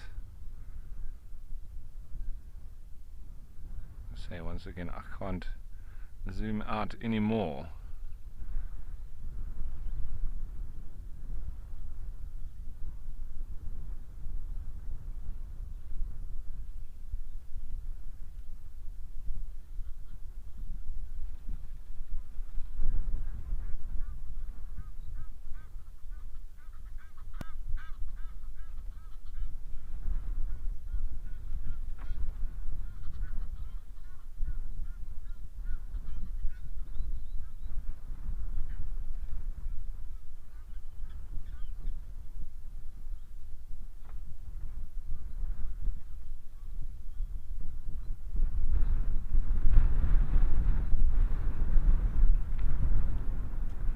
Very quickly how the little one just sort of shelters, gets in right close to mom.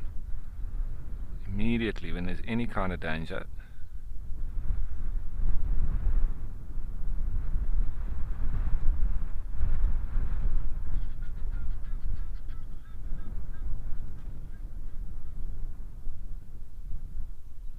Male seems to have moved off now a little bit.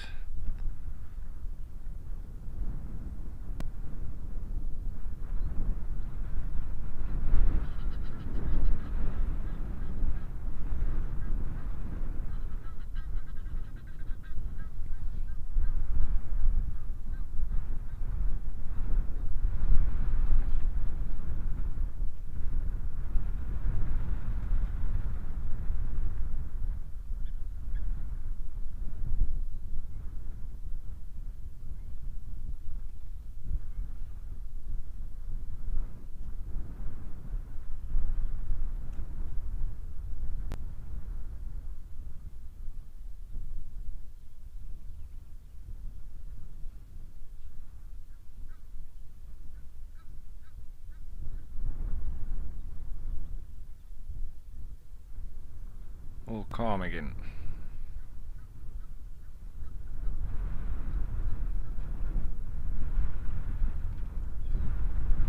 After all of that, I think they might go for a little snooze.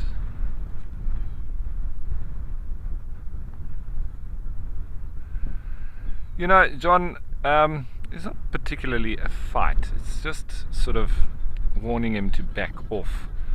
So that male, I don't know, maybe he's trying to push the little one away, you know, because that's what the males will do, especially if they have interest in a female.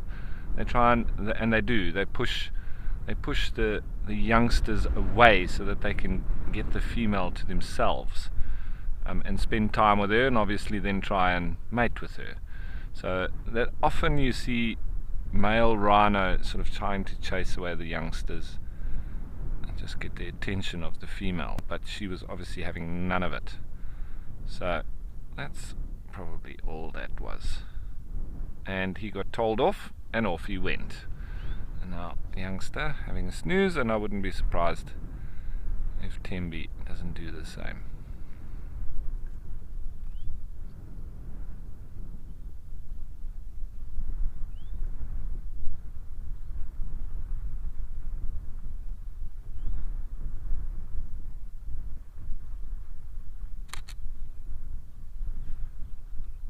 Oxpeckers do sit on rhino, and they particularly like climbing in their ears. Obviously where there's a lot of ticks to be found.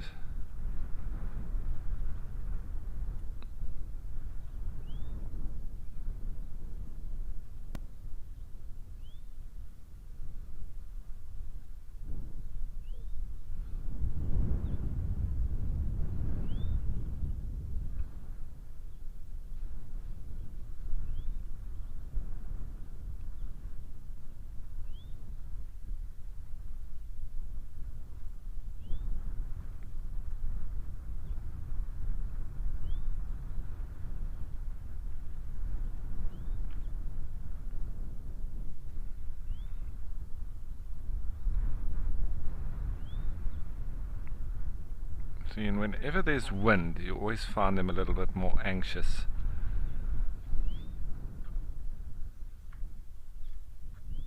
See her just smacking her lip. collapse there. But that was an incredible, amazing little encounter with that other male, and it's always a privilege to be in the presence of these gentle giants. Well, speaking of giants, off you go to the land of the giants.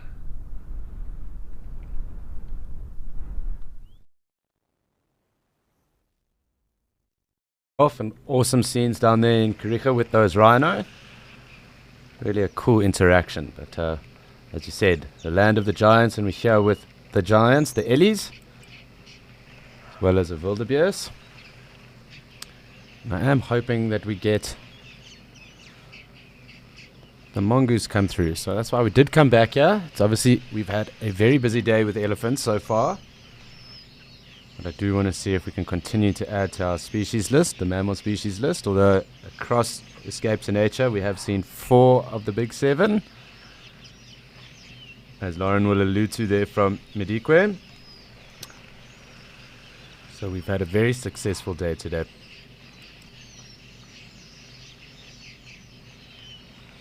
But I am just panning and scanning and hoping to see if we can find something else. So the banded mongoose have been around of late, although they won't hang around too long in an area. But it's generally around this time. But lots of ellies everywhere. Otherwise, it would be great to show you guys the crocodile. Although it's been a few days since we haven't seen him. So we will just pan around and just check that he is not just sunbathing himself.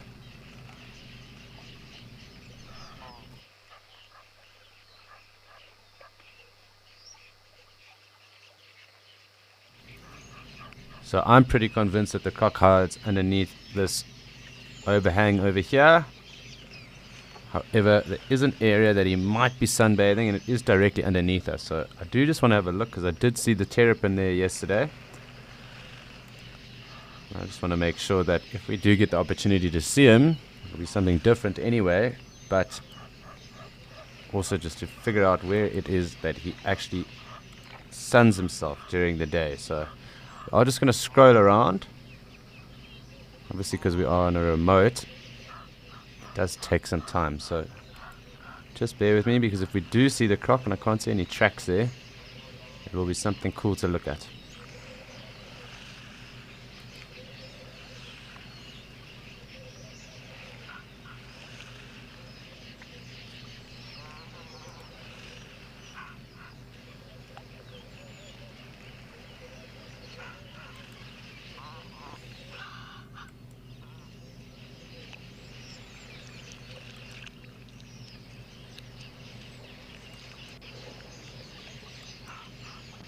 Sometimes are terrapin that like to sun themselves here as well. So I'm just making sure that we aren't silly and we don't miss anything that might be around.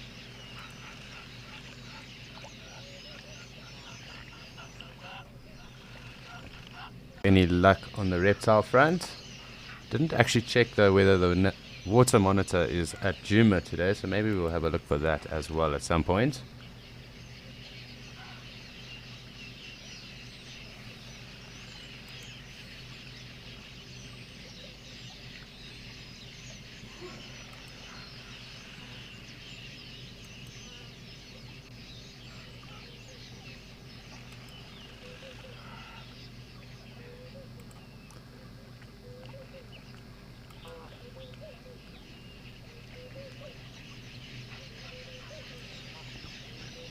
Yep, so unfortunately no crocodiles for us today. We'll keep a lookout though, because he's definitely around. We are just going to have a scan quickly and see if we can't find some mongoose for us. And they have kind of favored in the shade just to the left of us here. But please do remember, this is a live and immersive experience, as well as being your safari with us. So please do send through any questions, comments, chats, anything you may have noticed or anything you would like to chat about. We do love answering your questions and giving you any insight or knowledge that we may have. Please do send through anything you may wish to talk about.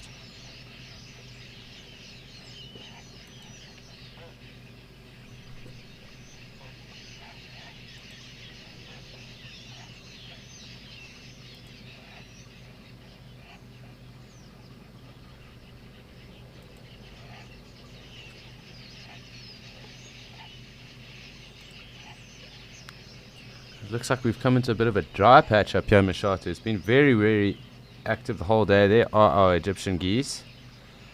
Let's just see if we can't see if they still have more than one gosling.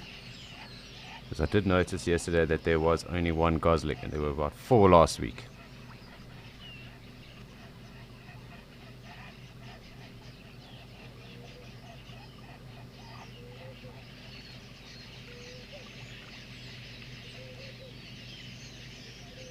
We haven't seen them cruising the dam yet today, but we will keep an eye out for that.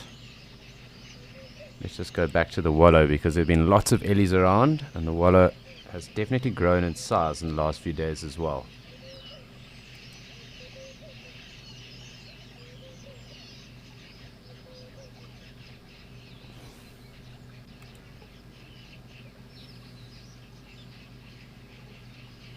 It looks like we're being evaded by the banded mongoose as well today. Can't see any of these little guys running around.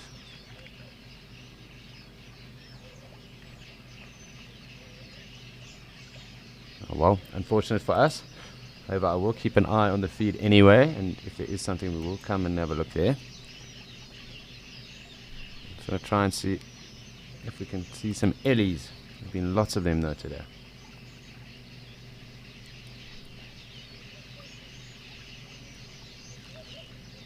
Yep, a nice herd of wildebeest, and we haven't really had many wildebeest come through here to Mashatu. So we will just stay with them for a second. We will just watch them.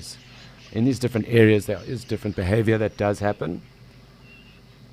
And with the smaller herds that are here, as opposed to Etosha, it's good just to see how they go about it.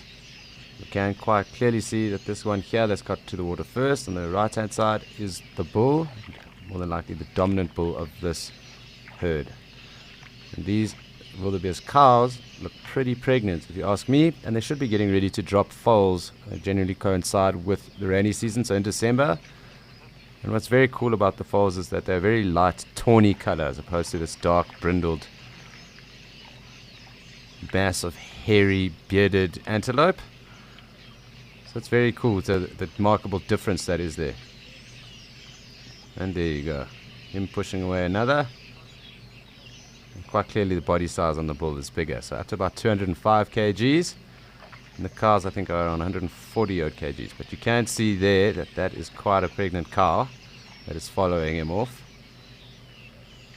and probably within the next 6 weeks or so there should be wildebeest fawns. So it's going to be very cool watching these feeds. Although animals might disperse a bit, we will start to see the fawns and the different lambs coming through.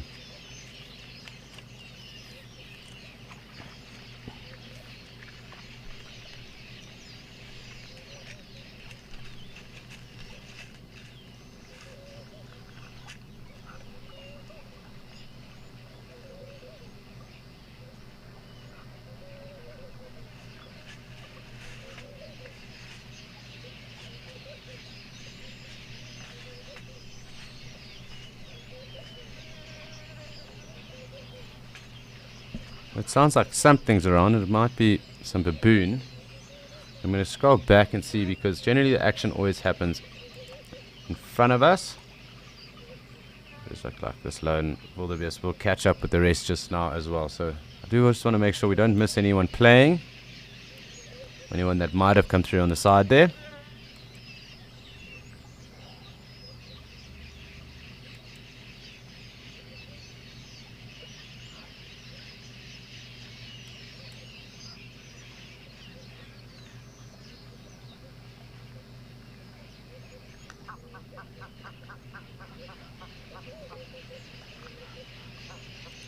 Hi Rob, so obviously we know that wildebeest migrate, and that's almost a round trip.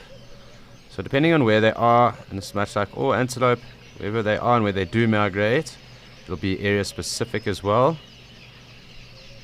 So there are actually a few different wildebeest migrations. So not only the very well known one that happens in the Masai Mara and Serengeti ecosystem, there's also another one that happens in Zambia. And there are actually a couple of different subspecies of the brindled gnu as well. So the most prevalent is I think the western white-bearded, and that is the one that is in the Masai Mara's migration, as well as the eastern as well. But I think if I stand to be corrected, it's actually the eastern white-bearded, and then the western, and the eastern is the one that is the most widely spread and most populous wildebeest species, and they are the ones that travel pretty far. But because of that and the different areas they do come in, so there will be different migration lengths. So with regards to that migration loop up in East Africa is around 480 kilometers. But again, I did say that there is another wildebeest migration that I do know of that is in Zambia, and I don't think that is 480. It'll probably be a bit less. And they do also migrate a bit in the Kalahari. They follow the rains as that as well. So there is a zebra migration there that they do also join in on, but not in as high numbers. The second biggest number-wise is in Zambia. And in this area and in the Lowveld, there's a bit more water in that. So depending on how, it's mostly just seasonal movements and not necessarily migrations. So in summer they disperse, and in winter they spend more time closer to water holes and the rest. But you can see how much this wallow has started to grow and expand. And with everyone wallowing from the warthogs through to the ellies, each day it is getting bigger and bigger, and greater mud is being deposited around there. So a week or so ago, where they are right now, there's clearly a little catfish or something there that's irritating this warthog. I don't think it's the crocodile, maybe even a terrapin, but let's just watch. So a week or so ago, there wasn't as much mud as where it is now, and this hole was definitely not as wide. And that is a consequence of everyone coming through and actually wallowing every day. So it expands day by day. And as it gets hotter, and as we see it go hotter, this is definitely a thing, and we will be seeing it grow.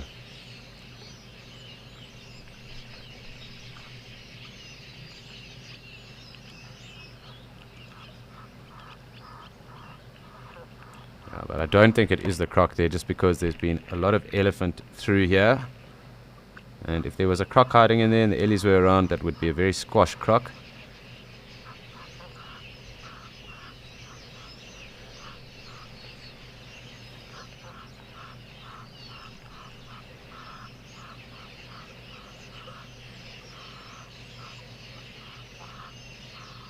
You can quite clearly see that other warthog over there using that stump as a rubbing post. We have watched ellies using different stumps and trees today as rubbing posts. So ellies, warthogs, buffalo, hippo maybe to some degree, rhino, they use these stumps and fallen over logs and trees as rubbing posts. And they actually make them very smooth. It's almost like a French polish that gets put onto them. And when you do see them when you're out in the bush, and you can notice that the polish that gets put onto these dry stumps or these pushed over trees, it's quite beautiful indeed.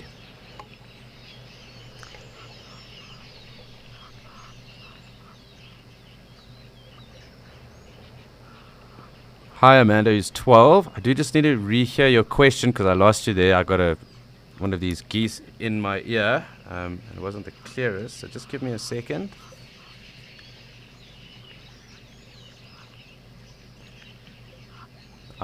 So Amanda, that's an interesting question, because the warthogs are obviously quite close to the ground, so they eat little bulbs and tubers, grasses. They are also known to take carrion, and I know of stories where they've eaten little guinea fowl chicks, as well as even francolin chicks as well. The odd time even feeding on a carcass here or there, but it's not the norm. So, and they do take fruit as well. So fallen over or fallen down fruit, so it could be marulas in areas, different inyala berries. But they generally are using their snouts to dig around in the ground. And they'll take the little roots and the bulbs, tubers and that are underground, and they dig those up, as well as obviously grasses at certain times and fruit. And then obviously we've just said carrion, so they aren't known to then take little baby chicks here and there, as well as eat off of old elephant carcasses or even an old hippo carcass in some areas. So quite a wide range. So I hope that answers your question.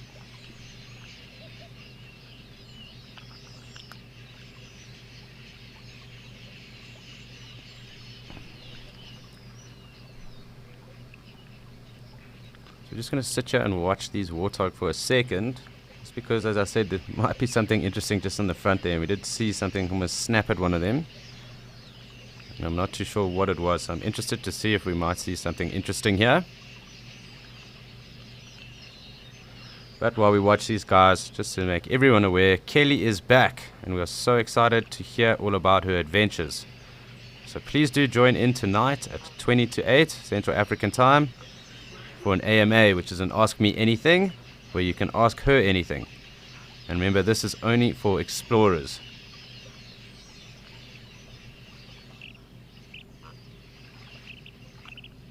Definitely having a whale of a time.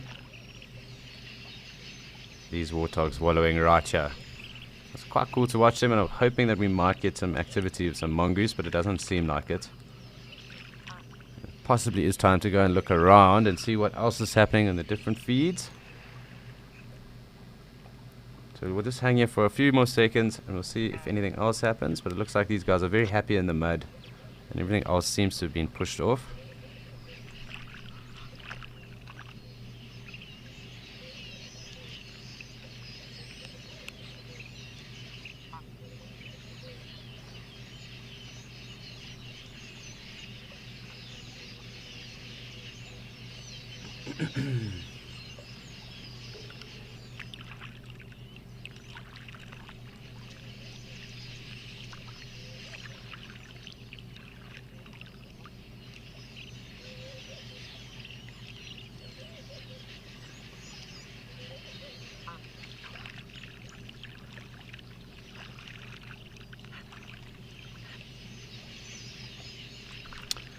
So I think as we leave these lazy little piggies to lie here in the mud, cover themselves up for a little bit, it's time for us to go and have a look and see what the elephants are up to up in Okakuyo.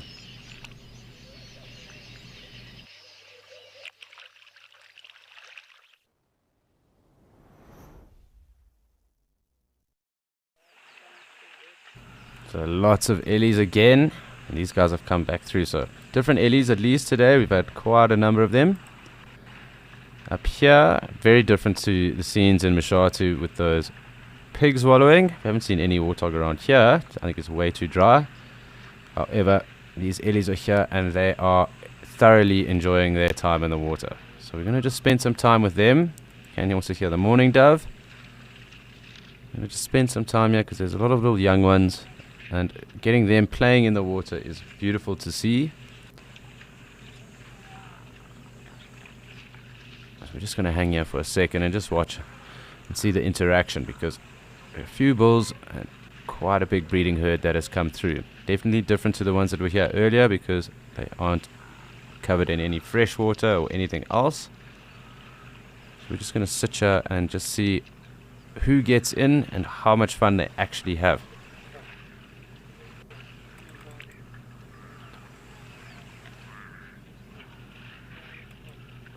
Here are some European bee-eaters, so we do there have evidence of migratory birds returning.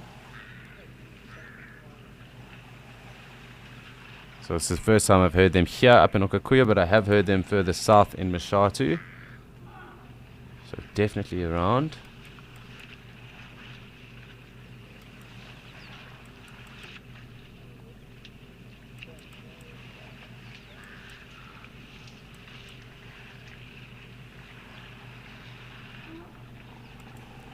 Lots of chatting going on between the elephant.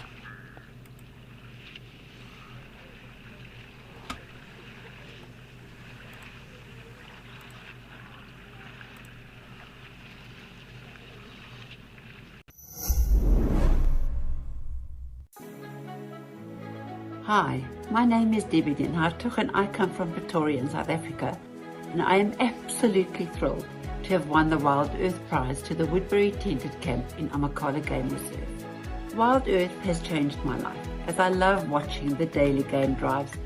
Thank you, Wild Earth. Sign up today and you could be getting out there to experience it for yourself. Wild Earth Explorers, it's in your name.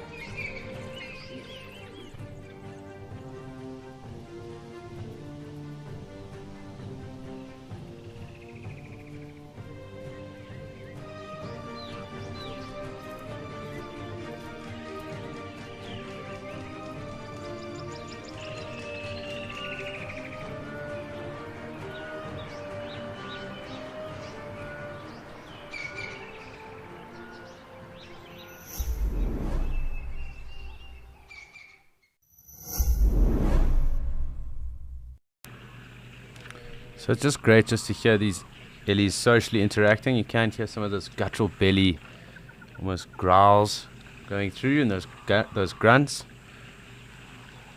So it's great just to see them, but obviously a lot of them are resting too.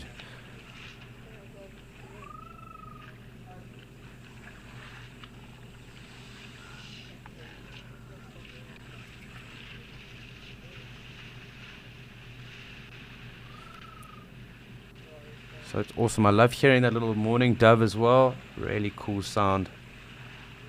And obviously just chilling with Ellie. So as it does open up, I will try and get a better view, because I know it's always fascinating watching them when they actually are in the water. We are just getting blocked. So as it is, we're just going to watch and see how they go about it. Obviously quite a few of them are sleeping and clearly blocking us as well. But it's awesome just seeing them go around and get about doing this and interact with each other as well.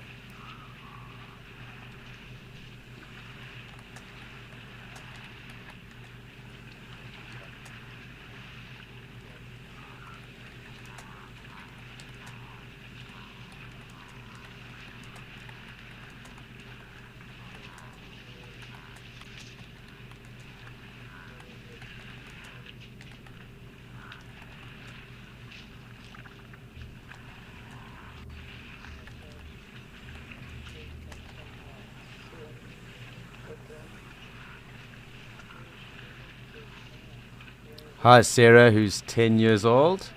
And yes, they will. I mean, as they are doing right now, they're busy splashing themselves. So the ricocheted water that will go and splash everywhere will splash onto the other ellies. And just by throwing it around, they kind of just splash it all over the show. So it gets, and you can even quite see it there, and splash one of the younger little ones. So they definitely do splash each other.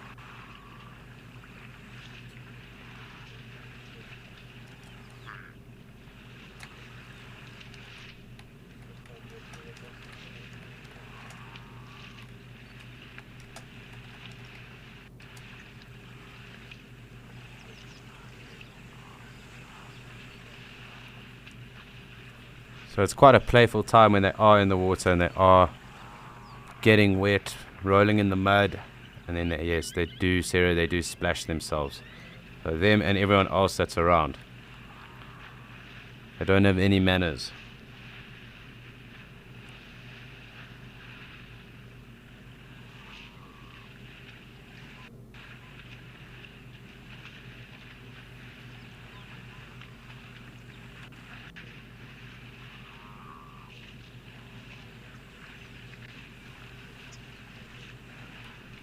So it even looks like some of the babies are even resting a little bit.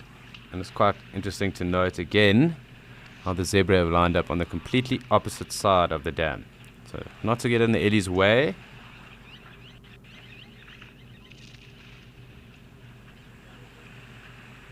But so that they can also get a drink with and have some peace.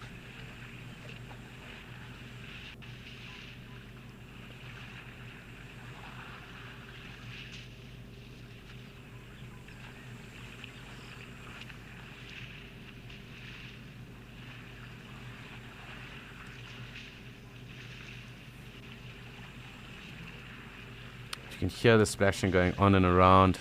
And I think I can get a little bit closer here now that we do have almost a gap. And we'll just watch and see the young ones just playing around and just enjoying themselves this afternoon. If you were on earlier watching us, we were obviously in Djuma and watching the Ellie swim there, and that Gari Dam is a lot deeper than here, so you can get up to a bit more, but these youngsters are having such a good time here. They are fully submerged and on their sides and really enjoying the water.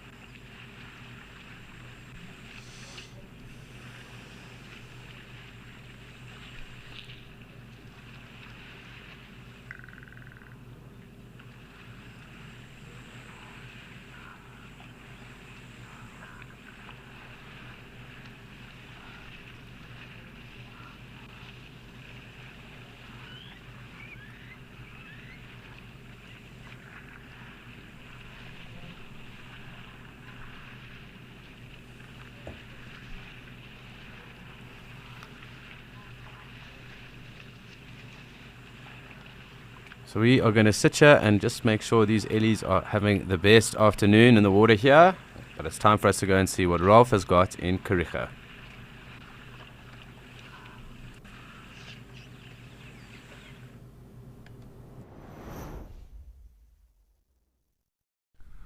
Well, it's been wonderful here because not only were we watching the rhino earlier, but now we get to watch these ostriches displaying. There was an almighty fight not too long ago, and if you've ever seen cock chickens fighting, well, this was that, but times 100. It was incredible. It's the first time I've ever seen ostriches actually come to blows, so it was fascinating. And they obviously haven't decided who the winner is because they've continued on with their strutting and displaying and calling and all sorts. And now there's 3 of them here now that are all trying to obviously establish who's the boss. And I think that one now has taken a bit of interest in the one that has just arrived.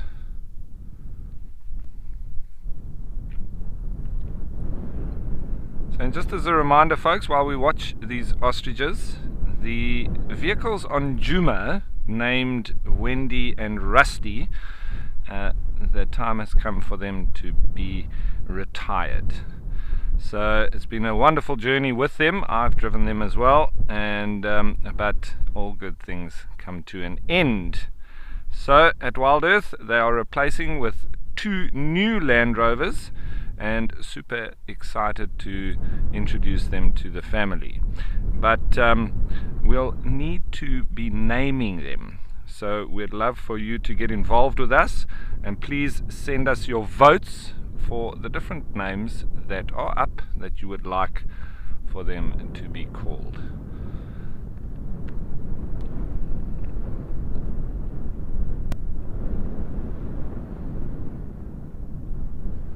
As waterbuck moves through in the background, let's have a closer look at these ostriches.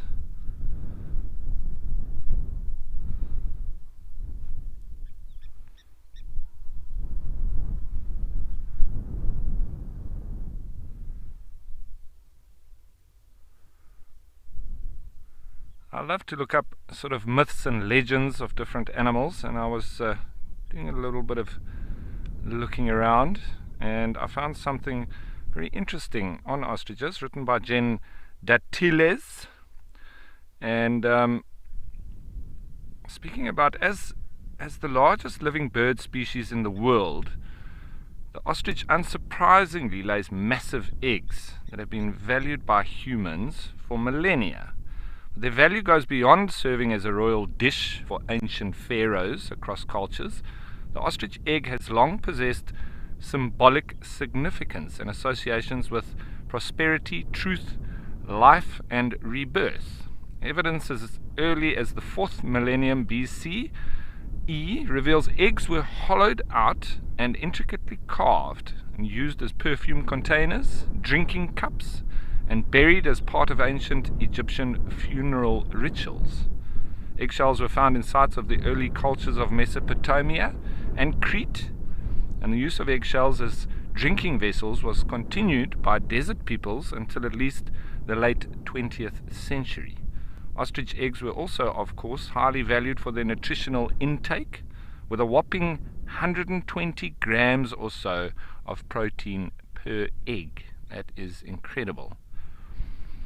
Ostrich eggs remain both spiritually and practically significant in the Greek and Roman worlds, where they were offered to deities and hung in temples as decorations or used as lamps.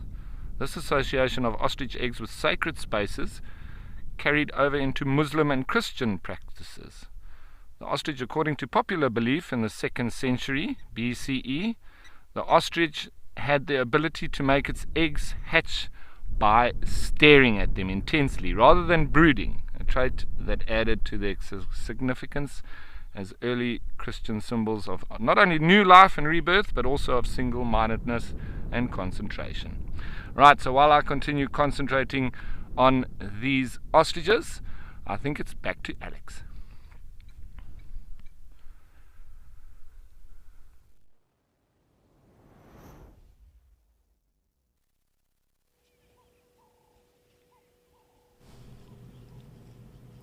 That is awesome and fascinating information, Ralph.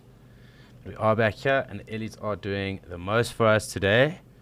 So we will enjoy as much time as we can just spending time with them, but across the different locations, because they do get up to different things and they have different habits. That is also awesome just to notice the different substrates that are there. So we have spoken a bit about the substrates, and you will have noticed that across these 3 locations at least, that the Ellies are almost different colored. That's not the case. It's purely because of the substrate that is present in the area. So here is a far more brackish dark grey color. Up north in Okakuyo we've got that white color. And across in Mashatu we have almost that reddy color from the iron in the soil that is up there, and the basaltic soil substrate. So a lot more dolomite in this area, and it's a lot more brackish as well. Also where they are, it's very brackish where they are right now in this drainage line.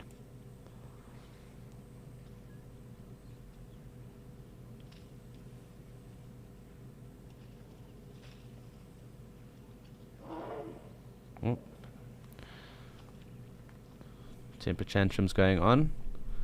It's been fascinating to see how many elephant have actually been in the area from yesterday through to today, and I do just want to pan across and just see we haven't missed anyone else that might have joined us, because they kind of go in and out along these paths, and they seem to enjoy swimming more this side.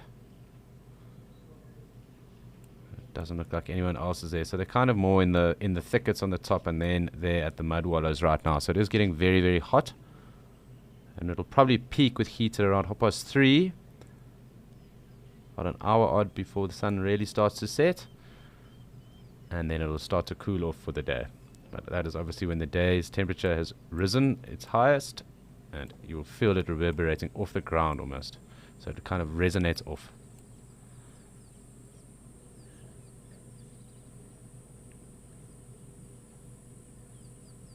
Hi Atul. Not really, because there isn't a set time of the year that elephants will breed. So also because they've got such a long gestation period of 22 months, that also changes up. So the different ages and areas, but elephants do locally migrate. So there is a couple of different migratory routes and where they used to move. So that it's not more that it's a migration, it's more that it's a seasonal travel almost. And they will notice and they will go along and follow the different rivers as and when, because obviously plants also let off a different tannin and a stronger tannin. So it becomes quite bitter once the Ellies or even different browsers come through and they eat those things. So what they do is they will move through, and you'll notice that they might feed on certain trees and then push off to the next tree. And then they do that for a few moments and then push off to the next tree. And that is because of the tannins that are released in the tree. So that it's more of a seasonal movement. When there's more rain, they are allowed to go more into the grassier areas, because there will be more surface water, and a lot better food then, on the grass at least. And again, we will have that happening in winter when there's less grass, and or that fresher new grass that's come out has started to die down, and their diets change. Their diets, they take a lot more of the trees, so eat far more leaves, lots of bark, and they obviously take fruit depending on when the fruits are prevalent at the different times of the year, as well as the different acacia pods as well that are also found in the area. So there isn't really a set migration or a migration, but they do move, and they can move vast distances. And there is an organization that you should follow called Elephants Alive, and they track a lot of the movements of these Ellies in this area in particular.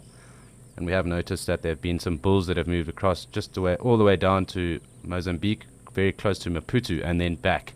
And there was quite a big story that went on with regards to people having to track and keep notification as to where these bulls were so they didn't get harmed once they were outside of protected areas. So they can move vast distances.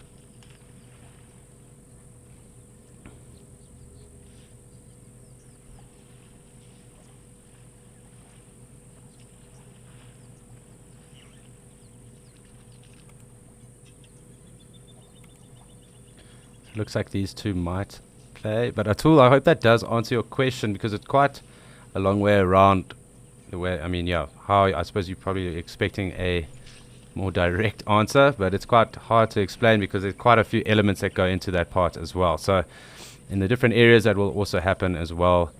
So they will use seasonality to move, and they will use a number of other circumstances that will actually push them to move along in different areas as well.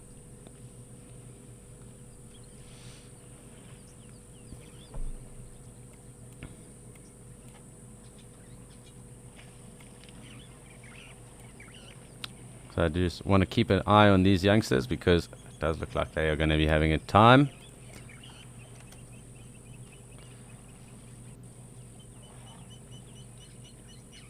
And we might get them clash a little bit. Almost play fighting.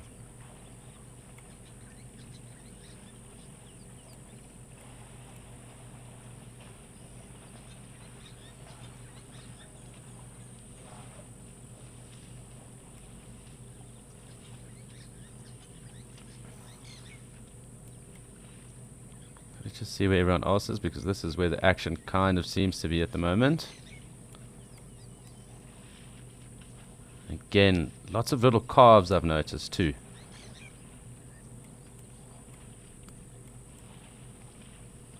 Tiny little one over there.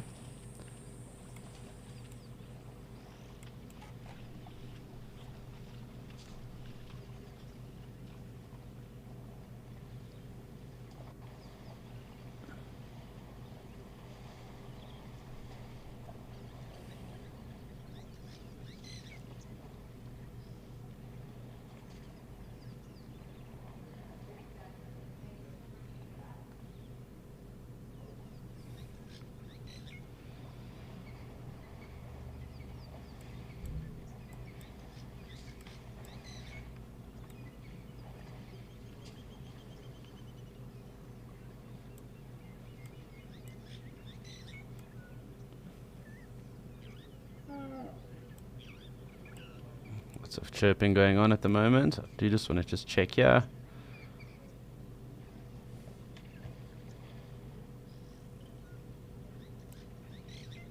Little baby in the mud, so we'll have a look here.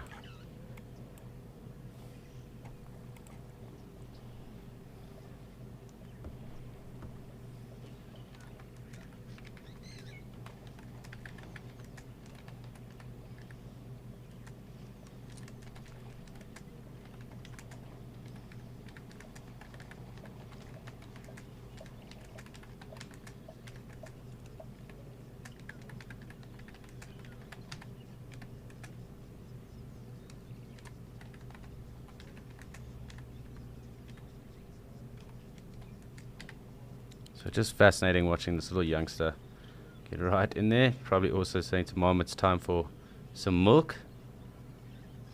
You can see it doesn't really have the full use of its trunk, and definitely taking advantage of the shade that its mom will be offering. Clearly also irritating the mom too.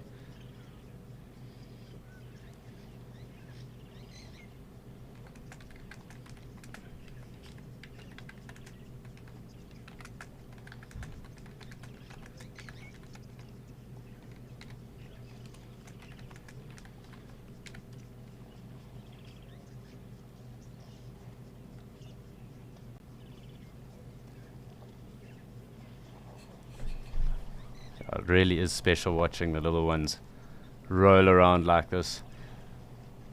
Youthful exuberance, and almost just like lack of coordination, really. Just not really knowing what to do, how to go about it, but having the best of times anyway.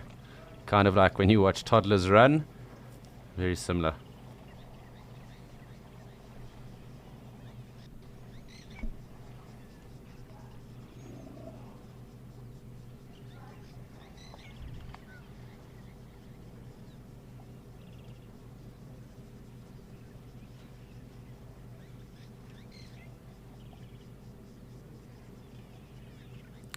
So I am told that this is one of the newborns, and that Ali has seen it at least on drive, and she did notice it. So it's roughly around a week or so of old. At least that's what we're thinking currently. So it's fantastic to sit here, also seeing how fragile life is, I suppose, within the first week of life and the rest going on here. So it's really awesome to see that. So as I said, I am told that it's a really fresh newborn that is with us right now.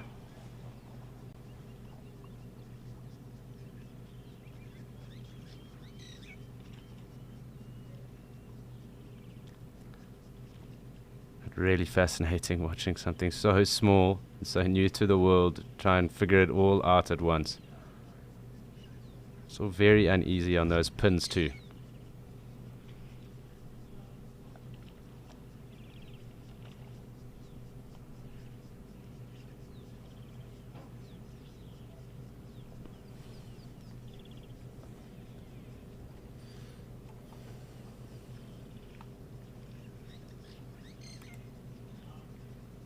Mom will be very protective of that new bubba right now. But let's just follow up here as well. Probably find it's her that's told everyone else to just keep that distance. But that calf will already be imprinted on its mom, so within the first few minutes or so of its life, they already know the smell and the sound of their mothers as well. So I suppose also if you'd been carried around in someone's stomach for 22 months, you would also already be imprinted. But just fascinating to know that that is the case.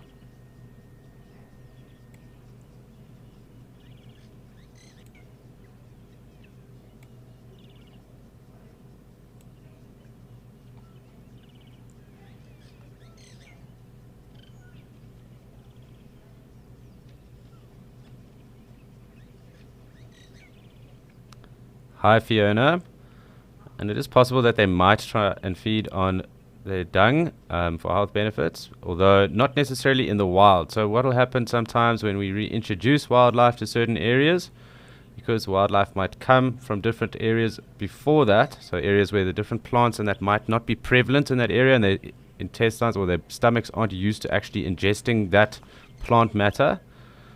What we will do is there's a process called coprophagia, and that is when the vets or those handlers or those people that are reintroducing those animals in the areas will actually take the dung of the animals that are found in that area, and they'll introduce it into the food that is given to those elephants or to those different animals, generally herbivores. This is what it happens with, that are being reintroduced, and that is so that they can ingest and imbibe those stomach enzymes, so those digestive enzymes that are from the area, to help them be able to process that food and that vegetation that is in the area.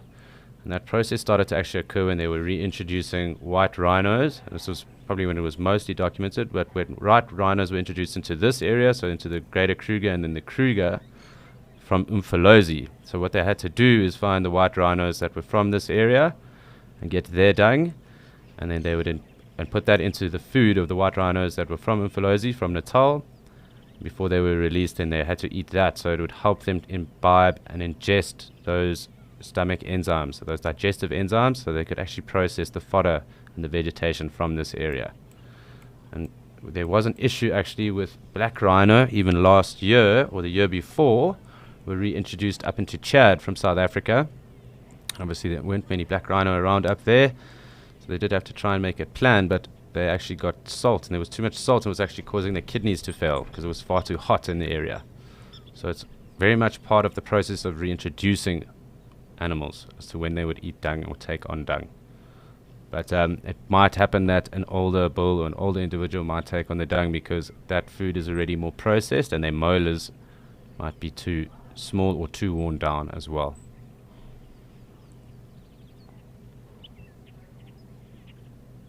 I'm yet to see it though, personally, but well, I have seen things eat other things' dungs, but I haven't seen elephant eat other dung.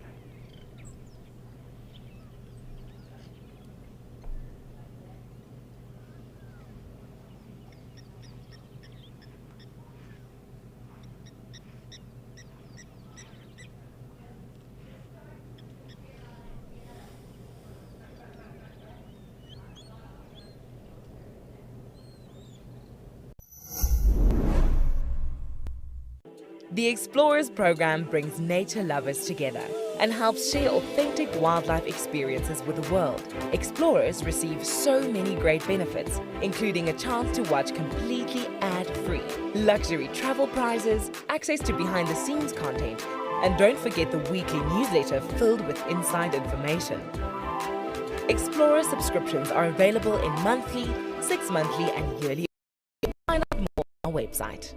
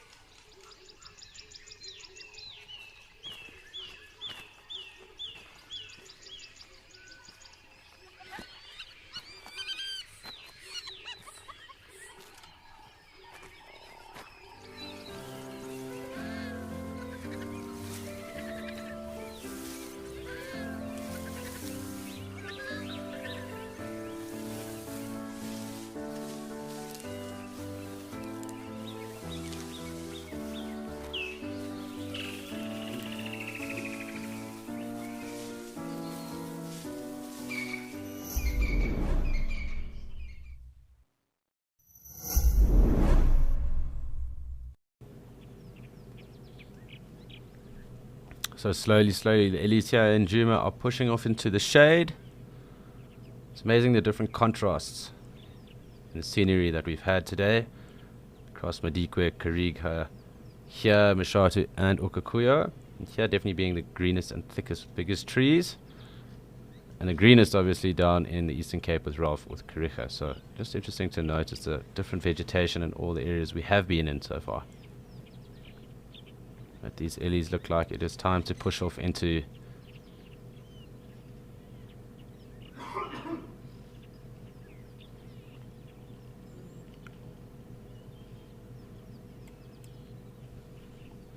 so we are just going to just sit here for a second and just watch these guys as they move off into the shade. But please do remember this is a live and interactive experience as well as your safari. So we always love to hear your comments, your chats, anything else that you'd like to chat about or talk to us about. If you've noticed anything cool and you want to bring that up, please do send those through. You can also still continue to send those through when Penguin Beach is rolling, and those questions will get answered to the best of our abilities, obviously. But just so that you're aware, please do send those through.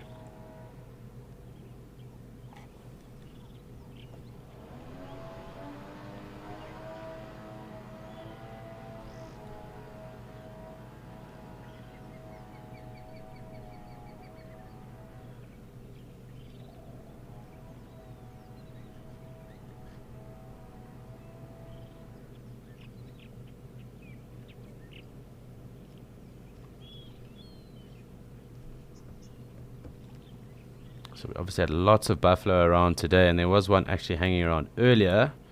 It's quite deep in the bush, so I don't want to actually find us that just yet, because these ellies are always awesome to watch. And as we've noted, they are always up to something,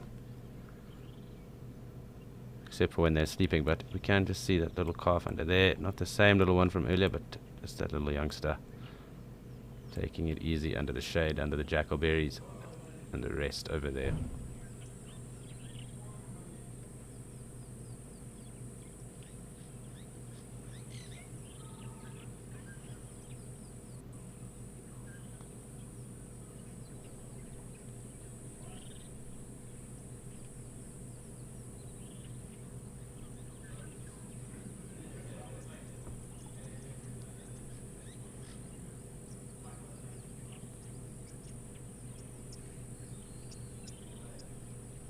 So as always, with the big animals that are around, and in particular here, and where they are found, we can hear the oxpeckers. Some feeding going on, and some rest.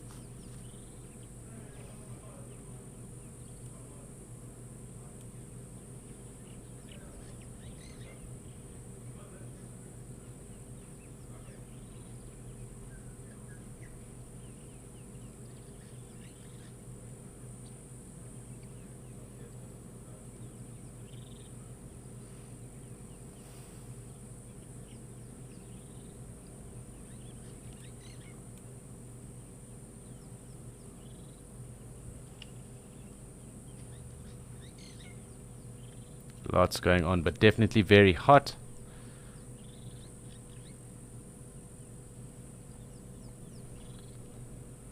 Hi, Jaden. That's fantastic to note. Just because ellies do eat and consume a lot of food in a day.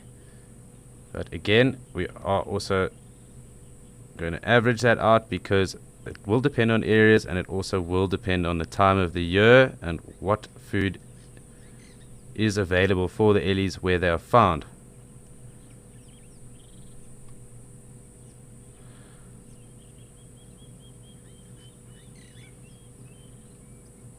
So it can be around about 150 kgs. It can be up to about 170 kgs of vegetation a day. But again, it will depend on the area. So if they have to travel very far, they will try and eat more calorific foods as well, where they can get them. And again, seasonal foods are also a thing for elephant. So in this area, for example, they will push out now when it becomes more rainy and it is the wet season, and they will eat more grass. And in the winter drier months, like it is right now, they will eat more browse and more branches and push over more trees. This is when you actually see them stripping the bark off of trees as well. But there are also fruits that fruit at different time and fall at different times of the year, so they will also eat those fruits. So marulas generally fall around February and March, and that is when marulas will be in an elephant's diet. So different fruit trees obviously only drop fruits, and there are other trees that will only pod. So those seed pods are also highly calorific for the ellies, and they will also at different times in the year be used to be, or will be part of their diet, as well as some of the Kagelia. So that is like the sausage trees, and those flowers are also favored as well. So it will change as to what is available for them. And in some parts of the world, so in the foresty areas, so in the rainforests, they eat quite a bit of clay, and they use the forest byres, to harvest that clay. Again, we do have some impala. So it looks like our ellies have pushed off for now.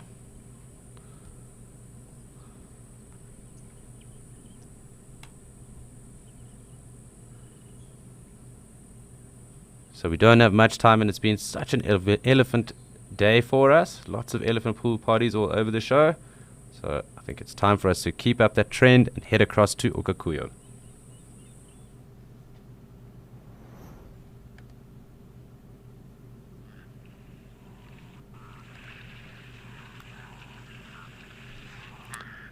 So we're back here, and we're back with our ellies, and these guys haven't deserted us.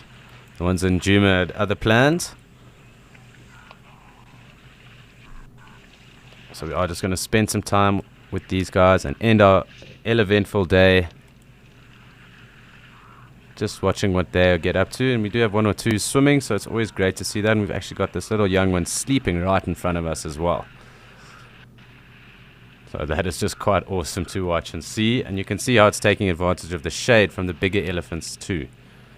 So definitely a tactic they do use.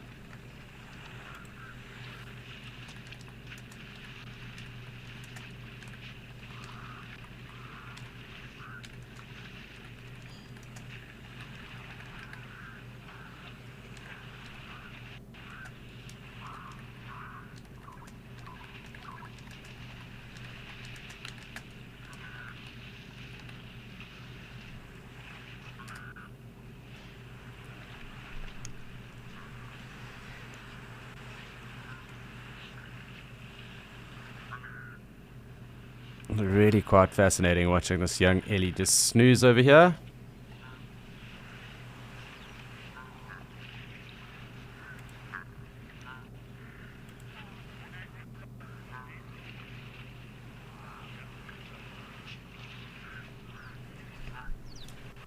Definitely just going to keep the frame where it is, just because this Ellie might wake up at some point, and it'll be interesting to see how that goes.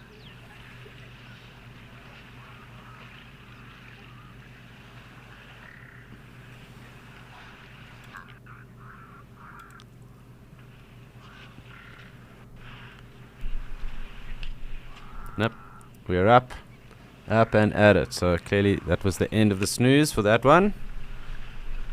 I'm sure, like most young things, when it gets woken up, probably a little bit grumpy. It does slowly look like everyone's getting out of the dam.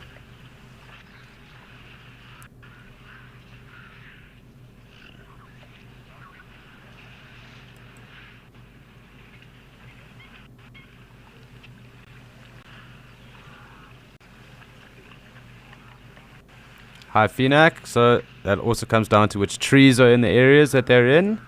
So like up near Vic Falls and along the Zambezi there's a tree called the Mgongo nut, and they'll eat those. Obviously where marulas are prevalent, they'll eat marulas. They'll take sour plums. I haven't really seen them take wild mango too much. I don't really know of too many things that do take wild mango. Maybe the odd inyala, but they'll also have inyala berries, which is the mashatu tree. There's also African wild mangosteen in certain areas as well, and they'll take those. So it really does depend on where they are and what berries or fruits might be in area or in season. They do like raiding farmers' citrus and other fruits as well. So they do like taking fruit. And there are actually areas of camping in Botswana where you are told to not leave your oranges in the backs of your cars, because they will break into the back of the cars as well and take those too. So Ellies are big fans of sweet things. Much like anything really, fruits are really good, and they also have a lot of calorific content for them to ingest. So it makes sense for them to want to eat those things.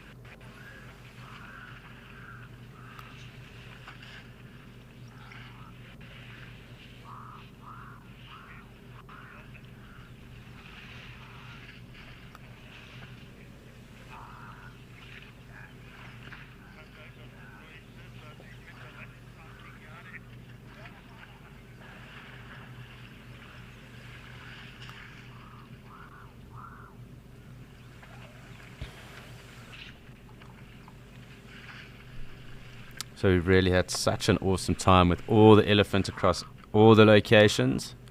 Even Rolf got Ellies, I think, today, although we didn't get to show them. So that means out of all the 5 we did come to you from, we were showing you Ellies.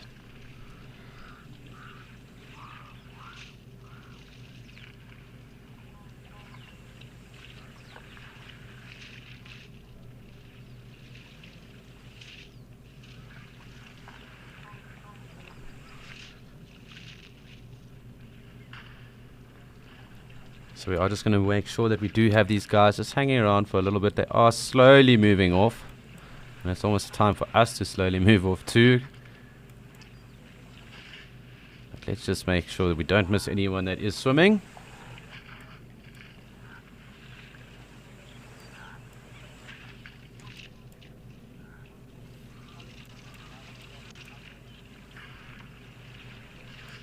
Oh, we do have some big bulls that are on this side, so I haven't spent too much time with the bulls yet this afternoon, so we'll spend a little bit of time with them.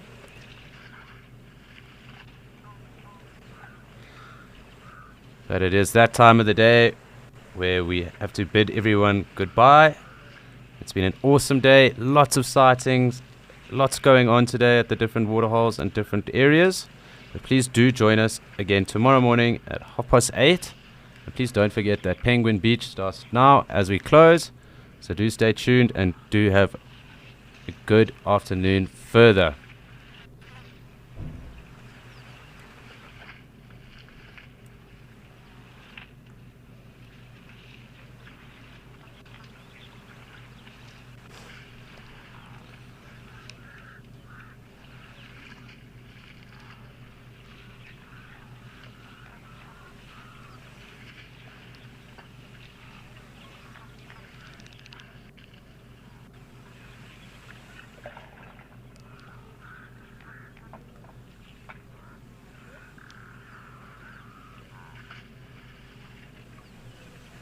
So we're just going to sit here and round out our afternoon, or morning even, with these lovely bull ellies. They are doing the most for us, and just splashing and playing, definitely getting the most of the water and the relief.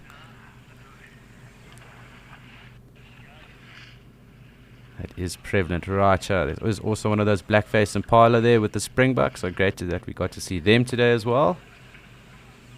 But always cool spending a day like this with elephant.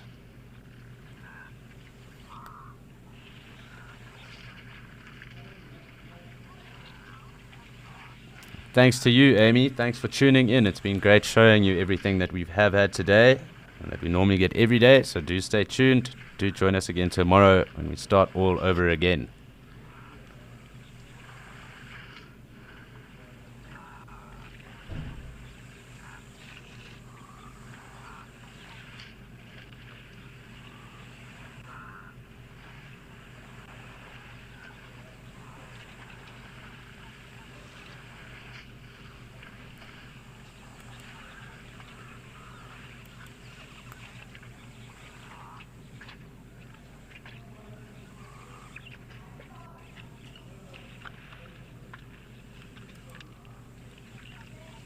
Alrighty, everyone, it's time to bid you adios.